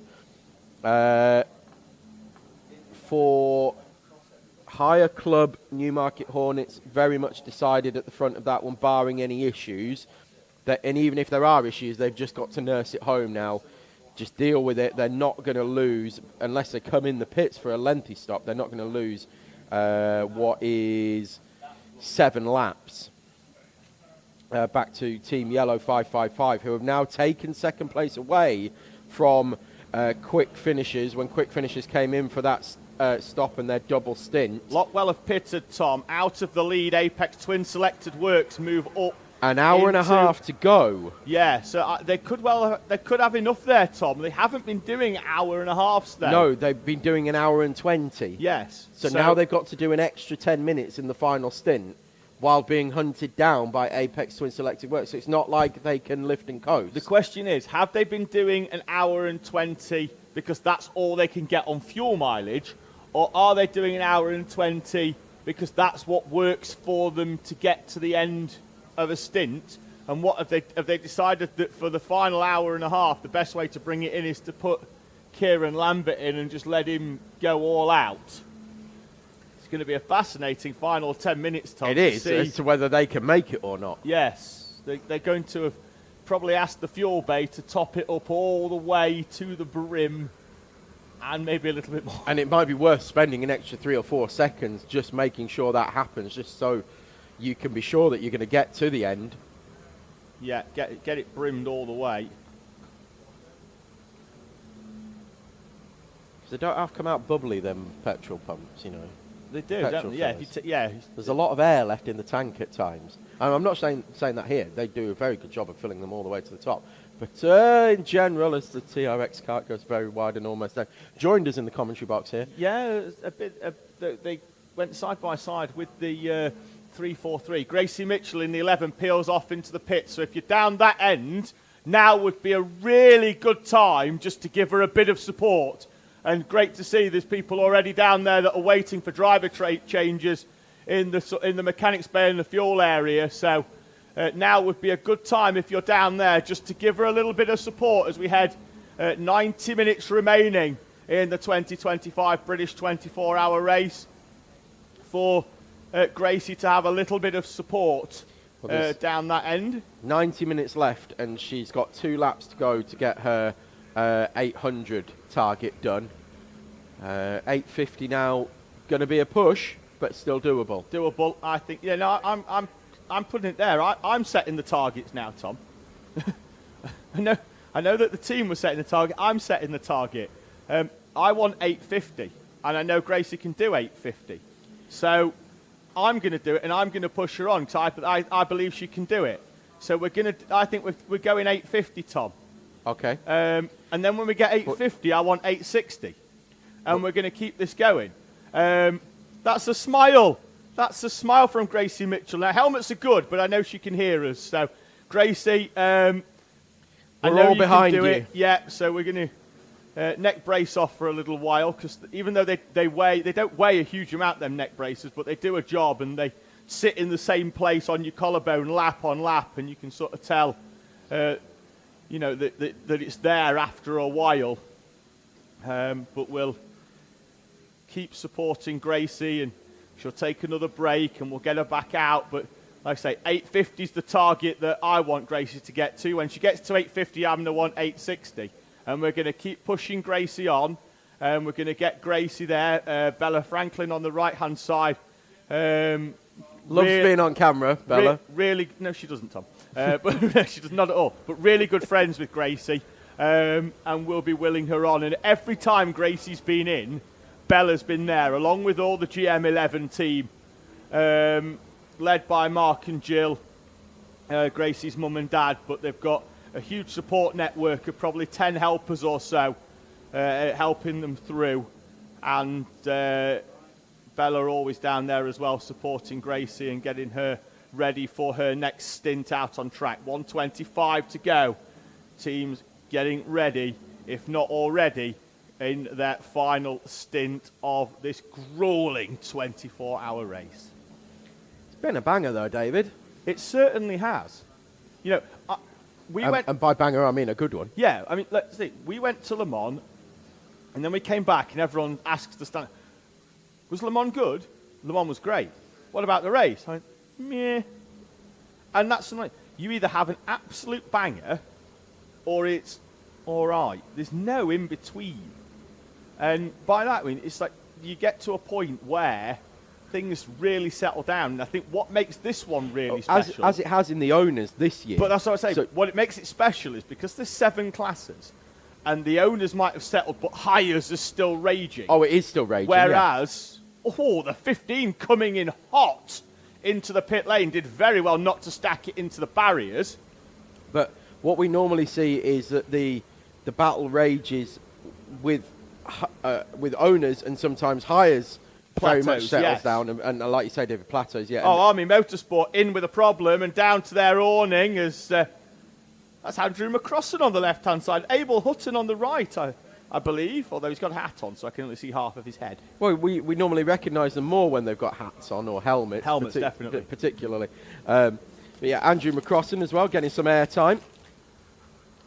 Gave me a hug in the cafe last night. He's a lovely lad, isn't he? He's a lovely lad. I mean, to be fair, all the Honda Cadet drivers here are lovely, and great to see loads of them yesterday. Abel Hutton, Jake Gibbon, and a few others. Sebastian McCarthy down watching, other drivers from Teesside that we saw. Adam Roberts, Morgan Cooney, Edward Rye, of course, here all weekend because his dad racing with A66 hire. But great to see drivers. Grace Matthews, Evelyn Bye, all down at the circuit, Tom, that aren't necessarily racing, but either helping out or supporting friends. Alana Howard here because her brother William's racing in. There's a bus coming. The 116. The bus has arrived. There it is. The fun bus. So, George Wilkins, I believe that is, getting into the EDKT Blue entry, the 855. So, one of the MSJDR carts takes a bumpy route over the curb.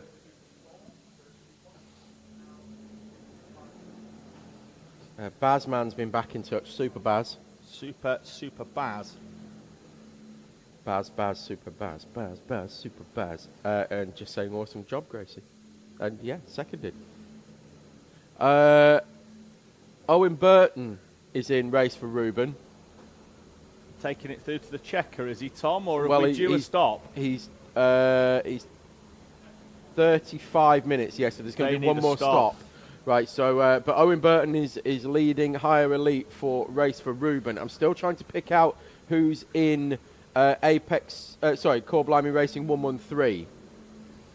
Let's see where they are. They've obviously won this outright after many, many years of trying. Roughly, I think they're middle part of the track, probably heading towards South Bank at the moment. I think you're about right.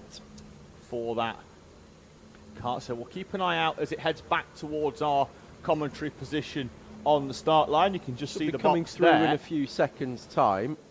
Probably in this massive gaggle, which will make it harder for us to pick out. So there's one of them, but that's the red Nassau panelled 313. Max Shields going round the outside. That's got Will Folks in it. Yeah. So Will Folks in Core Blimey Racing 113. Owen Burton in race for Ruben. That 113 entry, normally, if we go by the usual script, will have, normally Matt Davis brings that home. Dependent on the they always a stop as well. They've been out 45 minutes, so both of those have timed it well to not require a full fuel to make it to the end of the race. But I imagine they'll go at least 3/4 of a tank just to be able to push fully. It's amazing, isn't it? They're going to have to put enough tank, but it's who decides when they tell the fuel bay that that's enough. Technical defect for Teesside Tigers. The number 1 entry for Teesside Tigers. 6th in class. Had a technical defect. Well, they've been having issues throughout the race with their Nassau panel dropping down, which Tom says, well, why don't people just push it back up? Because if only it was that easy. We'll keep an eye out for where that car is on circuit. Big orange Nassau panel on it. Nobody in sight from the left-hand side of the circuit. Tom's going to look left. I'm going to look right to see if we can pick out where that cart is. Oh, he's here. There it is. It's Ian Nielsen in it, and that looks like an exhaust issue, does it? Right-hand side engine. Yes, it's got an airbox, but not an exhaust. Yeah, you'll see it on the back here when it comes round the corner. It's got 2 square blocks on the left-hand side and 1 square block on the right-hand side.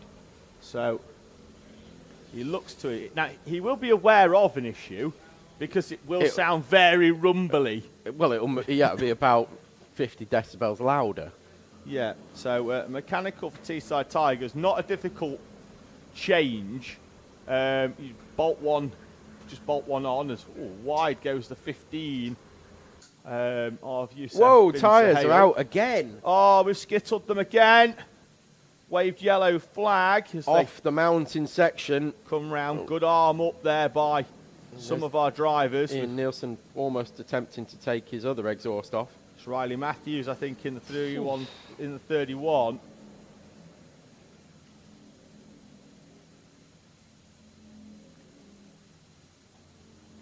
This is the problem with this corner at this time of the day as well, and particularly a couple of hours ago.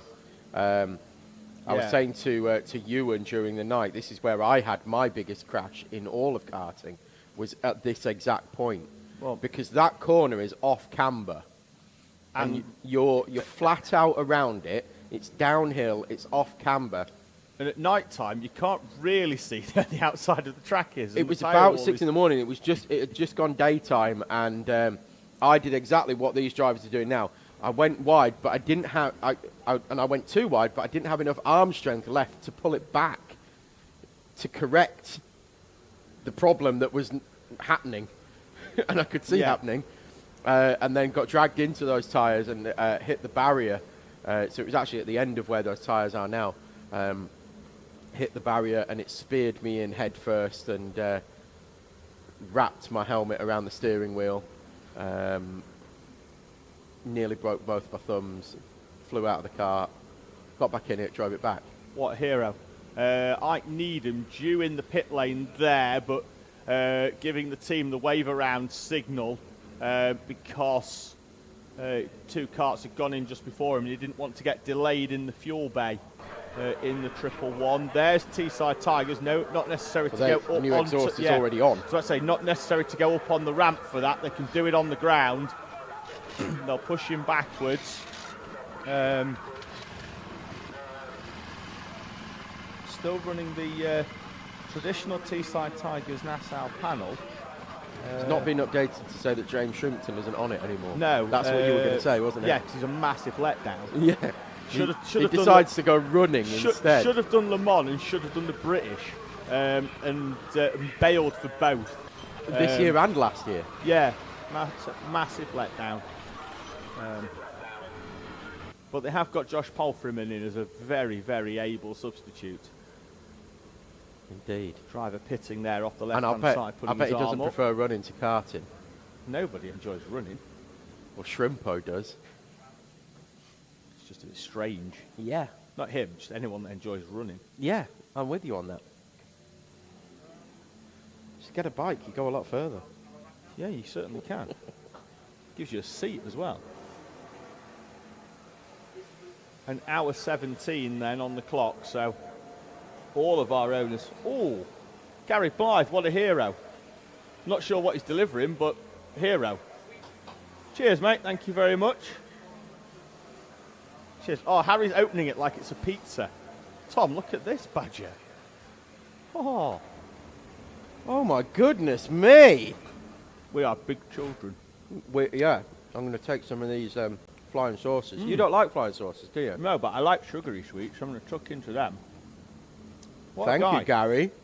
A whole box of sweets has just turned up in the commentary box. And his team that he's helping out, BJMD, are on the podium in Pro, just proving that the best way to get a shout-out is to turn up into the commentary box. Bargain Racing have got a technical flag as well. They're in 4th place in the club class in our hires. We'll keep an eye out on what that may well be for. But as we say, normally, technical defects are normally for flapping bodywork or exhaust-based problems, particularly in our hire kart classes. Oh, do you know what we haven't done? No. Updated the poll. Oh, yeah, Let's end the poll and see who we have as a winner. We've got an hour and 15 minutes to go, so we'll call it now. So, official winners of the unofficial award for best team name, Speed in Squealburg, win it with a massive 48% of the vote. Wow, that's a big foot Nassau panel that is definitely facing the wrong way That's for Bargain Racing. I said it's either flappy bodywork, it's got a shield. and Max Shields is out there somewhere, so He is, isn't it, we need a 42? photo of them two together before he comes in. No, he's peeling in. He's in. the 241 in with his shield into the pit lane. But yes, Speed in Squealberg winning the best team name with 48% of the vote. Thank you for taking part in that. 92 votes in that. That's our highest one of the day. Lovely. Right. Second place for Formula None, third place for Mild Runnings, and fourth place for Catastrophe Crew. And it's so there'll be some kind of, we'll get them some kind of honorary prize for Speed in Squealberg. Oh, I had an update earlier on as to what happened with the Have a Go racing cart, and I forgot to update why they'd fallen out of the lead in higher novice. They had a front left wheel depart from action, Tom. It went MIA. They believe it could still be hiding somewhere around South Bank earlier on, and then they had an issue with the brakes. So that was before 10 o'clock, so around an hour ago that they fell out of the contention for that. The 43 has Ryan Cannon aboard that kart at the moment. They've been out for an hour and 3 minutes, so they will be due in around about 5 to 10 minutes time for the final stop. Paragon Motorsport pit for the final time as well from 6th place, 4th in class for a kart that had led the race at one point, particularly early on. They had an issue this morning when I arrived back at the circuit around about 20 past 5, where they'd come into contact with a higher kart that had made a very late decision to peel off into the pit lane as the Paragon kart was going round the outside of it, and it caused damage to the front end of the Paragon kart. It required a trip back to the awning, so couldn't be fixed in pit lane, and that dropped them out of contention as it stands for a top 3 and a class podium. So adjusted for pit stops that have taken place, Apex Twin Selected Works now very much in the lead of Higher Pro. What are they? Where are we? 32 seconds in front of Lockwell Hill 1. So did Lockwell have a slow stop? 3 minutes 16. Yes, they did. Yeah, Apex versus Twin Apex Twin Selected. 2:38. Yeah, so 45-second loss, give or take, for Lockwell Hill 1. Right, so Lockwell Hill can't save fuel, Tom. No. They can't save fuel. It's all out at the front. They've got to hope that they've just been taking it fairly steady on fuel mileage, you know, doing 1 hour 20s to give each driver a fairly regular rotation. Can they drag their way back up to the back of Apex Twin? Apex Twin, if I had to put my money on it, given that they're doing 121 threes, I'd expect that Peter Brett, who set the fastest lap at Le Mans, is in that car. Lockwell Hill have got Kieran Lambert in it. There he is, going down the inside of Accelerate Kent Brewery. He's also setting 121 threes. Yeah, exactly. And then Ryan Cannon in the 43, the race leader kart's going to go down the inside of the class-leading number 38 machine. Former class-leading number 38 machine. Yes, correct. Yeah. Race for Ruben, still 15 seconds clear of Core Blimey Racing. So that gap is toing and froing, but it's pretty much levelled out for the last 10 or so laps between Owen Burton and Will Foltz. It was at 900 laps, it was 18 seconds. At 922 laps, 15.6. I think we've had a change of plan in the 111 because it looks like we've got Stephen Westwood out in that kart now. I will confirm it, but they've been in the pits, and that looks like a helmet change in that 111 owner machine. So it looks like it could well be. It is Stephen Westwood in that 111. He's going to take that kart through to the checkered flag. Well, the biggest gaps that we've got in hires are Newmarket Hornets to Quick Finishers Racing for Hire Club. Quick Finishers now In second place from Team Yellow Racing in third, and they're over a lap behind now. They don't owe us a pit stop. That'll be why, because they've just come in, have Team Yellow 555. So that'll be their final stop of the race for them. Quick finishers have been out 24 minutes and have got an hour and 10 to go. So they're going to have to do a 1 hour 35 to be able to make it to the finish for quick finishers. So that's going to be tight. They may need a quick splash and dash, which may cost them around about 45, 50 seconds. And that could bring Team Yellow Racing 555 back into it. It's one to watch. Barriers Wacky Racers comfortably at the lead of Higher Rookie from Spirit of Formula Karting. There is 5 places and a couple of laps, I think. Yeah, about a lap and a half, maybe 2 laps between them and Spirit of Formula Karting. LPBRT3, they are third in Higher Rookies, and they're a further 2 laps down on Spirit of Formula Karting. So, yeah, Higher Pro and Higher Elite is where the fights are at in the higher classes, and it is very much on. Yeah, very much so. In the live chat, Ian Young, been watching yesterday and today, great commentary, has pulled me up for sitting on the fence, Tom, as to which school cake was best, the Teesside school cake or his wife's school cake that I had last week at Wilton Mill, after I was invited in the Tom Day Racing awning to eat some cake in there, and is insisting that I make a decision. Well, having shared a room with David for the last 3 days, I can assure you he's been complaining about a sore back. Fairly sure that's from fence sitting. Eating all the cake. I'm going to go with the Teesside one, but only because... they pay the bills. No, yeah, well, no, because either way I was going to upset somebody, but I can either upset somebody today or upset somebody in 3 weeks. So at least I can, hopefully it'll die down in the 3 weeks until I see Mrs. Young again. And hopefully she's not too offended. Where did we get to in the live chat, Tom? I don't know, you were digging. No, I was digging myself out of a fairly big hole that I'd been placed in. And keeping digging. I'm all good. It's like he's back at Rowra, ladies and gentlemen.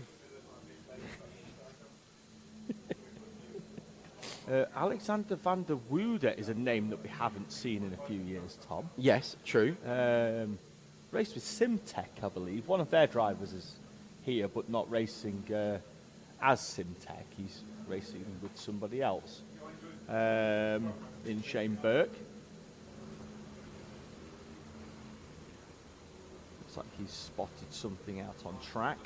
Alexander van der Woede has got a great on-board video on YouTube. Don't go watch it now, watch it after the stream.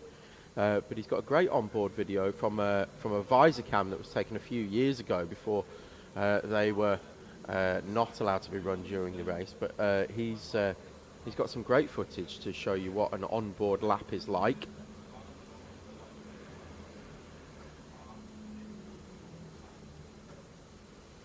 Just having confirmation that quick finishers, they don't need to stop again. They're happy with what they've got. 28 minutes. They think that they can do 1:38-ish to get through. So they're happy that they've got enough in the tank to get them all the way through.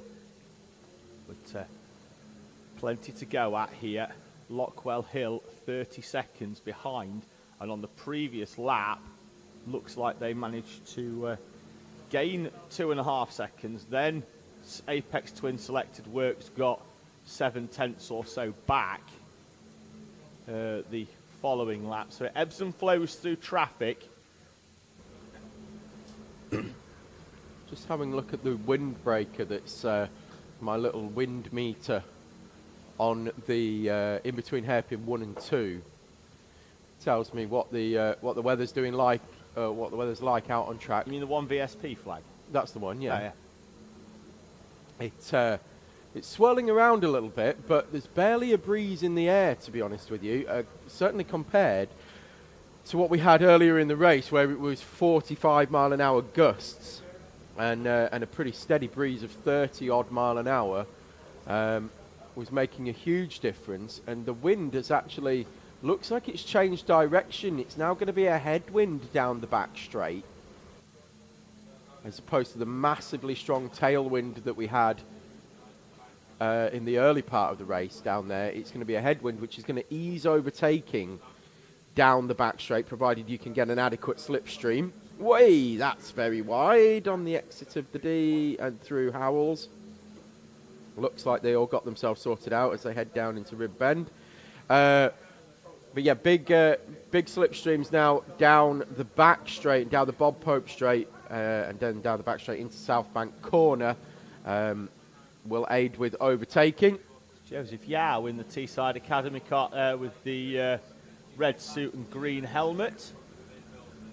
They've had some problems, Tom, that have unfortunately taken them out of contention. They've got a decent driver lineup as well. Pitt Morris, Joseph Yao, Oscar Waugh, Addison Smith. Their 4-driver lineup, but a little bit of experience around here. Pardon? Little bit of experience around here. Yes, Joseph Yao, the reigning junior Rotax champion here at Teesside. Addison Smith, race winner in both Rotax and Pro Kart. Oscar Waugh, race winner in both Rotax and Pro Kart. Pitt Morris, race winner in Rotax. So all of them know their way around this Teesside National Circuit, but have been hampered by one or two mechanical issues. BGMD still in the mix. Looks like that's Jake Richardson in the black suit, white helmet in their car, as peeling off into the pit lane for what was likely to be the final time. Looks like the 434 JDR2. I know it's the 433 MS JDR1 entry in the pit lane. So currently second in class, behind the 125 of MS Urban Orange.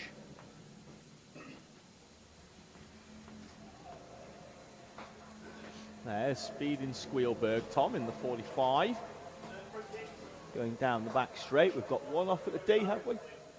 They've dropped out of third place in higher rookie of Speed in Squealberg. Oh, barriers have been skittled on the way into the pits, Tom.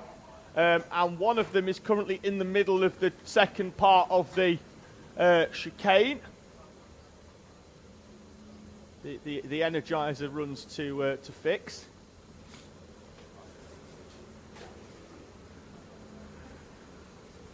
And pops the barrier back into position. There we go. Our own little Energizer bunny is currently working still in the commentary box. Tidy. Well done, Kev. I was going to do that. That's usually my job, but thank you very much for doing that. That's a big help. He's going around with a bin bag, ladies and gents. Let's get rid of. Doesn't sound like much. Let's get rid of the rubbish, Harry. Oh, they're not rubbish. They are. No, they're. I'll take them home.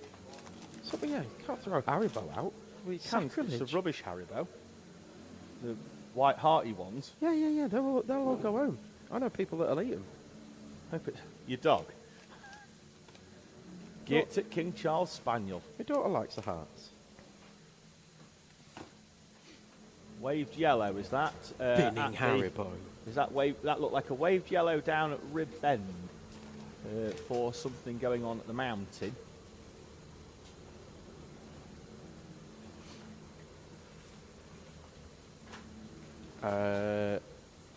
Don't know, is the honest answer.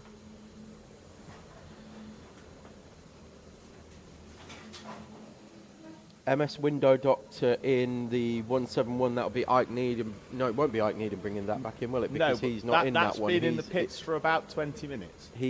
Which one's Ike in? Is he in 1-1? 1-1-1, but he was going to double stack, but Stephen Westwood's now gone into that cart to bring it through to the end of the race. Okay.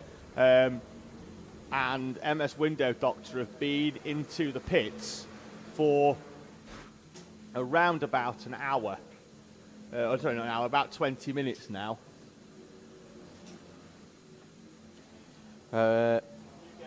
Still keeping an eye on the fight for overall victory in higher pro. and it looks like it's going out.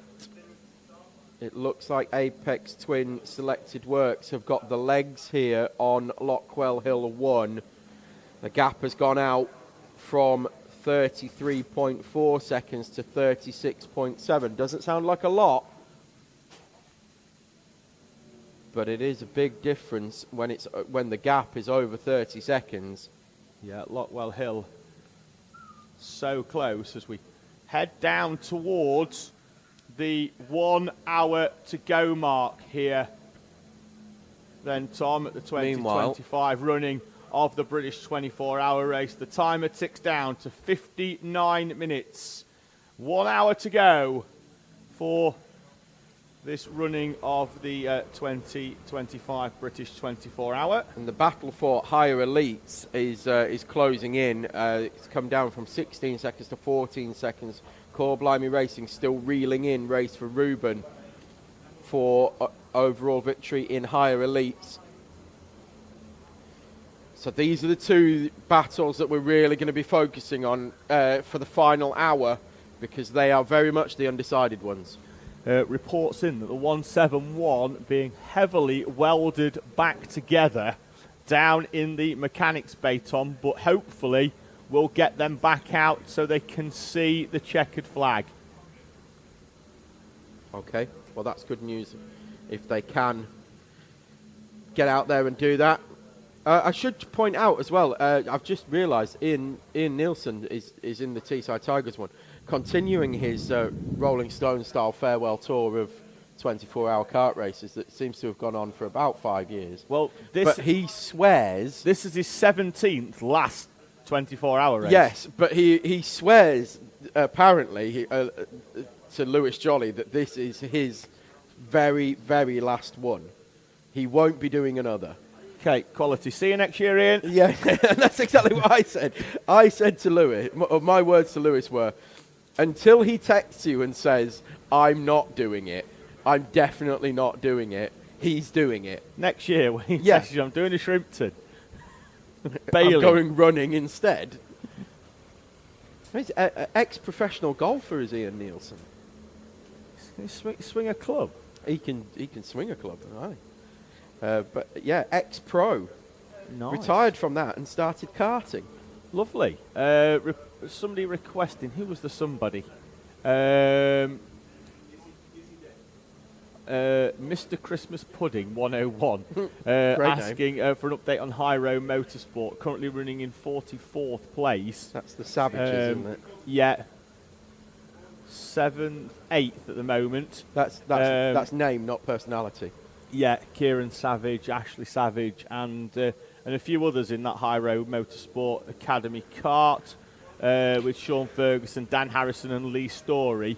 So currently running inside the top 10 in class, 44th overall for High Road Motorsport Academy. The other fight that's on as well is Team Yellow 555 and Bargain Racing for the final step on Higher Club. They're currently separated by 53 seconds. So, again, barring any problems or a further pit stop required for Team Yellow 555, which I don't think there will be. I think they're both running to the end. That one seems fairly comfortable now. So, any problems for Team Yellow 555, and it'll bring Bargain Racing back into it. But I think that one seems settled as well. So it's going to be the fight for Higher Pro, which is now out to 38 seconds. So Apex Twin Selected Works doing a great job here. And then Race for Ruben versus Core Blimey Racing, 14.2 seconds now, the gap there. Going to dip back into the live chat. What happened to SKA last night? They were second in class behind KBR. They are, I think they're still in the pits. They're one of the ones that has retired, SKA Racing. Yeah, they had a problem with the chassis. Oh, there's a problem for the 111, I think. Steve Westwood going very, very wide out of hairpin number 4. Gracie Mitchell back out on track, crosses line to complete lap number 800 for the 11 of Gracie Mitchell. A great effort for the 11 and back out on track as we head towards the checkered flag. So that's lap 800 complete in Gracie's quest to set the furthest distance travelled by a female driver, and just trying to go as deep as we can into this race. Craig Harris is asking why Adam Nichols and Apollo are not racing. Well, they are. Do we know? But they are, yes. That's what I was going to say. So Adam Nichols is not racing this weekend, but the Apollo team are here. They've got 3 karts in the awning. 22 of Paragon, the 58 of DWS2, and KBR. And KBR. So first and second in owner club. And where are Paragon now? Are they still second in? No, P4. No, they're P4. Yeah, they're in owner problems pro. at around about 5:30, Tom, that dropped them out of that second place and have been trying to get back to where we were. Contact warning for the 476 of TRX Motorsport. So that answers that question, Craig. So Apollo are here and are competing, just not as a named Apollo kart, but there are 3 Apollo chassis here running with full support of Adam Nichols. Paul Thomas is the driver in that 476 as he gives a thumbs up to the marshal giving him the warning flag, so he fully acknowledges that it was coming in his direction. And someone was asking in the live chat who was in that 476. So yeah, Paul Thomas. Libber has asked how are the classes decided. Well, that's a little bit of a controversial one, Libber. There's two ways. The teams will enter, and they will enter one of the 4 classes themselves based on where they feel their experience is, and then generally on a Friday. Based on practice and a look at their race times, we might have a rejig of 1 or 2 of them. Yeah. So a few of them moved up, a couple of others moved down in class at the end of the Friday. So it's done by, it's self-policed to an extent, but likewise we don't want people going for like hire rookie, for example, when they've got loads of experience in karting, loads of experience of endurance karting, and they're just trying to get themselves a trophy, because we don't feel that's very fair. So we try and even it out as best as possible and put them into the appropriate class. And if you generally speaking, it works pretty well. That's what I mean. If you want an easy trophy, I'll bring you one from home. Yeah. And it'll just say easy on it. It will, yeah. But we've got 2 higher pro class karts leading hires overall, with the premier class, the elite runners, are actually 2nd, 3rd, 5th, 6th, 7th and 8th.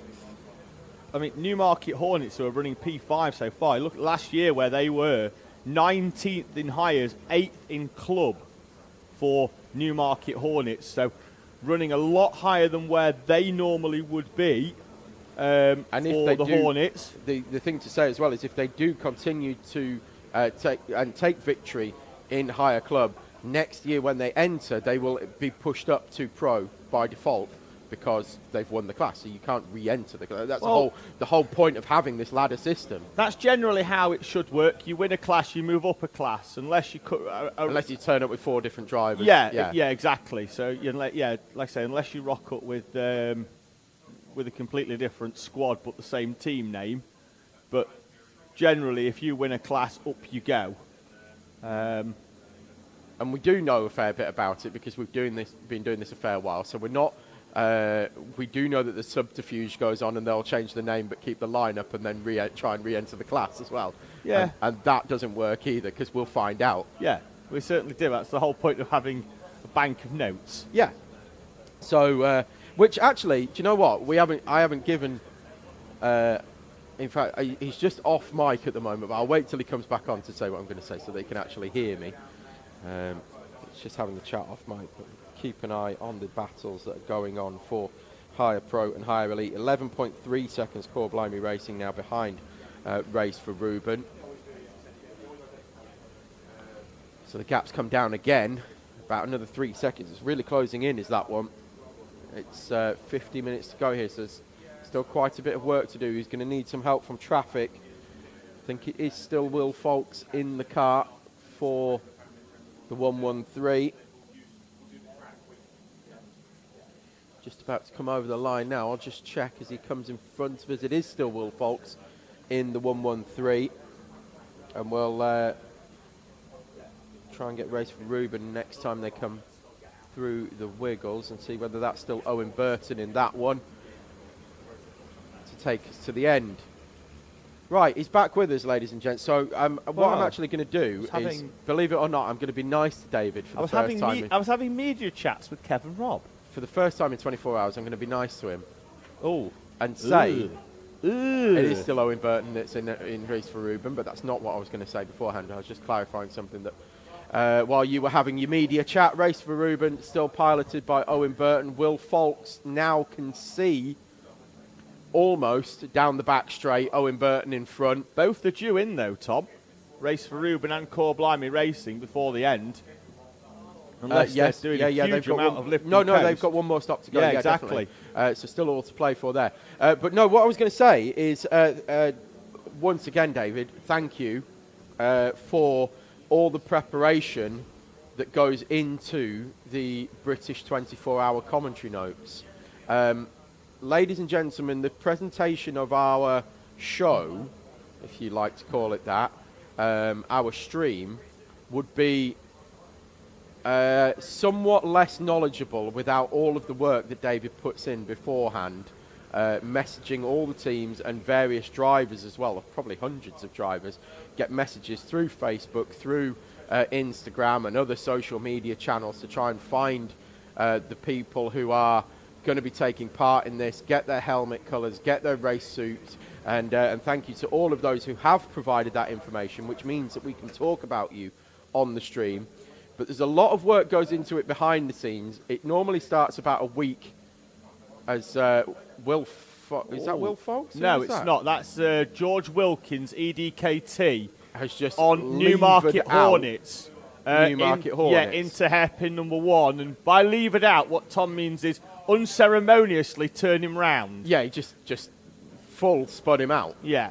The 171 is back out, the Heaven 1, Tom. The ambitious move that didn't work. And on a class leader as well. Yes.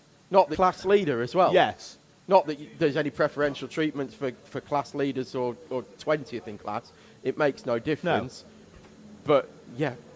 Deserved. Yeah, back on. I know that you were talking about the notes, and thank you very much for the compliments. No, mate. Really you're welcome. And I just want to finish that off as well. I was going to say, these notes start with Le Mans, because sometimes we have teams that do both. Yeah. Le Mans hires is the sort of second week in July, and these notes start in April. Yeah, and I message David quite often and say... Gracie coming in once again, so let's give her a bit down that end, please. Some... just to keep her going towards the to the checkered flag. 45 minutes to go, so let's just keep her going. She's in for another break. She'll do one. This is her last pit stop. She'll go back out in that number 11 as we see the race leading 43 on the back of the second place 42. Connor Lucas is going to bring the 43 to the checkered flag. James Small will bring the 42 to the checker. It was James Small who we saw earlier on in the garage on the rolling camera, just chilling out in the chair next to Cam Bailey, who was fast asleep. He was very sleepy. But yes, but no. Just to finish off the point on the notes, if you do see a random message popping up from a bloke called David on your social media, do answer it because it makes our job of talking about you on the stream here that much easier. Well, and I do message David a lot and says Will Folks has just fired into the back of whoever that is in the other higher cup. But no harm done. No harm done, absolutely. But they definitely fired into the back of him. But everybody made it out safely. I message David quite often and say, is there anything I can help with? Is there anything I can do? He asked me to do one thing this year. Yes, I did. And How did that go? well, It's not your fault, by the No, way. it wasn't my fault. But I'm just going to say, he asked me to do one thing, which was get in touch with the JDR team or teams, find out their drivers, find out the helmet colours and suit colours for essentially one group of drivers split over 2 teams, and and there was nothing confirmed until Friday when I had to pretty much doorstop them in the MS car awning and write it down what was there. So I did manage to get it done in the end, but it took until Friday. Yeah, not really your fault. No.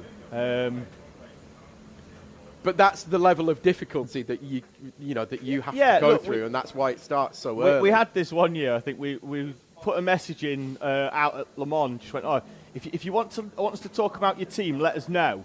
And somebody put a comment in. I went, yeah, look, I messaged them 3 times and they never got back to me.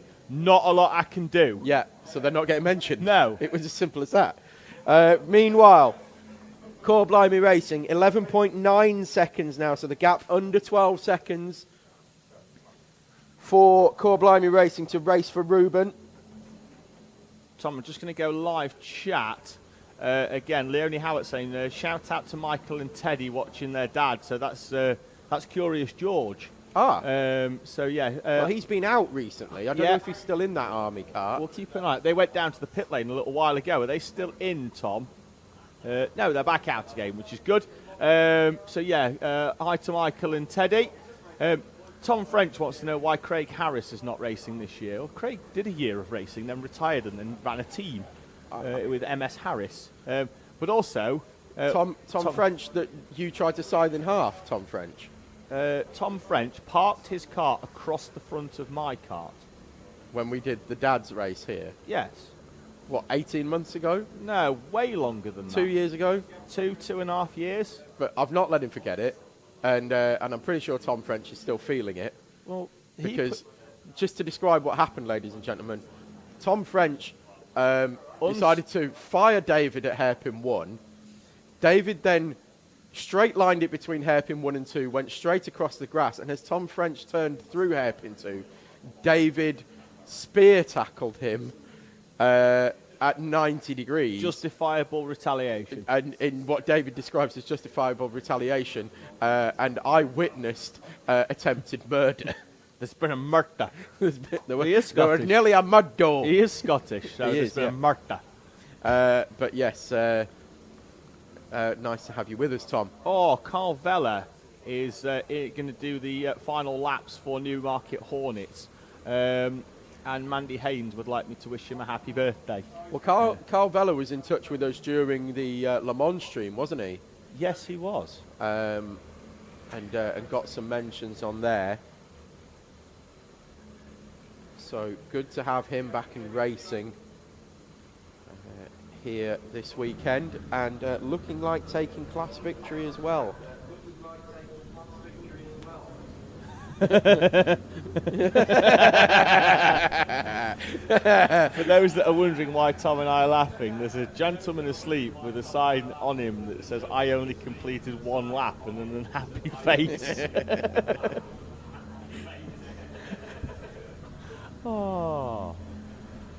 I want that sign changed. I slept for 23 hours of a 24-hour race. Words to the effect of I'm a bear. Something like that. Right, what's the gap in hires now? Lockwell Hill, 43 seconds behind Apex Twin Selected Works. I think he's stirring. I think he's awake. Still keeping an eye out on the elite front, because we've got 11.5 seconds between Race for Ruben and Core Blimey Racing, with both of those teams expected in the pit lane in the next 15 minutes or so. Core Blimey Racing are 1 hour and 28 minutes away from since they were last in the pits. Yeah, they both owe us a stop. Race for Ruben and Core Blimey Racing. Core Blimey Racing in Race for Ruben in the next 5 to 10 minutes, I would say. Now it's a question of how far do you need to go before you need to stop, but also do you stop earlier and short fill? Do you stop later and short fill? As in, Do you run it a few laps longer, but put a second's more fuel in it, or do you stop earlier and put a second less in it? It's a juggling act, but I'm sure Race for Reuben, they certainly know what they're doing when it comes to that kind of thing. Sam says, "Can we get a shout out to the RAF?" Absolutely. Both the 121 and the 122. The 122 still running inside the owner ranks down to 17th place. I think owners run at the moment. Where before we move into hires, we'd mentioned them more, but they haven't offered us a ride in the Typhoon yet. They haven't. When they offer us a ride in the Typhoon, they're going to get a lot more mentions. Because we accept all forms of bribery, and if you give me a ride in a Typhoon, including a I'll fast not stop plane. talking about it ever. Gillian Mitchell saying, "Come on, Gracie, not long now." Rob Fag Motorsport, Gracie's a star. Massive kudos for giving this one a go. HZ saying, Barry R's Wacky Racers are cooking right now. I believe that is youth term for going quickly. Looks like we've got Harry now in the 433 MS JDR cart to take that one through to the checkered flag. And that's Alfie Briggs in the chat. Alfie did a fair few stints early on, but when I saw him walking through the paddock this morning, looked like he was holding his ribs a little bit, which may well explain why we haven't seen him in the latter part of this race. As wide out onto the grass goes one of our hire car entries.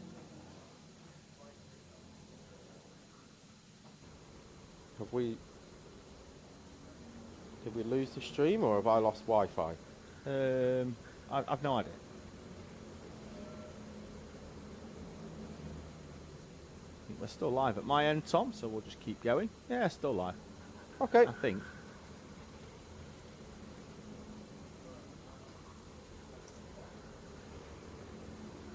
But we've still got live timing on anyway, so we'll keep chatting away.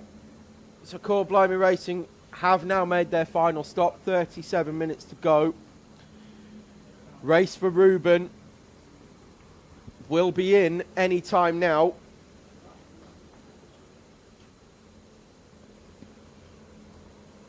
I think they're going to be in shortly. We'll see whether we can get Kev with the pit lane camera down to see the Race for Reuben final stop, because they're leading higher elites.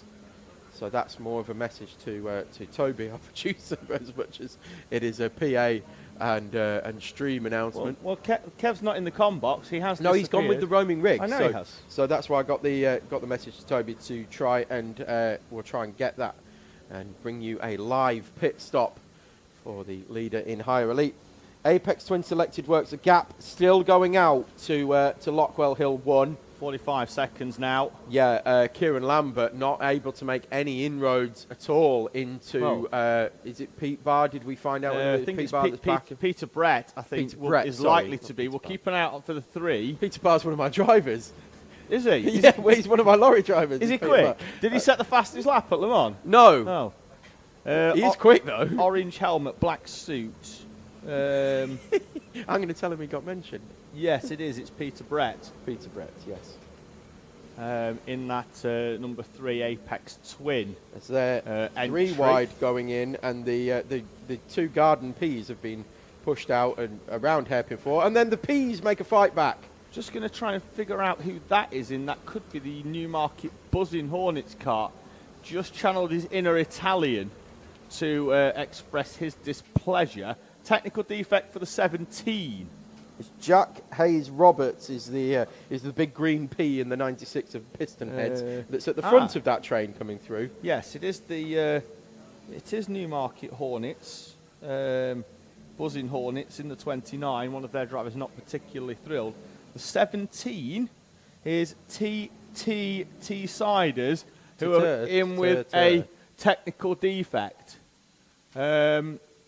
We'll keep an eye out on that kart as to where that may well be.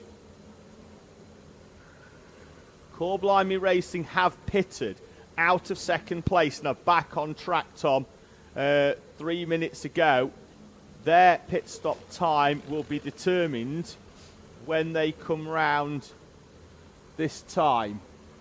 So trying to keep an eye out where they are. This fight is quite exciting, to be honest with you. I have no idea what positions they're all in. I need to sit and work them out, but just enjoying the on-track action. One of the Le Petit-Bouchon teams is in there. Exhaust for TTT siders, left side. So the Le Petit-Bouchon team is now at the front of that group of 4. Trying to see who it is in that's now taken second place away. It's a single digit, David. Help me out here.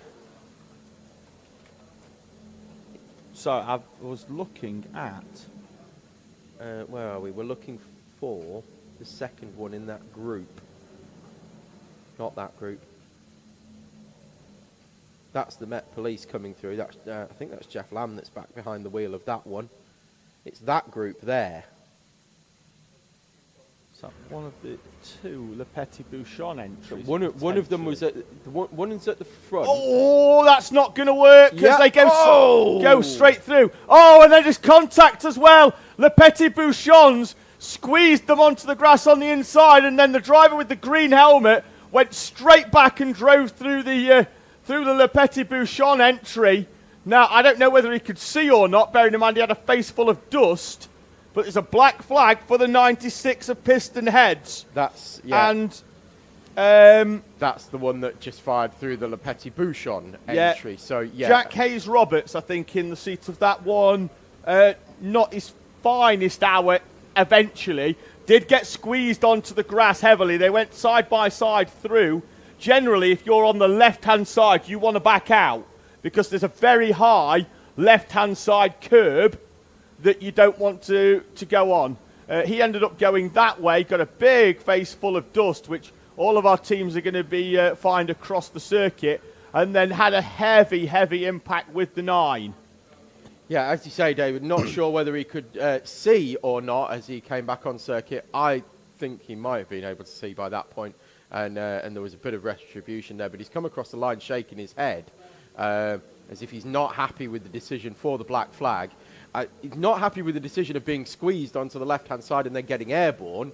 I can totally understand that, but you can't then fire somebody off into the grass and potentially the barriers just because you've been squeezed. I've watched it back, Tom. He definitely knew what he was doing. Yeah, and he did, and that's what you've got the black flag for. Simple as that. Don't like it, take it up the race director, but we're fully backing the race director and the clerks of the course for that decision. The main reason is that we've seen it before, and we'll see it again. It won't be the first time, and it won't be the last time that we'll see that, that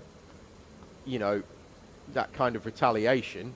Yeah, he's coming into the pits now. Jack Hayes Roberts. He basically did what you did to Tom French. We don't talk about that anymore. But that wasn't in an official race. we have done that to death. Can we park it? No, I like it. But it's almost like Ange Falkus wanting us to park the fact that she tried to kill you while waving. She did try to roof me. And then denied all knowledge of it. Alexander van der Woede does say that the green helmeted driver was ahead on entry, though. May well have been. However, Tom and I have watched enough 24-hour races, enough sprints to know that if you're on the left-hand side, you're not going to win. So don't try and win. Just back out. Because you're not going to win, ever, just because of the way the track goes, that the last curb on the left is going to be on the left. So if you're on the left, it's not going to work. Race for Ruben in the pits. It's an important pit stop for Race for Ruben. A very important pit stop, and we were going to try and bring this to you live, but we haven't been able to do that so far.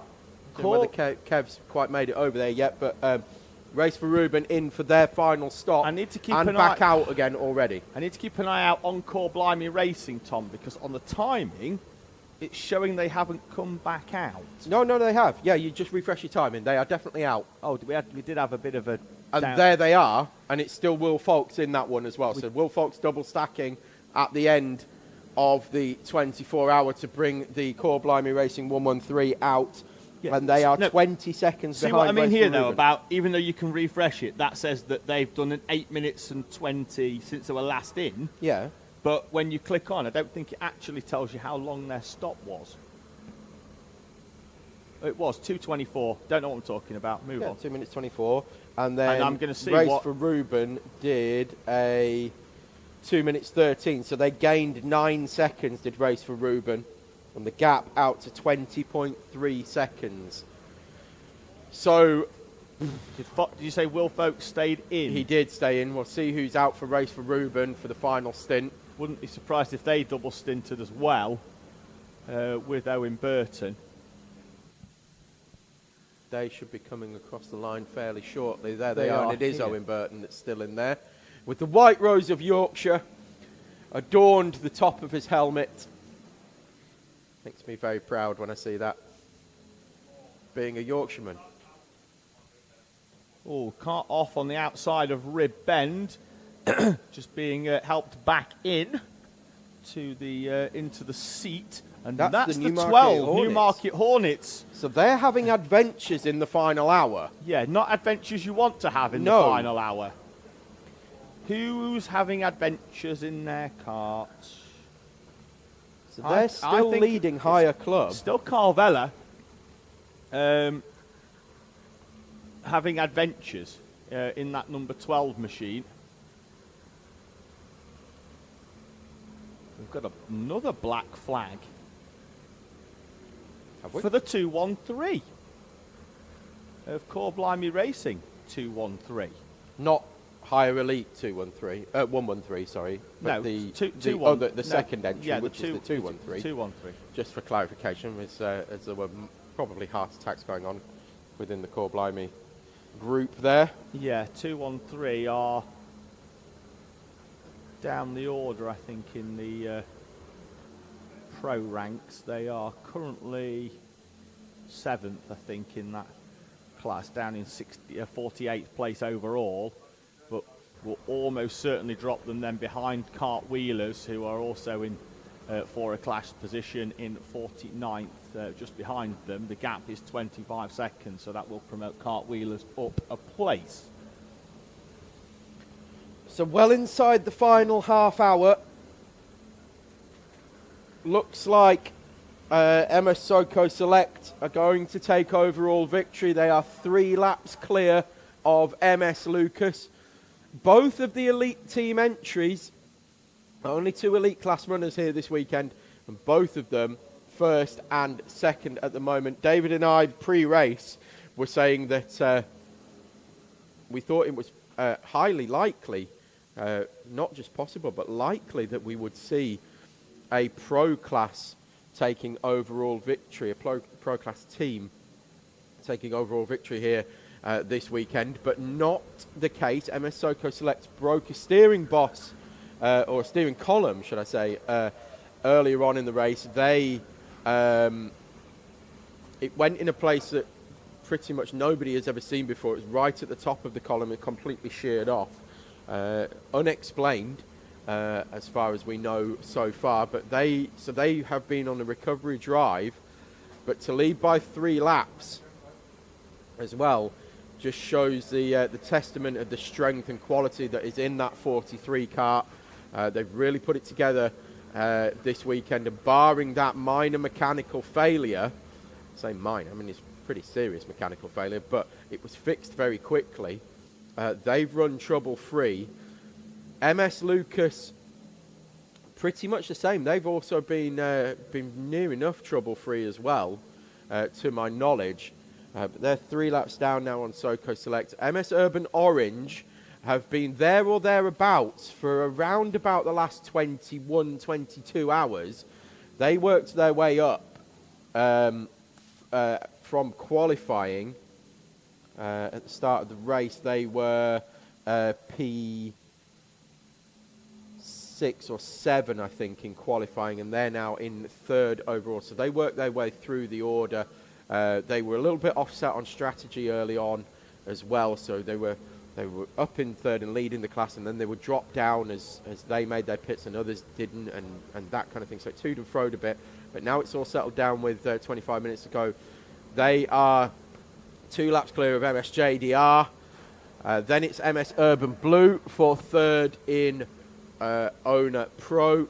KBR still leading Owner Clubman by 3 laps from DWS2, and then JDR2 are in third place in Owner Club, and they're a further 2 laps down. So that's your leaders in each class in Owners, and then we will scroll down to hires. So 18th overall, 18th place overall is the highest of our higher class karts. Apex Twin Selected Works leading that one in Higher Pro. Lockwell Hill 1 are second in Higher Pro. And then BJMD are third. We do the Higher Pros first because they're actually higher overall. So then we move into our Higher Elites. Race for Ruben leading that one now by 17 seconds. So the gap going out, is it? No, it's coming down. It's coming down for Core Blimey Racing are closing in. 17 seconds, the gap now. It was 20 seconds, so it's out. It's come down by 3 seconds, so they're going the right way about it. Third in class, Le Petit Bouchon 2. Newmarket Hornets still leading Higher Club from Quick Finishers Racing. They're a good few laps in front now. And then Team Yellow Racing 555. They are third in Higher Club. Your leaders in Higher Rookie still Barry R's Wacky Races. They're looking fairly comfortable from Le Petit Bouchon. From the Spirit of Formula Karting of P2 in Higher Rookie with Le Petit Bouchon 3, third. I think Team Bonato's race might have come to a slightly premature end, Tom. They're in the pit lane in the 967, and if not, that is a very late and unscheduled pit stop for Team Bonato after 51 minutes. So they were on schedule to run all the way till the end with 23 minutes to go. But they are in the pit lane at the moment, so hopefully we can get them back out, be it in the cart they're in or with the Nassau panel attached to a different one, just to get them out to the checkered flag. But looks like they will fall down the order ever so slightly. Well, they they're were 6th in Higher Club at the moment. 20 seconds or so in front of Piston Heads, and will potentially lose a further place to High Road Motorsport Academy, and they're on screen, or on timing at the very least, and on screen as well there. On the left-hand side, Piston Heads up into 42nd place. They just had a black flag penalty applied as well. Ooh, is that got a bit close? Heading through South Bank Corner. That's the MS Urban Blue that we were looking at there. There's Team Yellow 555, the back of that group of 3 hires. They are third in Higher Club, so they're one of our podium places.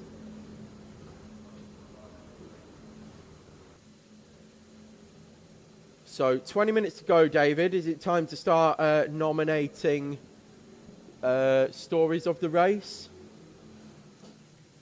Yeah, difficult, of course, to look past MS Soco Select, who looked to be out of it early on, 5 laps down with that. Round goes Teesside Tigers.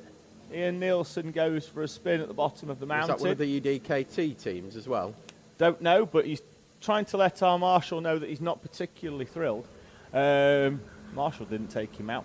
So, yeah, difficult to look past MS Soco Select, who at one point were 5 laps down and are now 3 laps to the good at the front. So, have effectively made an 8-lap net gain from where their previous position was. Shout out, of course, to KBR in that number 77, who are currently leading the club class. There's the Bonato karts going back down onto the ground. Mechanics is lowering it at the same time as putting on some of the rear end bodywork as well. And that kart will be rolled back out, 20 minutes to go, so hopefully that is enough to get them to the checkered flag in that Team Bonato entry, the 987. Oh, there's another one goes round at... That's an owner. Is that the 125? No, it was the 15. That's the 15. And he's trying not to get an advantage by contact because he slowed down and waited and the other car hasn't got going again. So he's done the right thing, which is stop, but, to allow the other car to retake the position after they clearly come together. It was a higher cart, wasn't it, at the bottom of the hill? But, I don't think the 15... And it's a contact warning for the 10. That's Le Petit Bouchon 3. The 15 obviously is admitting fault, what I'm trying to say. But they've done the right thing by trying was he admitting fault, or was he slowing down or to tell the other driver he wasn't happy with No, them? he stopped. Well, I'm saying we've got a contact warning for the 10, and I didn't see which higher cart it was at the bottom of the hill.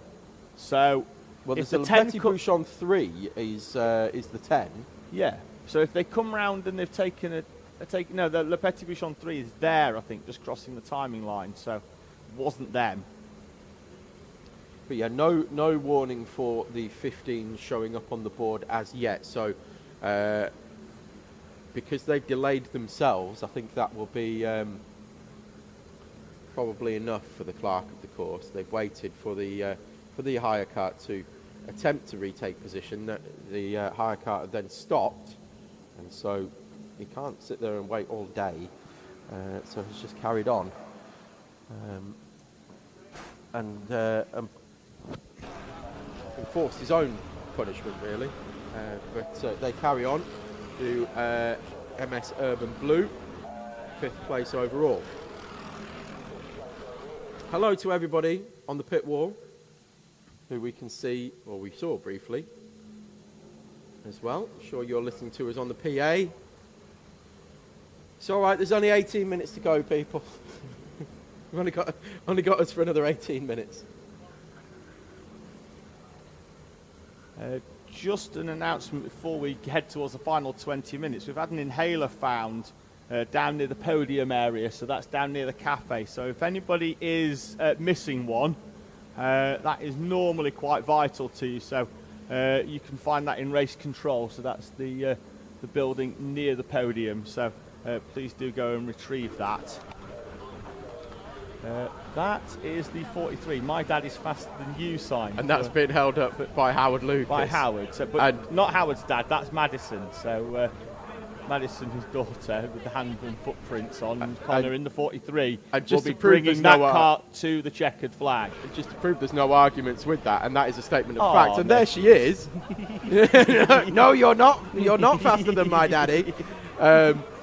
Just to prove how much of a fact that is, Connor Lucas is currently leading the race, and is most likely going to take overall victory. So that is a statement of fact and not just a hoping statement. 17 minutes to go. I like the handprints and the footprints on it as well. I hope that comes out every year. What, until the point that he is not faster than? Yeah.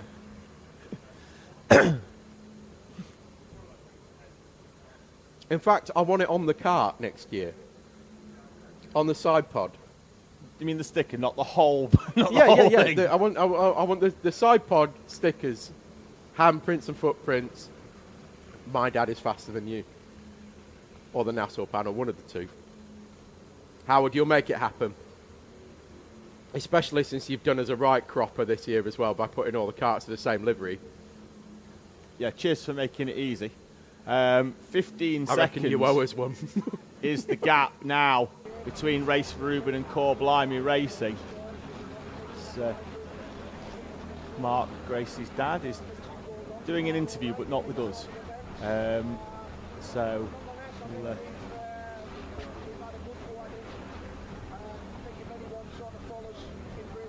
them do that.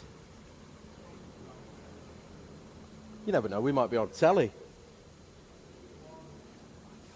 Face for radio, wasn't it? Our voices, yeah. We've definitely got faces for radio. So Gracie should be heading back out shortly. And hairlines. To for radio. Complete the final 15 minutes or so of this race.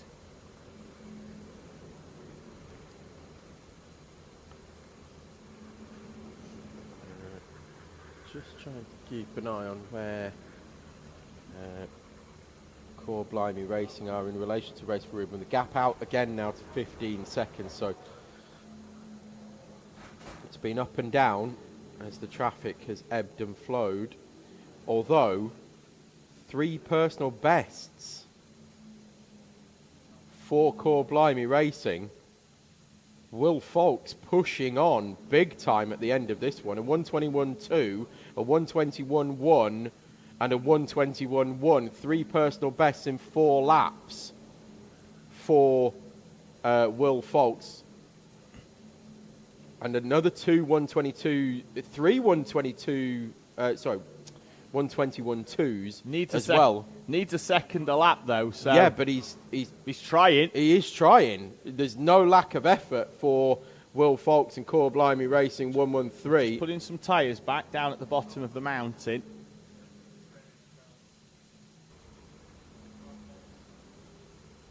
.7 seconds the gap that time around, but he was half a second quicker. So there must have been some issues. We've got black flag for the higher pro race leader. Apex Twin selected works. No, Cobb Builders. Owner 3. Owner 3. Heart attack averted. Okay. Phew. Black right, background. and they're already in. Yeah, black background for Cobb Builders. Wow, that was, yeah, okay. Thanks for spotting that, because sorry, yeah, I was about, yeah. Apex Twin, we're going to be having twins. Yes. Twin kittens. Right, all is okay. Everything's okay. This is what happens when we have 2 teams with the same number.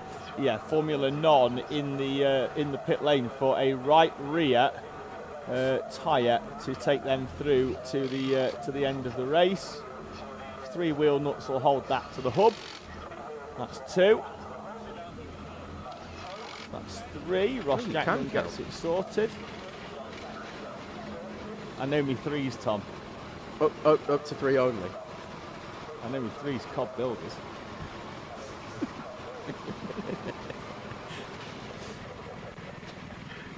Right, where are we with Core Blimey Racing? 15 seconds now. They lost a quarter of a second that time around. I think might be safe. Owen Burton might be safe for the victory here in higher. Look at these owners still going at it. That's the 111 of MSJSR. MS Lucas are the second in that group. Paragon Motorsport, they're in third in that group. Stephen Westwood, James Small, Harry Nottage. 2 more owners behind them as well, Tom. One of them is Connor Lucas. Yeah. In the 43 He's going to go down the leader. inside of the 77 of KBR. Yeah. Warning as well for the 2. In owners. That's Army Motorsport.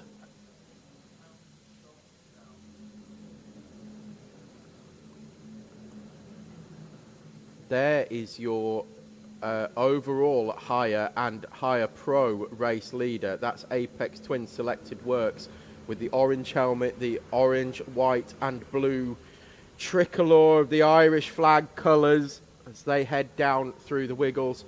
11 minutes to go, being pushed along by who did we say was in the Alpine suit? Was that Lewis Ashford. in Quick Finishes, is it? Yes. Right, so that's Quick Finishes who are second in higher club. Yeah, Lewis Ashford. And then there's one of the Le Petit Bouchon teams, I think, is in that group as one. well. Contact warning for the 261 at the same time. You get the number of the LP BRT team as well to see whether that's the 1 or 2 or 3 of the Le Petit Bouchon crew. It's the 10, which is Le Petit Bouchon 3. 11 minutes to go. Just a quick public service announcement. If your car has the registration number DG25ZKZ, that's DG25ZKZ, quite important that you move it because you're blocking someone in that would like to go and leave next door site. So if that's your car, can you go and move it, please? And then you'll get back in time to see the checkered flag in 10.5 minutes' time.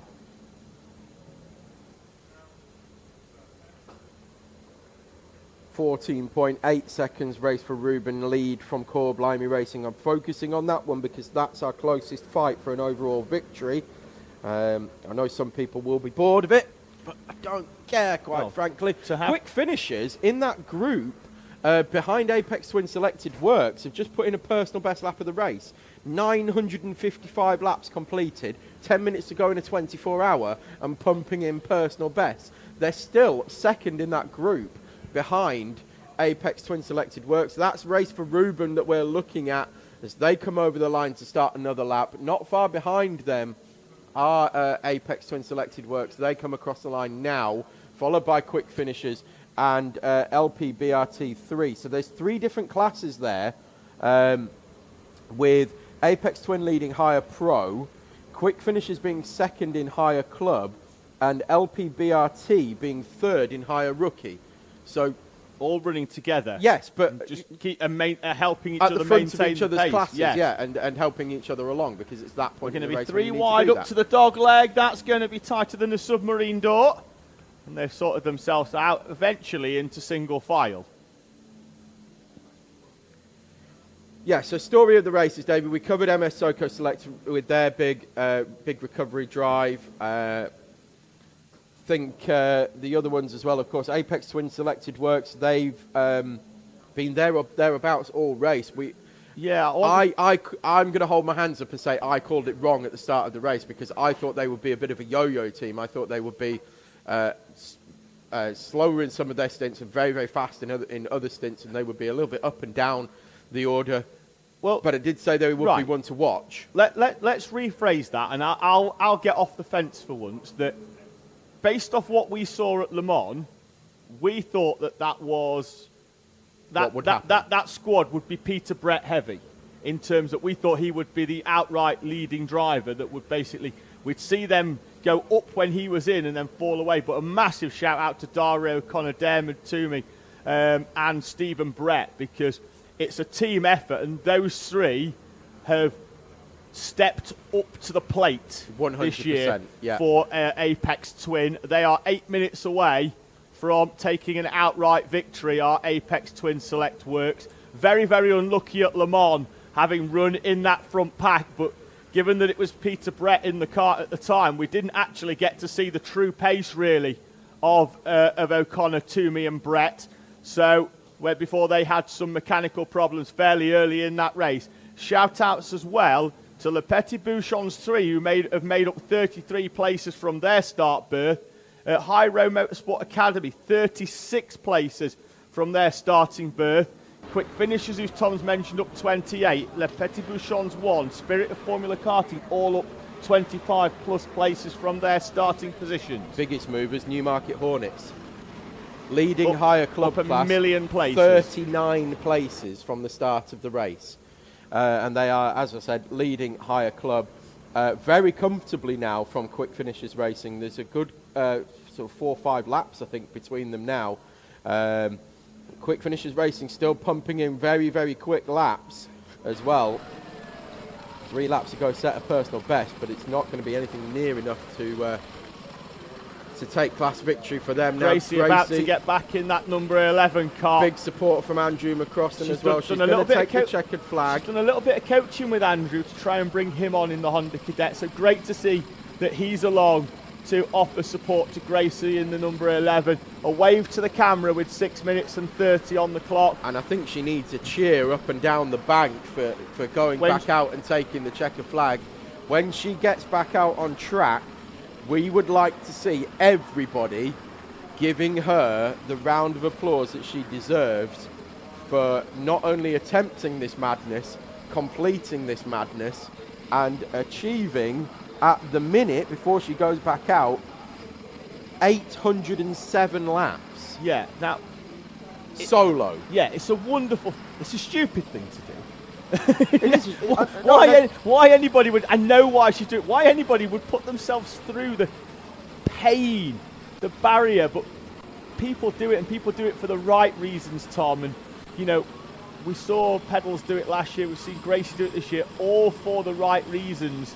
Doing it for charity, doing it for world records, doing it for the British Heart Foundation, doing it in the memory of Angie Hutchinson.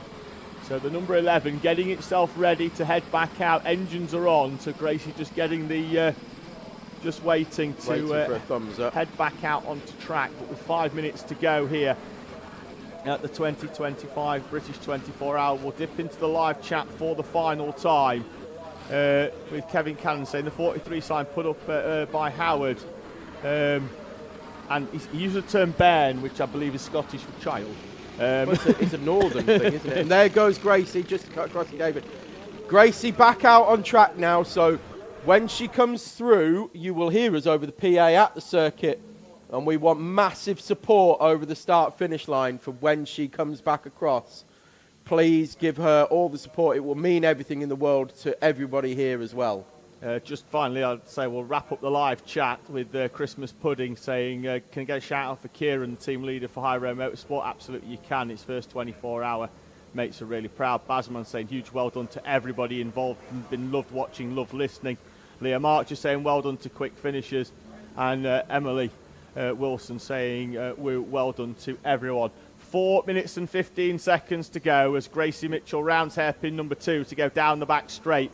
When she comes out towards the South Bank corner in that number 11 and then rounds hairpins 3 and 4 towards the dog leg, it'd be good to have. Ladies and gentlemen, can we have a massive round of applause, please, for the bravery here of Gracie Mitchell coming over the line with 5 minutes to go. She's getting applause from the commentary box as well. It means everything here. Just keep her going for a few more minutes. Marshall's 808 laps now completed. Marshall's as well joining in, which was really, really nice to see. 3 minutes and 30 on the clock. MS Soko Select, 3.5, 4 laps to the good to the second of the elite runners, the 42 of MS Lucas.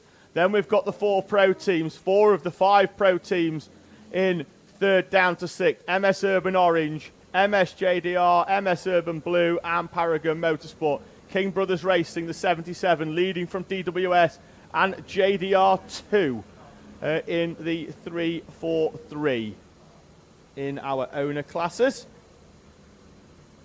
Hires, of course, being led by Apex Twin Select Works from Lockwell Hill. Race for Ruben, have a gap of 12.5 seconds. It's been coming down lap on lap, but Core Blimey Racing to quest for a second British 24-hour win will go on, having taken the victory in 2023. Their quest will continue for a second one. They've pushed hard. Race for Ruben won higher elite last year, and it looks like they're going to take victory again this year. Canny strategy, I'm pretty sure that was down to under full course yellows as well, that got them up the order with the first, or one of the first few full course yellows, and then after that it was Canny strategy again to get them into the lead and away at the front for Race for Ruben. Final 2 minutes, we're about to receive the last lap board. 1 minute 48. Connor Lucas is about halfway round the final lap. He's coming into South Bank now. So, not sure whether it's going to go out this time or whether we're going to go round another lap. I'll look for Callum, the start line marshal, giving us a signal as to whether that's going out. He's making his way to the start-finish line. It is going to be the last lap board, is it? No.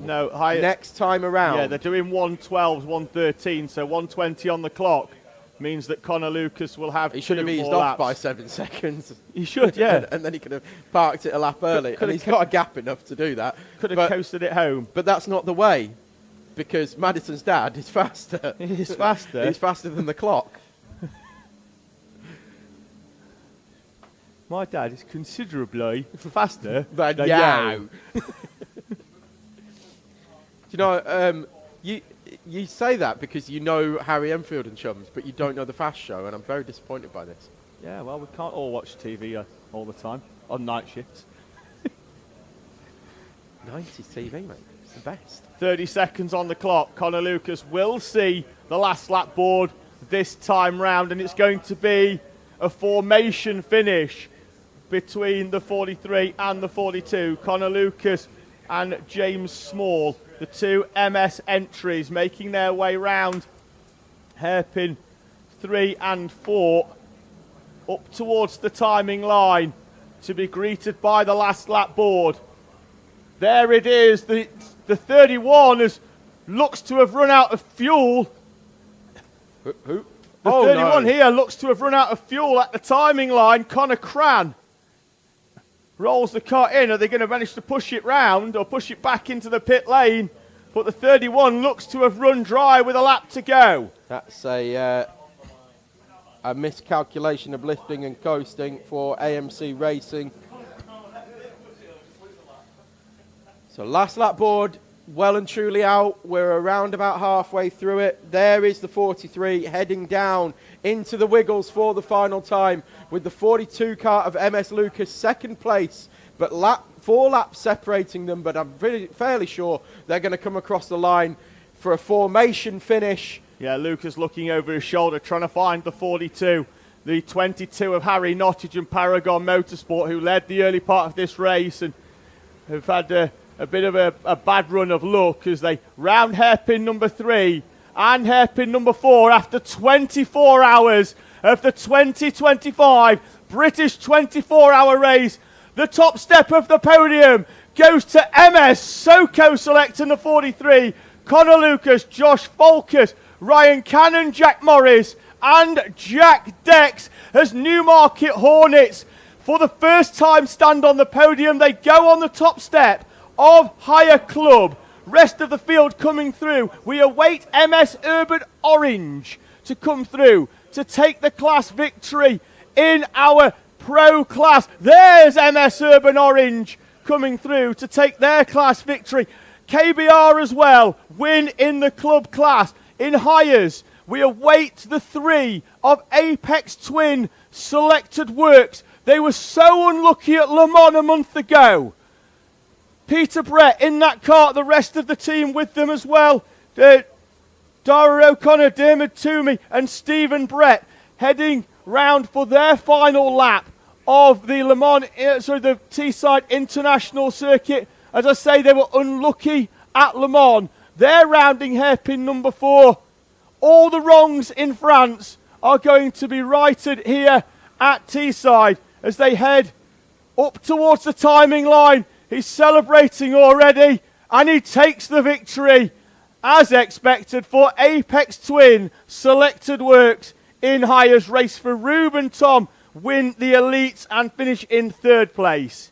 And Core Blimey Racing set a personal best lap on the penultimate lap as well. Connor Lucas taking the traditional checkered flag for victory here in the British 24 hours. I've got the flag. With that flag, as will Gracie Mitchell. Huge round of applause for her effort. She takes the checkered flag round. Massive congratulations to her. Let me just get the final total, how many laps she did. It was 812 laps for Gracie Mitchell. Monumental effort, and the bar has been set extremely high for that world record to be beaten. Our rookie class won by the 911 of Barry R's Wacky Racers, who've had a very, very strong outing, Tom, in the novice class in that 911 entry. The field making their way into the pit lane, passing the commentary box here on the start line as we applaud everybody home. We say it's the hardest race of the year for drivers and machine. Just getting to the checkered flag is a success in itself, but none more so than MS Soko Select and for Apex Twin Selected Works. Give Ian Nielsen a big shout out as well, who's just coming in front of the commentary box. Teesside Tigers once again unlucky in their race overall, but Ian still continuing his farewell tour of his never-ending farewell tour. More farewell tours than the Rolling Stones. We'll see you next year, Ian. He knows he's coming back. He always says it's his final year, but then he comes back every year as well. So Connor Lucas stops there on the in-lap to congratulate the 11 of Gracie Mitchell and will park up. And I think he's going to drive the 43 back home with the 42 of James Small just behind him as well, and the 11 of Gracie Mitchell as our owner drivers roll back in. It's been a very, very slow rolling in-lap for Carl Vella, who it appears that he stopped to get a Newmarket Hornets flag from somewhere around the track as they... Absolutely. Eighth in class last year, 19th in hires, and 41st overall for Newmarket Hornets. They win, in fact stand on the podium for the first time, Tom, and it's the top step that they stand on for Newmarket Hornets. There's Speeding Squealberg, who have had a strong race as well in the 45. Team Bonato did indeed see the checkered flag despite their late tribulations in the pit lane. So as the 2025 British 24-hour draws towards a close,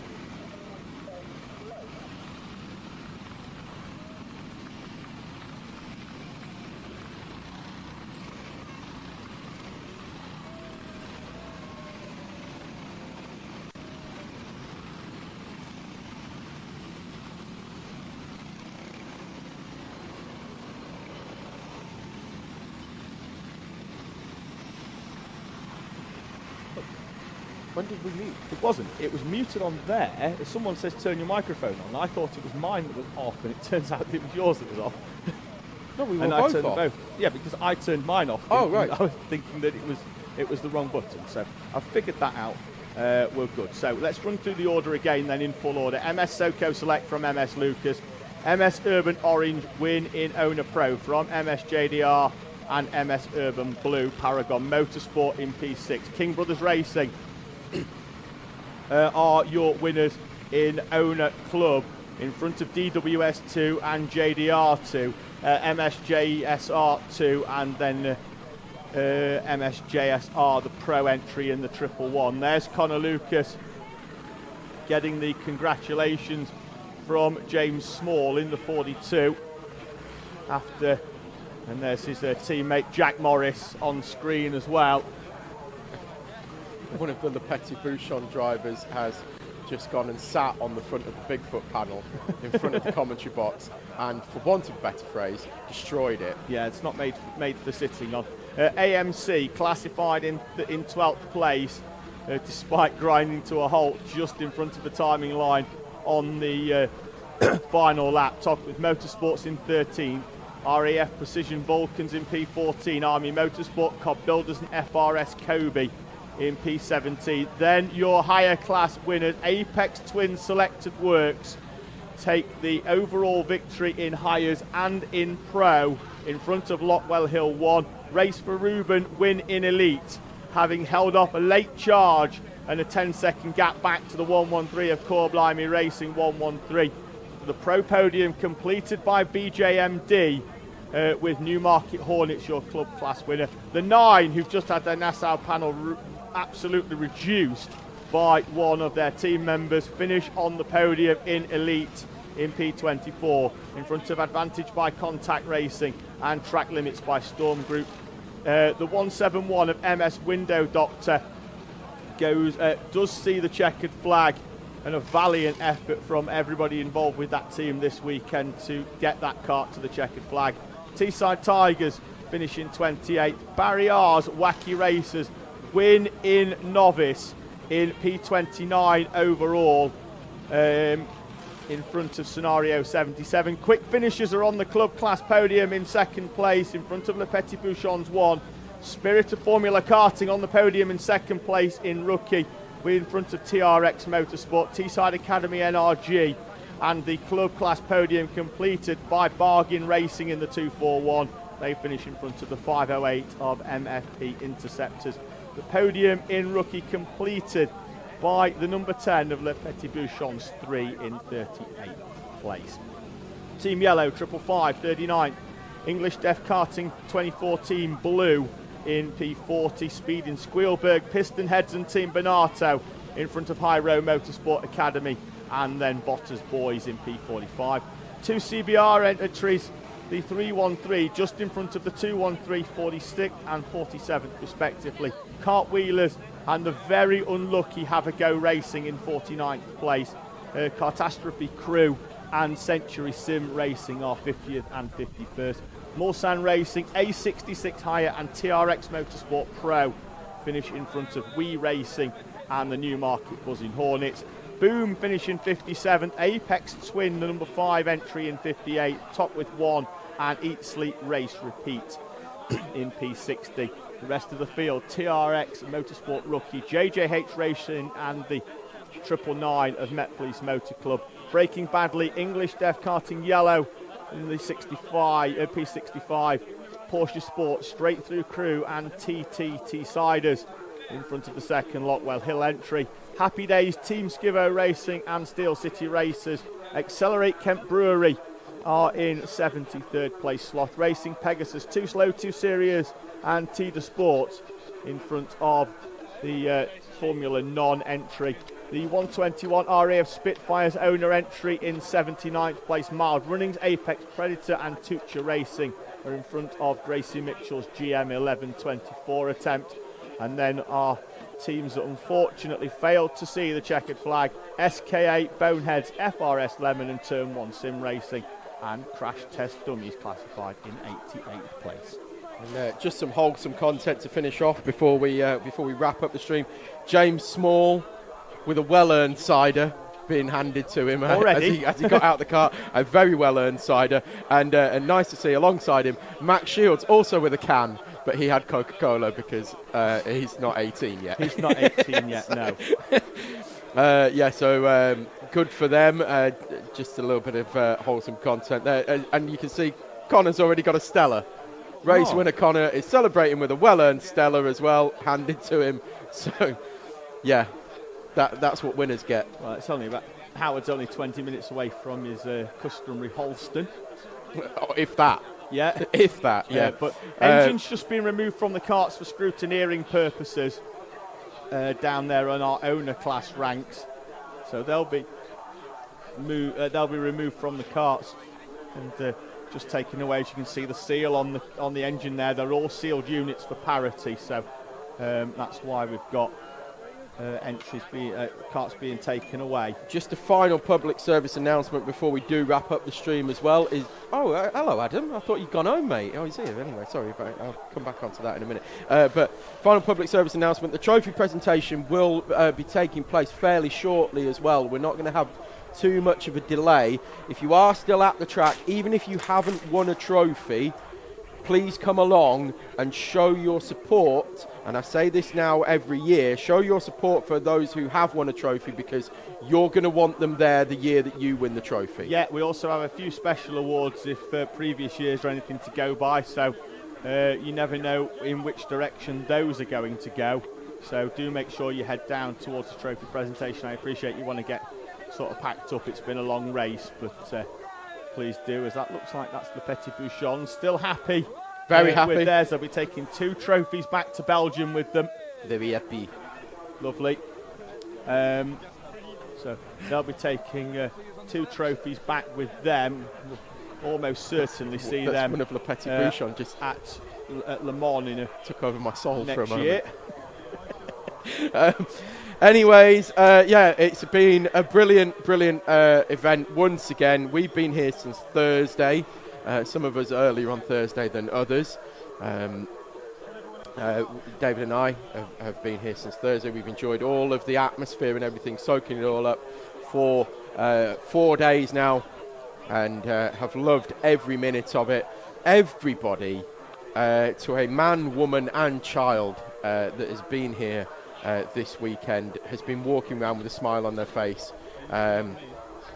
I genuinely haven't seen anybody having a rant or a rave or anything at all weekend, which just goes to show the level of the event that's been put on this year. The catering has been fantastic. Thank you to everybody that works in the cafe. You have made a massive difference to everyone's enjoyment here. Thank you to all of our marshals who have worked solidly for around about 36 hours straight to put this event on. Without you, we cannot go racing. Likewise to our medical team who have been called into action only a couple of times, thankfully, only one time seriously. But just to give an update on that as well for those who are tuning into at the end of the stream, that Dom has been in touch with David directly. And in the live chat as well. And in the live chat to say that he's okay, that he's talking and he's up and, well, I wouldn't say up and about, but he's okay is probably the best way to put it. Precautionary checks, and for an hour yesterday afternoon there was things that were more important than motorsport. Big shout out once again to the medical team, to the people that were there. And in attendance very, very quickly. Yeah, and I don't say it lightly, and I think it's probably one of the ways that we're going to end the stream is that people came to a 24-hour race to take part, and people came to a race event to work, and people saved a life this weekend. Tom? Yeah, huge thank you to everyone involved in that, and we're wishing Dom a very, very speedy recovery as well. Part of the Teesside furniture here as well as Dom, and we wish you all the best. Certainly is. So, coming to an end of the stream. Also, thank you to Kat and Paul as well, of course, for putting the event on here, as well as all of the TSK Motorsport media team, all of our camera people. Kev, who's still working hard down in the pit lane. He's loved that roaming rig. We gave him a roaming rig and he's not put it down. To Adam and to Toby for producing and directing us, or rather us directing them at times, but they've been doing their best to keep up with us. And of course, thank you to Ewan and Ross for their big stints in commentary alongside us as well. They've been a very welcome addition again. Blue drink. Must be from Sunderland. That'll keep him awake for hours, Tom. Meanwhile, Adam, you missed me Peter Beardsley impression earlier on. No, but I heard a chicken rap. Right. Tom's still enjoying himself. That's because he's probably had the most sleep of all of us. Finally, to wrap up, congratulations again to your outright race winners, MS Soco Select. Congratulations to MS Urban Orange, who win in Pro, and to King Brothers Racing, who win in our owner club ranks. Congratulations to Race for Ruben on the elite victory in Hires. A huge congratulations and the righting of so many wrongs from a month ago for Apex Twin Selected Works, who win not only in Pro but also outright. Congratulations to Mild Runnings for getting to the finish line. They just appear to be happy that the race is over. Congratulations to Newmarket Hornets on their club class win, and congratulations to Barry R's Wacky Racers on their novice win. A race that a checkered flag, Tom, that seemed so long away when we started this race yesterday lunchtime has drawn to a close here at Teesside. I'm sure we'll be back for next year's running of the 2026 British 24 Hours. Thank you for everyone's involvement in the live chat. Without your participation, this race would be half of what it is. It's incredibly special to have you along for the journey, whether you're just a fan of motorsport or whether you're supporting a team. So thank you very much. Thank you to those drivers that come over from another country to join us as FK Granada. Have come over from Australia. Yeah, well, they haven't. They've come from Granada, Tom. But I think that driver's come over from Australia because his flag's upside down. It was upside down. Thank you very much to everyone that's joined us.